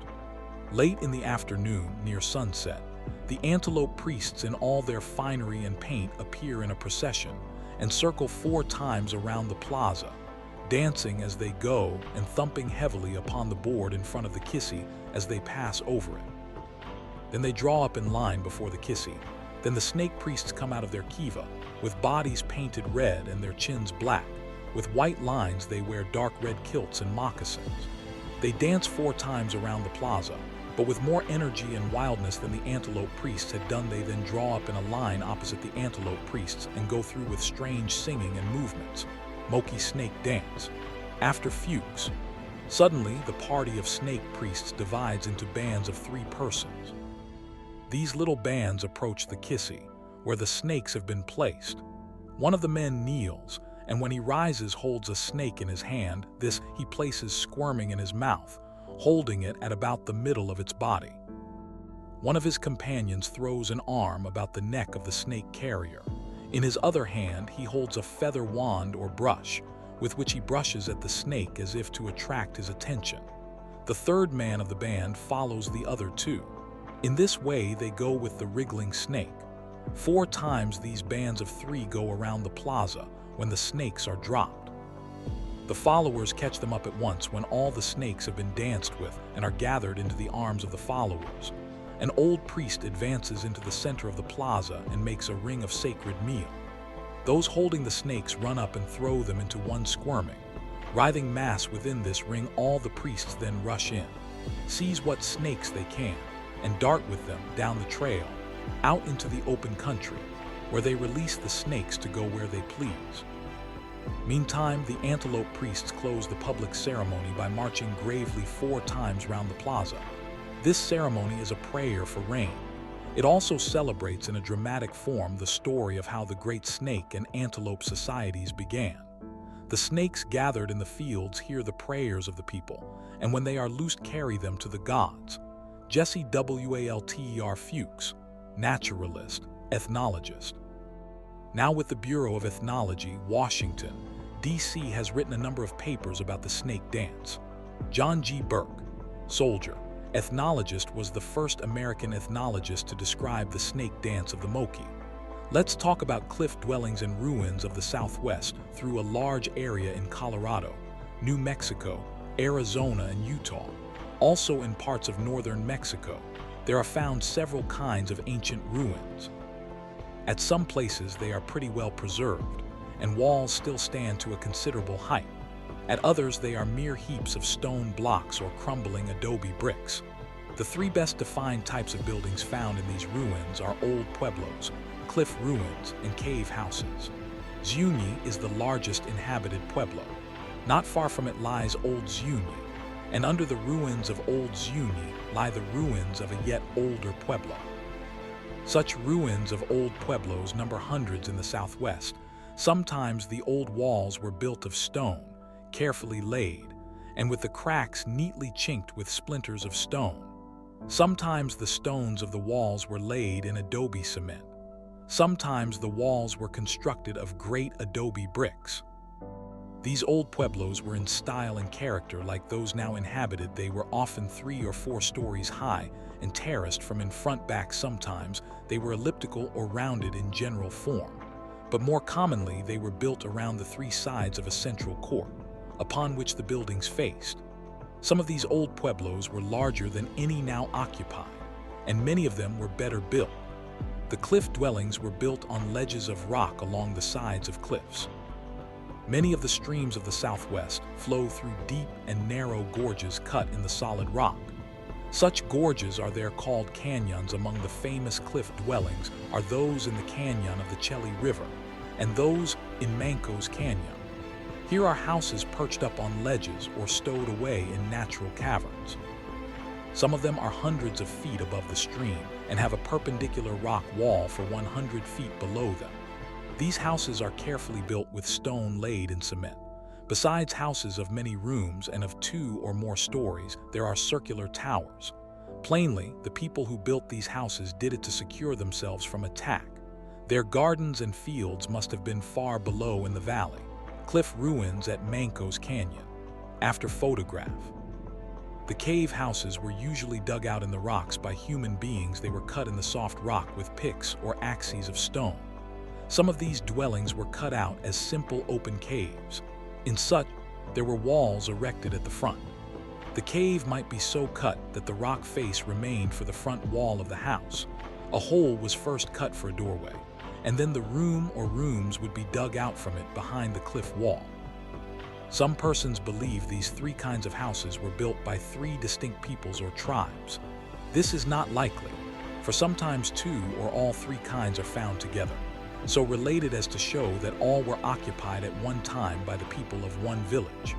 About 20 or 25 miles up the Rio Grande from the pueblo of Cachiti, New Mexico, is a brook called El Rio de los Frijoles, which means the brook of the beans. It runs in a fine gorge with rock banks. Large pine trees grow in the valley and cap the summits of the chasm. In one of the side cliffs are hundreds of holes, the remains of old dug cave rooms and houses. In most of them, the rock cliff face itself forms the front wall of the house. We entered one single-roomed house that looked almost as if it had been used yesterday. We crept in through a little doorway about a dozen feet up in the cliff and found ourselves in a small room about 15 feet square. We could see the marks on the roof and the upper part of the walls, where stone picks had been used in cutting out the house. The floor was neatly smoothed and covered with hard clay. The lower part of the wall was finished smooth with clay, washed over with a thin coat of fine cream-colored clay. The roof was black with the smoke of ancient fires. A little smoke hole pierced the forward wall, near and above, but at one side of the door there were niches cut out in the wall, where little treasures used to be kept. Ends of poles set in the rock seemed to be pegs upon which objects were hung. Their unevenly cut ends showed the marks of stone axes. In the floor we found a line of loops to which the bottom pole of the old blanket-weaving loom must have been fastened. But these cave houses are not the only ruins at El Rio. Along certain parts of the cliff are remains of ancient buildings of the true pueblo type, which had been built against the base of the cliff. They are often placed in such a way with reference to cave rooms in the cliff, as to show that both were parts of one great building. Thus, on the ground floor there might be 2 pueblo rooms in front of a cave room. On the second floor there might be 1 pueblo room in front of 1 cave room, and on the third floor there might be only cave rooms. Following up the canyon a little way from this mass of ruins, passing other cave houses, and heaped-up rubbish of old pueblo walls, on the way we see, perhaps 100 feet up the cliff, a great natural cavern. Climbing to it, we find as genuine cliff houses constructed therein as those of Manco's Canyon itself. It is certain that at El Rito the people built at one time the three kinds of houses: the pueblo, the cliff house, the cave house. At El Rito we find what is common near these ruins in many places: great numbers of pictures cut in the rock wall. These pictures are sometimes painted as well as cut in, and often represent the sun, the moon, human beings, and animals. Many relics are found at these ruins. The old medites and rubbing stones for grinding meal are common. Axes, adzes, and picks of stone are not rare, and once in a while a specimen is found with the old handle still attached. These stone tools have a groove around the blade. A flexible branch was bent around this and tied, thus forming the handle. Many round pebbles are found which are much battered. These were hammers. Pieces of sandstone are found with straight grooves worn across them. They were used to straighten and smooth arrows on. Arrowheads and spearheads made of chert, jasper, chalcedony, and obsidian are common. Sometimes yarns of different colors, bits of cloth, and objects made of hair are found. Sandals neatly woven of yucca fiber are common. In many of these old caves, dried bodies have been found. They are usually called mummies, but wrongly so. Sometimes sandals are found still upon their feet, and not rarely the blankets made of feather cloth in which they were wrapped are preserved. This was made by fastening feathers into a rather open work cloth, of course the art of all arts. However, among the people who built these ancient houses is the one in which modern pueblos excel: pottery. Thousands of whole vessels have been taken from these ruins. There are many forms: great water jars, flasks, cups, bowls, ladles, and in wear and decoration, they are much better than those made by modern pueblos. The ware is generally thinner, better baked, firmer, and gives a better ring when struck. The decorations are usually good geometrical designs. The ancient builders were, in culture, mode of life, and architecture, much like the modern pueblos. It is probable that some of them were the ancestors of the Pueblo Indians. The Moquis claim that some of the ruins of the McElmo Canyon were the old homes of their people, and the inhabitants of Cachiti assert that it was their forefathers who lived at El Rito de los Frijoles. We cannot say of every ruined building who built it, but certainly the builders were Indians very like the Pueblos. Adolf F. Bandelier, historian, archaeologist, made an extended study of the ruins of New Mexico, Arizona, and northern Mexico. Next, we'll look at tribes of the northwest coast. A long and narrow strip of land stretches from Vancouver Island northward to Alaska. It is bounded on the east by the Great Mountains, on the west by the Pacific Ocean. Its coastline is irregular. Narrow fjords run far into the land. The climate is generally temperate, but there is much rain. Dense forests of pine, cedar, hemlock, and maple cover the mountain slopes. Many kinds of berries grow there abundantly, supplying food for man. In the mountain forests are deer, elk, caribou. Both black and grizzly bears are found. Wolves are not uncommon. In the remoter mountains are mountain sheep and mountain goats. Beaver and otter swim in the fresh waters, while the seal, fur seal, sea lion, and whale are found in the sea. In the waters are also many fish, such as halibut, cod, salmon, herring, and uleshin. Shellfish are abundant. In this interesting land are many different tribes of Indians, speaking languages which in some cases are very unlike. Among the more important tribes or group of tribes are the Tlingit, Haida, Tshimshian, and Kwakiutl. While all these tribes are plainly Indians, there are many persons among them who are light-skinned and brown-haired. The hair is also at times quite wavy. The forms are good, and the face is pleasing, but these Indians are not always satisfied with the forms and faces nature gives them. They have various fashions which change their appearance. Among these is changing the shape of the head. Formerly, the Chinooks, living near the Columbia River, changed the shape of all the baby boys' heads. The bones of the head in a little baby are soft and can be pressed out of shape. As the child grows older, the bones become harder and cannot be easily altered. The Chinooks made the little head wedge-shaped in a side view. This was done by a board, which was hinged to the cradle board and brought down upon the little boy's forehead. It forced the head to broaden in front and the forehead to slant sharply after the pressure had been kept on for some months. The shape of the head was fixed for life from the strange shape of their heads thus produced. The Chinooks were often called flat heads. On Vancouver Island, the head of the Eskimo baby girl was forced by circular bandages wrapped around it to grow long and cylindrical. Chinook baby in cradle. From Mason. Another fashion among the women of some tribes was the piercing of the lower lip for the wearing of a plug as an ornament. Thus, when a little girl among the Haida was 12 or 13 years old, her aunt or grandmother took her to some quiet place along the seashore. There she pierced a little hole in the lower lip of the child, using a bit of sharp shell or stone. To keep the hole from closing when it healed, a bit of grass stalk was put into it. For a few days the place was sore, but it soon got well. The bit of stalk was then removed, and a little peg of wood put in. Later, a larger peg or plug was inserted when the girl had grown to be an old woman. She wore a large plug in her lower lip, which would hold it out flat almost like a shelf. Tattooing on a Haida man. From Mallory. Many of the Northwest Coast tribes tattooed. Generally, the men were more marked with this than women. The patterns were usually animal figures, showing the man's family. The Haida were fond of having these queer pictures pricked into them upon their breasts. They had the totem animal, on their arms other suitable patterns. Gold Chief's House, Queen Charlotte's Island. From photograph. The villages of these tribes are almost always on the seashore. The houses were generally in one long line and all faced the sea. The houses of the different tribes differed somewhat.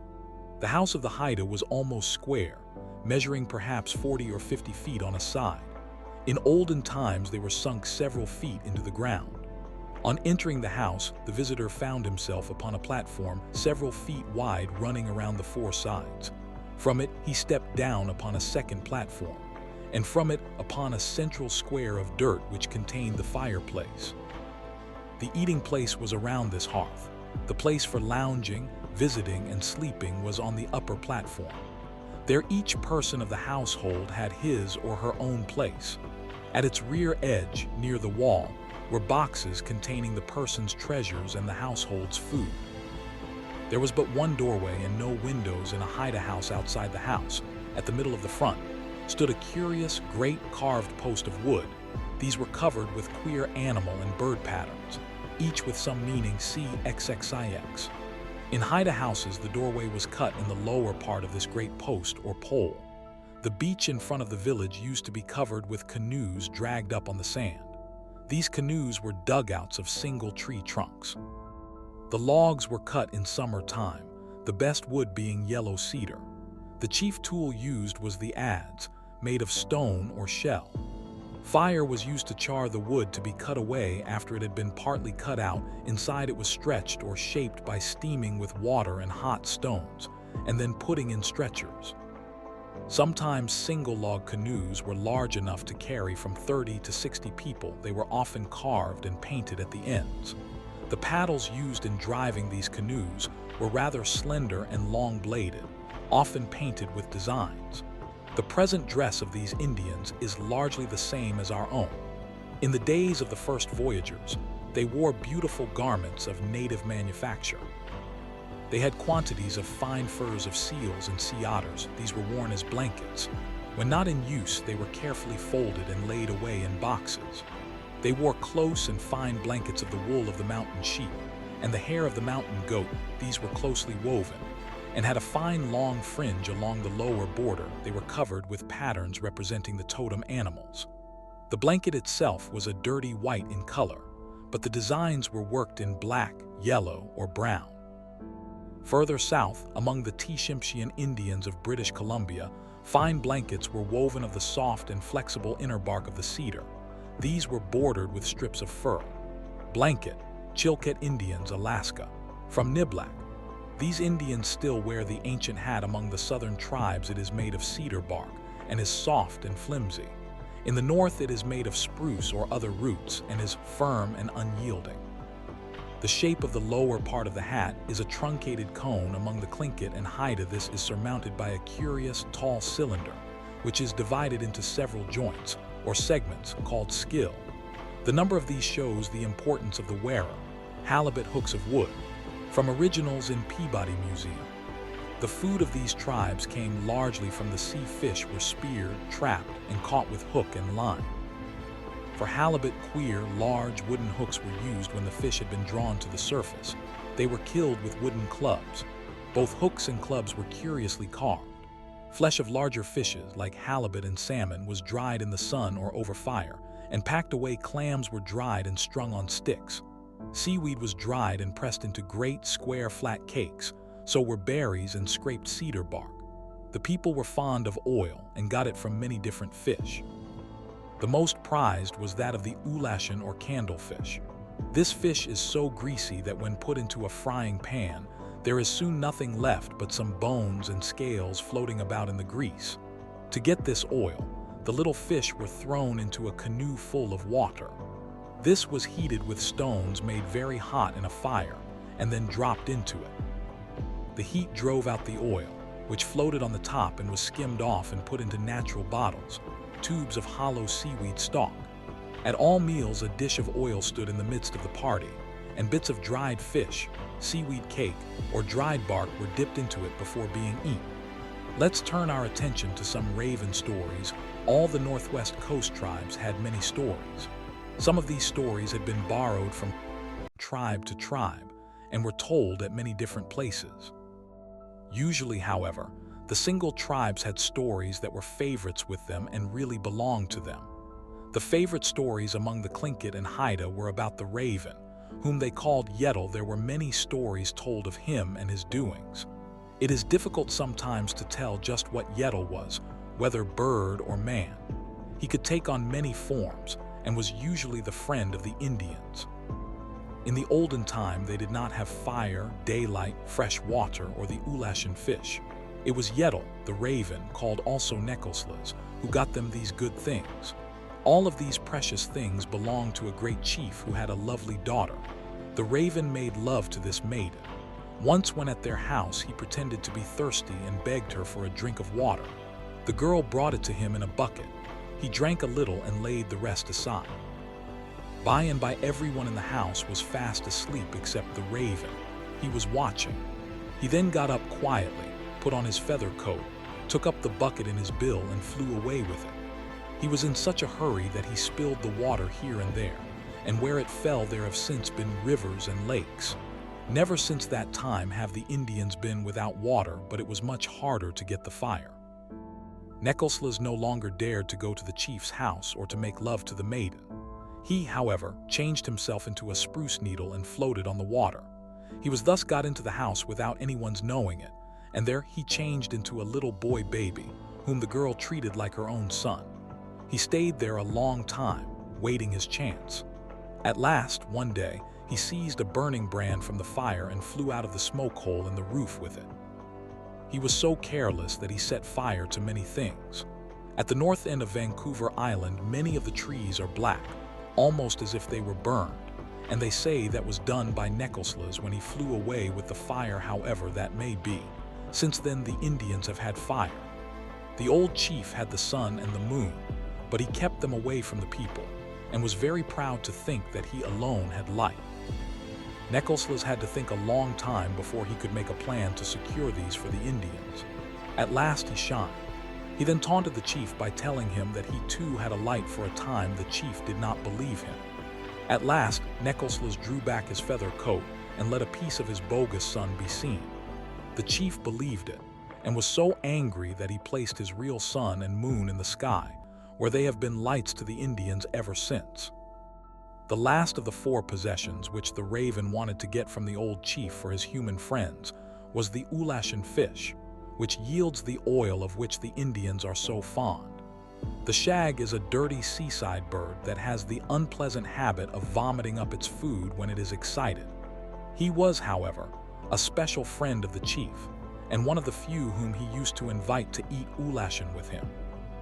One time the shag had been eating pretty heartily at the chief's house, and afterward the raven set him and the seagull to fighting. In his excitement, the shag threw up the fish he had eaten. The raven took the scales and smeared himself and his canoe all over with them, going then to the chief's house. He asked if he might come in and rest, that he was tired out from catching ulashin. The chief thought at first that he was telling a lie, but when he saw the scales, he thought there must be other ulashin besides his, and in his rage he opened the boxes in which he kept them and let them all loose. Since then the Indians have had abundance of the ulashin to give them the oil they need besides these stories of the things the raven got for them. There are others. The raven is not always the friend of men, and sometimes he does them harm and not good. There is a story of the raven and the fisherman. This fisherman had much trouble from someone stealing the bait and fish from his fish hook. The thief was no one else than the raven. The fisherman finally put a magic hook on his line and let it down. When the raven tried to steal from this, he was caught when he had been pulled up to the surface of the water. He struggled fearfully by pressing against the canoe with his feet and his wings. The fisherman, however, was too strong for him. He pulled so hard that he tore the raven's beak off, and then, seizing him, dragged him inshore. When he pulled off the raven's beak, the bird turned into a man, but he kept his face so covered up with his feather garment that only his eyes could be seen. The fisherman could not make him uncover his face, but one young man who stood by picked up a handful of dirt and rubbed it into the raven's eyes. Smarting with pain and taken by surprise, the raven threw off his mantle, and the men saw who he was. The raven was so angry that ever since then ravens and their friends, the crows, have constantly troubled fishermen. The Tshimshian, who live south of the Tlingit on the mainland, have a story of the raven. They say that two boys lived in a village. One of them was the son of a chief. One day the chief's son said to the other when they were playing, "Let us take skins of birds and fly up to heaven." They did so and found things up there quite like this world. They found a house there, near a pond of water, and in this house lived a chief, who was a sort of deity. The daughters of this deity caught the two boys and were finally married to them. Although the deity did not like them and tried in every way to do them harm, they always escaped, however. They lived together there for a long time, and at last the wife of the chief's son had a little boy baby. One day, when she was playing with the baby, the little one slipped out of her hands and fell down from the sky into the sea. It happened that it was found and saved by the chief, who was really the baby's grandfather, though no one knew it at the time. When the little one had been taken to the village, it would not, for some time, eat anything. They offered it salmon and berry cake and hemlock bark, but he would not touch any of them. At last his grandfather said, "Feed him some fish stomachs." Then the little fellow began to eat very greedily, and before he got through, he had eaten up all the food that the village had stored away for use. Then he surprised everyone by saying, "Don't you know who I am? I am the Raven, Indian carrier, Alaska, from Cross." But the stories of the raven, if they were all written out, would make a large book. The naughty, greedy, dirty bird was the great hero of these peoples. They were anxious to explain everything, and most of their stories are to tell how things came to be. Many persons have made collections of the stories of the Northwest Coast tribes. Boas, Chamberlain, Niblack, and Deans are among them. Now let's explore totem posts. On approaching villages of many tribes on the Northwest Coast, the traveler sees great numbers of carved wooden posts. The largest, most striking, and most curious are no doubt those of the Tlingit of Alaska and the Haida of Queen Charlotte Islands. Some of these posts stand in front of the houses or very near them.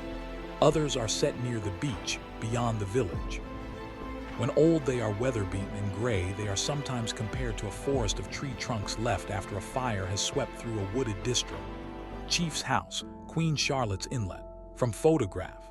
There are three kinds of these carved posts: totem posts, commemorative posts, and death posts. The death posts are the simplest of the three among the Tlingit, and Haida the dead were usually burned.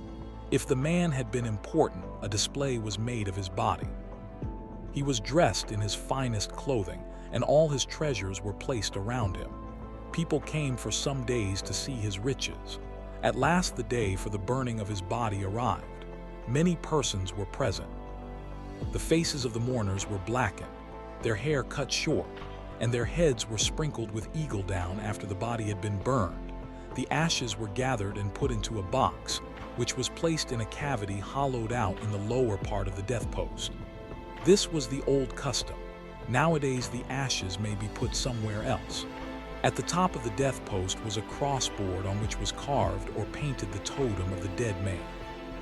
The second kind of carved post is the commemorative post, put up to celebrate some important event. An old chief named Scowl once erected a great post near his house. He had erected it to commemorate the failure of the Russian missionaries to convert his village to Christianity when the last missionary had gone. He put it up to recall their failure and to ridicule their religion. It was curiously carved. At the top was an eagle. Below it a man with his right hand lifted, pointing to the sky. Below it an angel, then a priest with his hands crossed upon his breast. Then an eagle, lastly a trader. The totem posts are, however, the most interesting. They are taller, more carefully made, and more elaborately carved than the others. They stand in front of the houses, among Tlingit at one side, among Haida at the very middle and close to the house. In fact, among the Haida, the doorway of the house was a hole cut through the lower end of the totem post. The carvings on these posts refer to the people living in the house. Thus, in one Haida totem post there was a brown bear at the top, the totem of the man of the house. Next came 4 skill or divisions of a hat. Then came the great raven, then the bear and the hunter. Then among the Tlingit and Haida everyone bears the name of some animal or bird. Thus, among the Tlingit there are 18 great families, with the name of wolf, bear, eagle, whale, shark, porpoise, puffin, orca, orca bear, raven, frog, goose, beaver, owl, sea lion, salmon, dogfish, crow. The first 9 of these are considered related to one another. So are the last 9 related. A man may not marry a woman of his own animal name or totem, nor can he marry one of the related families. Thus a wolf man could not marry a woman who was a wolf, or an eagle, or a shark, but he might marry a raven or a frog. With us a child takes its father's name, but with these people it takes its mother's name. If a bear man married a raven woman, all the children would be ravens. The animal whose name a man bears is his totem. There is always some story told by people as to how they came to have their totem. Everyone believes that the animal that is his totem can help him, and he pays much respect to it. One story of how the bear became a totem is as follows. Long ago an Indian went into the mountains to hunt mountain goats. When far from home, he met a black bear who took him home with him and taught him to build boats and catch salmon. The man stayed 2 years with the bear and then went home to his village. Everyone feared him, for they thought him a bear. He looked just like one. One man, however, caught him and took him home to his house. He could not speak and could not eat cooked food. A great medicine man advised that he should be rubbed with magic herbs. When this was done, he became a man again. After that, whenever he wanted anything, he went out into the woods and found his bear friend, who always helped him. What the bear taught him was of great use to him, and he caught plenty of salmon in the winter time when the river was covered with ice. The man built a fine new house and painted the picture of a bear upon it. His sister made him a new dancing blanket, and into it she wove a picture of a bear. Ever since then, the descendants of that man's sister have the bear for their totem. Now you see something of the meaning of the totem posts. Upon them are carved the totems of the people living in the house. They are a great doorplate, giving the names of the family. This is important because among Indians, all the persons who have the same totem must help one another. If a man were in trouble, it was the duty of his totem fellows to aid him. If he were a stranger, it was their duty to receive him. When a Tlingit or Haida found himself in a strange village, his first care would be to examine the totem posts to find one that bore his own totem. At the house marked by it, he would surely be welcome. Hat of Northwest Coast, top and side view. From original in Peabody Museum. But it was a rare thing for a totem post to have only the figures of the totems of the man and his wife. Other designs were carved in between these. These other designs might tell of the man's wealth or his importance, or they might represent some family story. The people of every totem had many stories which belonged only to them. In the totem post, already described, probably the great raven, and the bear and the hunter represented such stories. The 4 skill probably indicated that the man was important, for a man's importance is shown by the number of skill in his hat. The carving at the bottom, however, was most significant, for it gave the name of the woman and all her children. Albert P. Niblack of the United States Navy has written the Coast Indians of southern Alaska and northern British Columbia. Let's turn our attention to Indians of California. Nowhere among American Indians are more languages found in a smaller space than in California. Those spoken near the coast, within the area of the missions, appear to belong to at least 9 language families or stocks. In Powell's map, the state looks like a piece of patchwork. So many are the bits of color, which represent different languages. These coast Indians of California were ugly to see. They were of medium stature, awkwardly shaped, with scrawny limbs. They had dull faces, with fat and round noses, and looked much like Negroes, only their hair was straight. In disposition, they were said to be sluggish, indolent, cowardly, and unenterprising. Some tribes in the interior were better, but none of the California Indians seem to have presented a high physical type or much comfort in life. We shall say little about the life and customs of the California Indians, and what we do say will be chiefly about the Coahuila tribe. These Indians live in the beautiful high Coahuila Valley in Southern California. Formerly, at least part of the tribe were Mission Indians. Some of them were connected with the San Gabriel Mission, near the present city of Los Angeles. They appear to present a better type than many of the Mission Indians, being larger, better built, and stronger. Ramona, who was the heroine of Helen Hunt Jackson's story, is a Coahuila Indian still living. If she ever was beautiful, it must have been long ago, although she is not an old woman. These Indians live in little houses, largely built of brush, scattered over the valley. They have some ponies and cattle and cultivate some ground. Near every house, perched upon big boulders, are quaint little structures made of woven willows and like big beehives in form. They are granaries for stowing away acorns, or grain granary at Coahuila. From photograph, acorns are much used by California Indians. They are bitter and need to be sweetened. They are first pounded to a meal or flour. A wide basket is filled with sand, which is carefully scooped away so as to leave a basin-shaped surface. The acorn meal is spread upon this, and water is poured upon it. The bitterness is soaked out, and the meal left sweet and good. Coiled baskets, California.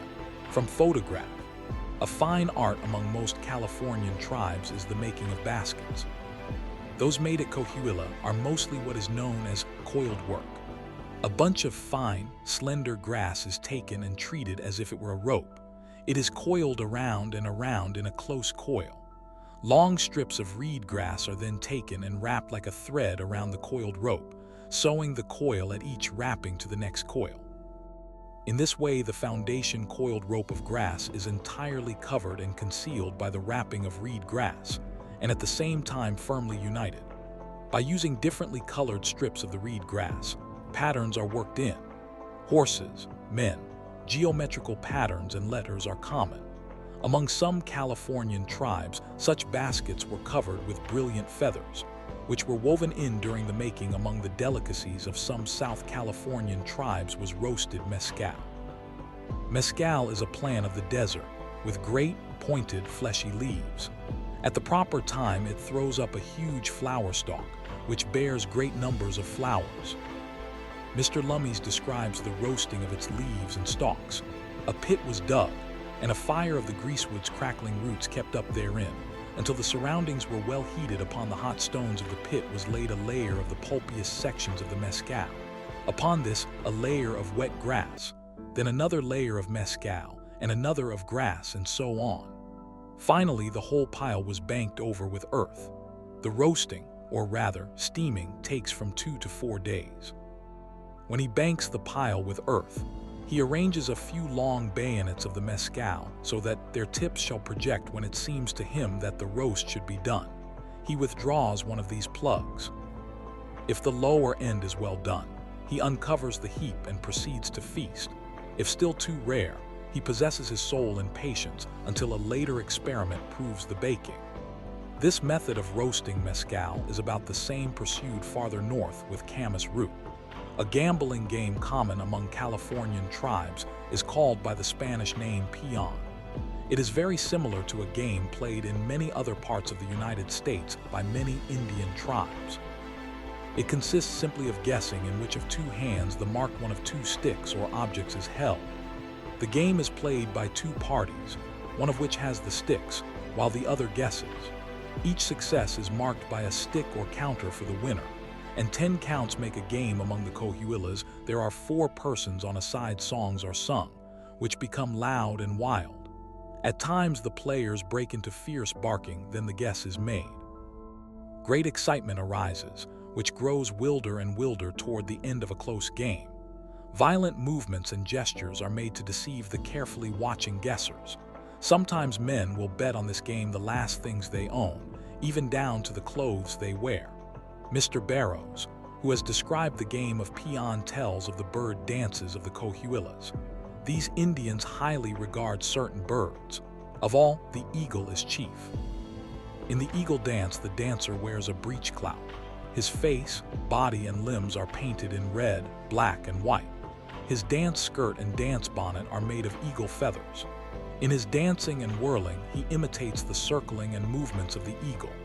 At times, he whirls about the great circle of spectators so rapidly that his feather skirt stands up straight below his arms. The music of this dance is so old that the words are not understood even by the singers. Mission of Santa Barbara, California. From photograph.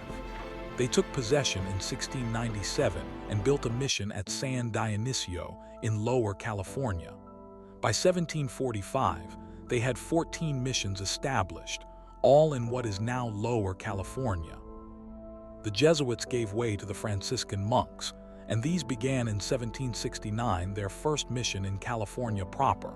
At San Diego, one after another was added, until in 1823 there were 21 Franciscan missions, stretching from San Diego to San Francisco.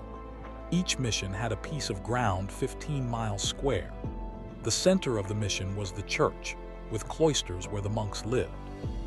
The houses of the Indian converts, which were little huts, were grouped together about the church, arranged in rows.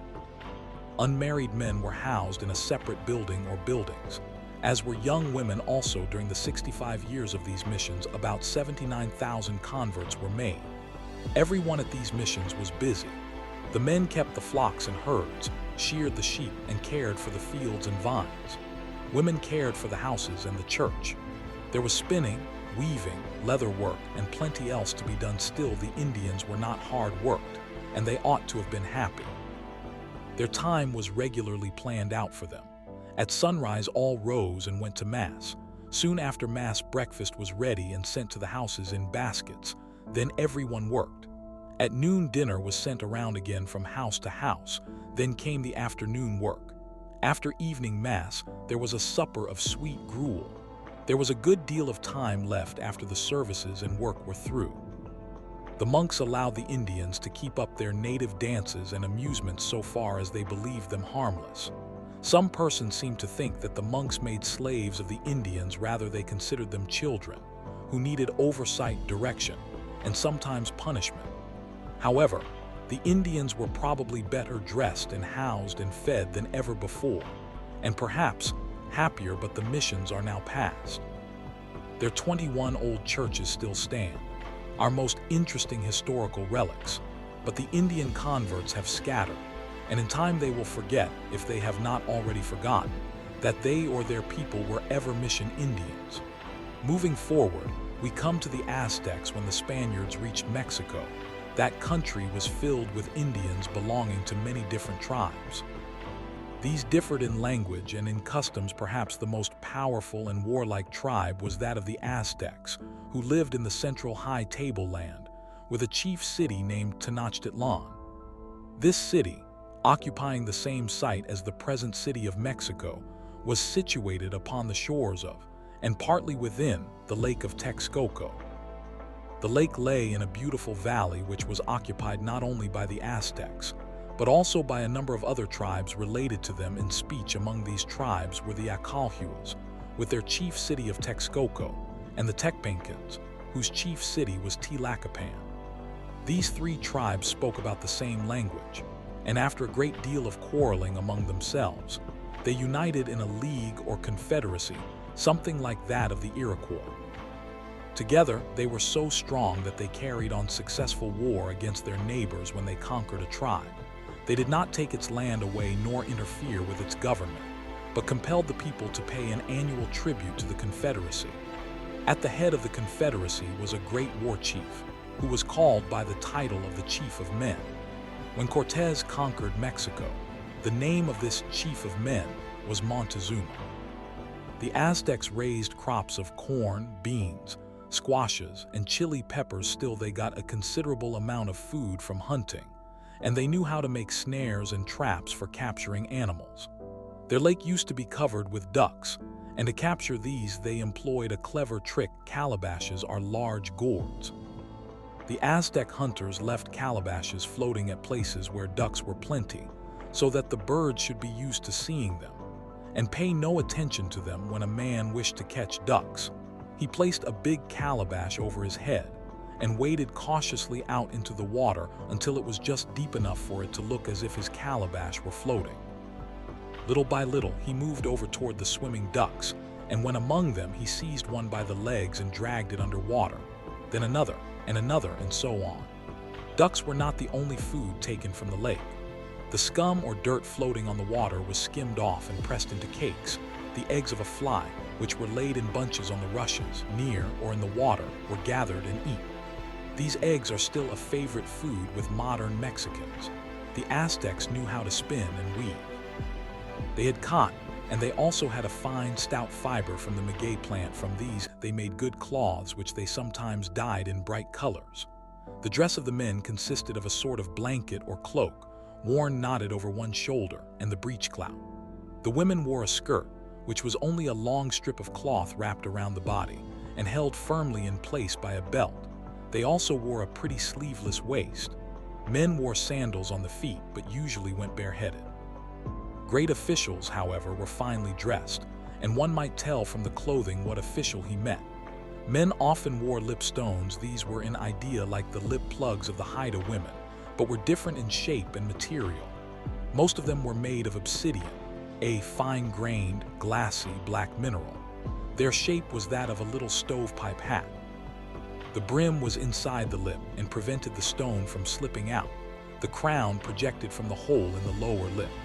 The common people lived in huts made of mud or other destructible material, but the buildings intended for the government and for religion were sometimes grand affairs, built of stone and covered with plaster. This plastering was sometimes white, sometimes red, and upon it were at times pictures painted in brilliant colors. These pictures generally represented warriors ready for battle, or priests before the altar. Temples were usually built upon flat-topped pyramids. These were often large, and were terraced on one or more sides. Sometimes they were coated with plaster. Flights of steps, or sloping paths, led to the summit. There would be found the temple and the gods. The gods of the Aztecs were like the Aztecs themselves, bloodthirsty and cruel. In war, the Aztecs used clubs, wooden swords, bows and arrows, spears or darts, slings and stones. They had wooden swords with broad, flat blades, grooved along the sides. Into these grooves were cemented sharp pieces of obsidian. These were fearful weapons until dulled or broken by use. Spears and darts were often thrown with a wooden stick or hurler called an atlatl. Important warriors carried round or rectangular shields upon their left arms to ward off attack. These shields often bore patterns worked in bright feathers. Sometimes the whole dress of warriors was covered with feathers, and famous braves wore helmets of wood on their heads, from which rose great masses of fine feathers. Often warriors wore a sort of jacket covering the upper part of the body and reaching the knees. This was padded thickly with cotton, and arrows shot with great force could hardly penetrate it. Calendar stone. From photograph. In battle, the Aztecs did not desire to kill the enemy, but preferred to capture prisoners to sacrifice to the gods. When a man was captured, he was very well treated until the day for his sacrifice came. He was taken up to the temple on the pyramid and thrown on his back upon a sacrificial stone. He was held by several priests, while the high priest with a knife of stone cut open his breast. The heart was torn out, and offered to the gods. Some other parts were cut off for them or for the priests. The rest of the body was then thrown down to the soldier who had captured the victim and who waited below. He and his friends bore it away and ate it, or parts of it, as a religious duty all the time the sacrifices were being made. The great drum was beat. It made a mournful noise that could be heard to a great distance. In the National Museum in the city of Mexico is a great carved stone which is believed by many persons to be one of these old sacrificial stones upon which victims were sacrificed. Stone Idol, Mexico. From photograph. In the same museum is a great stone idol. It was dug up about 100 years ago in the central square of the city of Mexico. It probably stood in the great temple of the old Aztecs, which was totally destroyed by Cortez and his soldiers when they finally captured the city of Tenochtitlan. What an ugly thing it is. It is more than 8 feet high and more than 5 feet across, but is cut from a single block of stone. It has a head in front and another one behind. They look something like serpent heads, while the general form of this great idol is human. It has neither the feet nor hands of a man. The skirt it wears is made of an intertwined mass of rattlesnakes. A human skull is at the front of the belt. 4 human hands apparently severed from their bodies are displayed upon the chest. This is only one of many curious and dreadful Aztec gods. It would take a book larger than this to describe the Aztecs properly. It would take another to describe the conquest of Mexico by the Spaniards. Cortez had only a handful of men to fight against many thousands, but he had guns, powder, and horses, all of which were unknown before to the Aztecs, and which they greatly feared. Sometime you must read Bernal Diaz del Castillo's story of the conquest. He was one of Cortez's soldiers. He tells us that he was present in 119 battles and engagements. Also says, of the 550 soldiers who left the island of Cuba with Cortez, at the moment I am writing this history in the year 1568, no more than 5 are living, the rest having been killed in the wars, sacrificed to idols, or died naturally. Now, let's consider the Mayas and the ruined cities of Yucatan and Central America. Of all North American tribes, the Mayas were perhaps the most advanced in culture, the nearest to civilization. They lived in the peninsula of Yucatan and in the adjacent states of Tabasco and Chiapas in Mexico, and in Honduras and Guatemala in Central America. While true Mayas did not occupy the whole of this district, it was practically occupied by them, and people speaking languages closely related to theirs. There are many Mayas now alive. It is a common but serious mistake to imagine that Aztecs, Mayas, and other tribes of Mexico and Central America at the time of the conquest are extinct. Many tribes have died out, but the famous Aztecs and Mayas are still numerous. The Mayas today are short, well-built, broad-shouldered peoples with unusually dark skin. They have much energy and are notable for their independent spirit. Within the last few years, they have given the Mexican government much trouble. They have not given up their own language but have learned to write it, and a considerable number of books and papers have been printed in it. They retain their ancient dress to some degree. Almost everyone who sees the modern Mayas speaks well of them, as clean, neat, straightforward, and reliable. It is not the Mayan peoples of today, but those of the past, of whom we desire to speak. They were the best builders in North America, and the ruins of their cities testify to their skill. More than 50 years ago, John L. Stevens, with an artist named Catherwood, traveled in Honduras, Guatemala, Chiapas, and Yucatan. Mr. Stevens described their travels and the ruins they explored, and Mr. Catherwood drew pictures of them. Americans were astonished at these researches. These travelers visited 40 ruins of ancient cities in Yucatan alone. Since that time, many other travelers have been there, and much is known of Mayan architecture. Most of the ruins appear to be those of buildings intended for governmental or religious purposes. Few, if any, were houses for individuals. Probably these fine, large buildings were at the center of towns, the dwelling houses of which were frail huts of poles, branches, canes, etc. These have disappeared, leaving no sign of their former existence. All through Mexico today in Indian towns, the only permanent constructions which would leave ruins are the church and the town house. Everything else is frail hut. Nearly every one of these old towns presents some peculiarity of interest. We can, however, only briefly describe Three Palenque appears to be one of the oldest. It is in the most southern state of Mexico, Chiapas. The more important ruins are those of the palace and 5 temples near it. The buildings were all raised upon terrace platforms. They were long and narrow. The walls were thick and built of stones and mud with cement. The walls were faced with slabs of stone, often carved with figures of gods, hieroglyphic characters, etc. Usually 2 long corridors ran lengthwise, side by side through the building. These open upon the supporting platform by a line of rectangular doorways of uniform size. There were no true arches, but the corridors had pyramidal arched vaultings. The roof went up from all 4 sides, at a low and then at a sharper angle.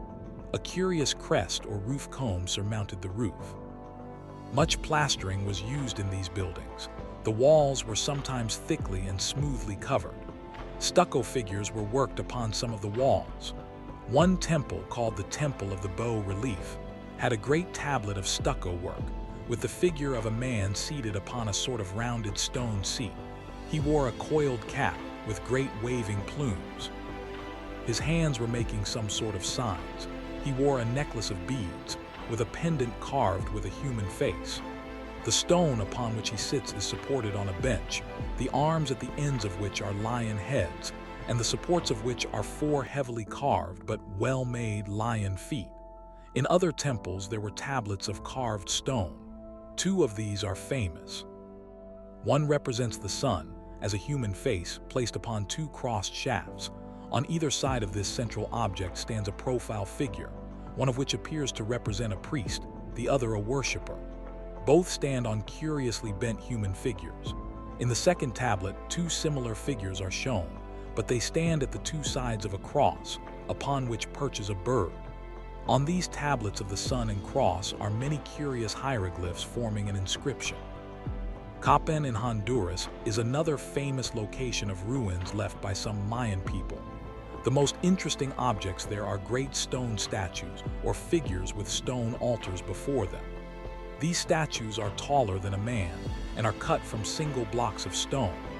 They differ so much in face and dress that they have been believed by some writers to be portraits.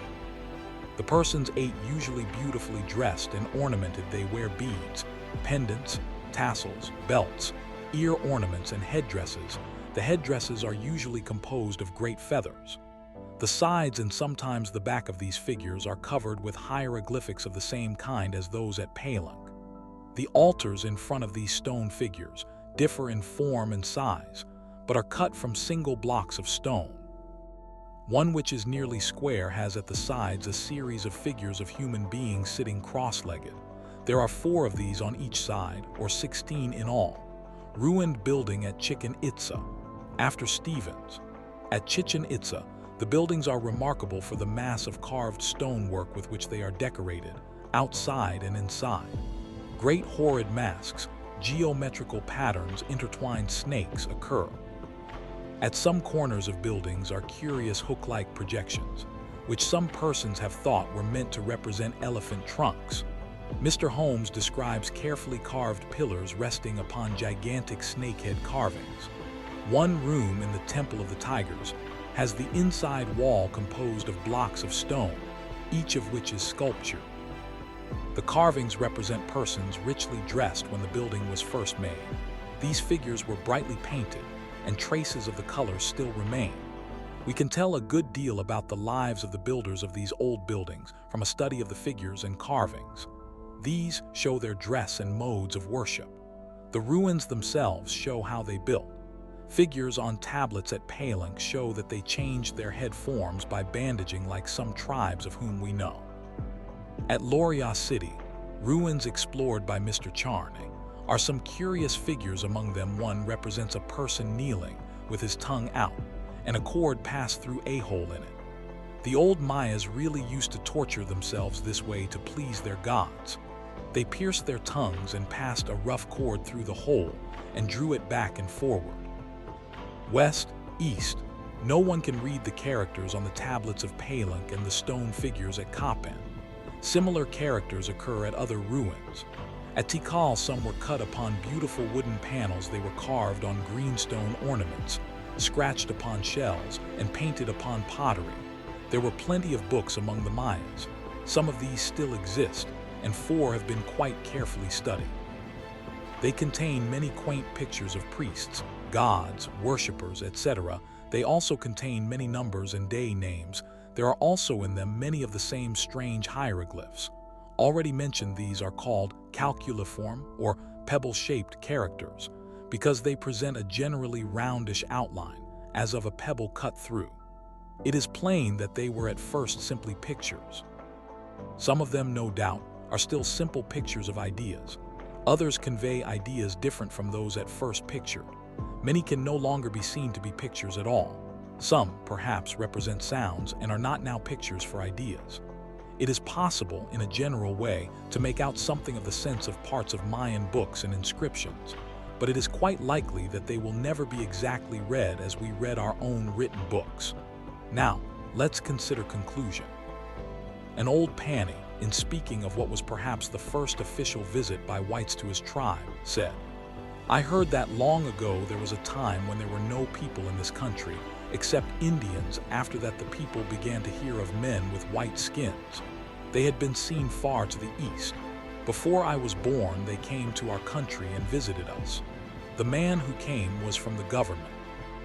He wanted to make a treaty with us and to give us presents, blankets and guns and flint and steel and knives. The head chief told him that we needed none of those things. He said, 'We have our buffalo and our corn. These things the ruler gave us, and they are all that we need. See this robe. This keeps me warm in winter. I need no blanket.' The white men had with them some cattle, and the chief said, 'Lead out a heifer here on the prairie.' They led her out, and the chief, stepping up to her, shot her through behind the shoulder with his arrow, and she fell down and died. Then the chief said, 'Will not my arrow kill? I do not need your guns.' Then he took his stone knife and skinned the heifer and cut off a piece of fat meat. When he had done this, he said, 'Why should I take your knives? The ruler has given me something to cut with.' Then, taking the fire sticks, he kindled a fire to roast the meat. And while it was cooking, he spoke and said, 'You see, my brother, that the ruler has given us all that we need, the buffalo for food and clothing, the corn to eat with our dried meat, bows, arrows, knives, and hoes, all the implements that we need for killing meat or for cultivating the ground. Now go back to the country from whence you came. We do not want your presence, and we do not want you to come into our country.' And the old chief was right. The Indians were supplied with all they needed. What the white man offered them was unnecessary. Often it was harmful. They were happy and contented. They were doing very well in their own way, but the old times are gone. Today the Indians are few in number, and they are growing fewer. There are many ingenious arguments to prove the contrary. 3 facts, however, are perfectly plain. First, there were whole tribes that have disappeared. The Beothuks and the Natchez are but 2 tribes which are gone. Such tribes may be numbered by scores. Their names are on record. Their old locations are known. Sometimes we have some knowledge of their customs and ways, but they are dead. Secondly, many tribes are rapidly dwindling. The Pani, between 1885 and 1889, a period of 5 years, fell from 1,045 to 869. When I knew the Tonkaways in the Indian Territory, they numbered but 35 persons and had been disappearing at the rate of 1/3 of the population in 8 years. The Haidas of Queen Charlotte Islands are becoming fewer. Dawson says, "One intelligent man told me that he could remember the time, which by his age could not have been more than 30 years ago, when there was not room to launch all the canoes of the village in a single row, the whole length of the beach, when the people set out on one of their periodical trading expeditions to Port Simpson. The beach is about half a mile long, and there must have been from 5 to 8 persons in each canoe. There are today less than 500 people in that village, Skidgate. Thirdly, there are some tribes, like the Cherokees and Sioux, which are large, prosperous, and wealthy. It is a money advantage to belong to such tribes, and a great many men who should be considered white men are counted with such tribes and help to make them look as if they were not dwindling. It is quite certain that true Indians of pure blood are rapidly diminishing. The whites have brought them whiskey, which has killed thousands.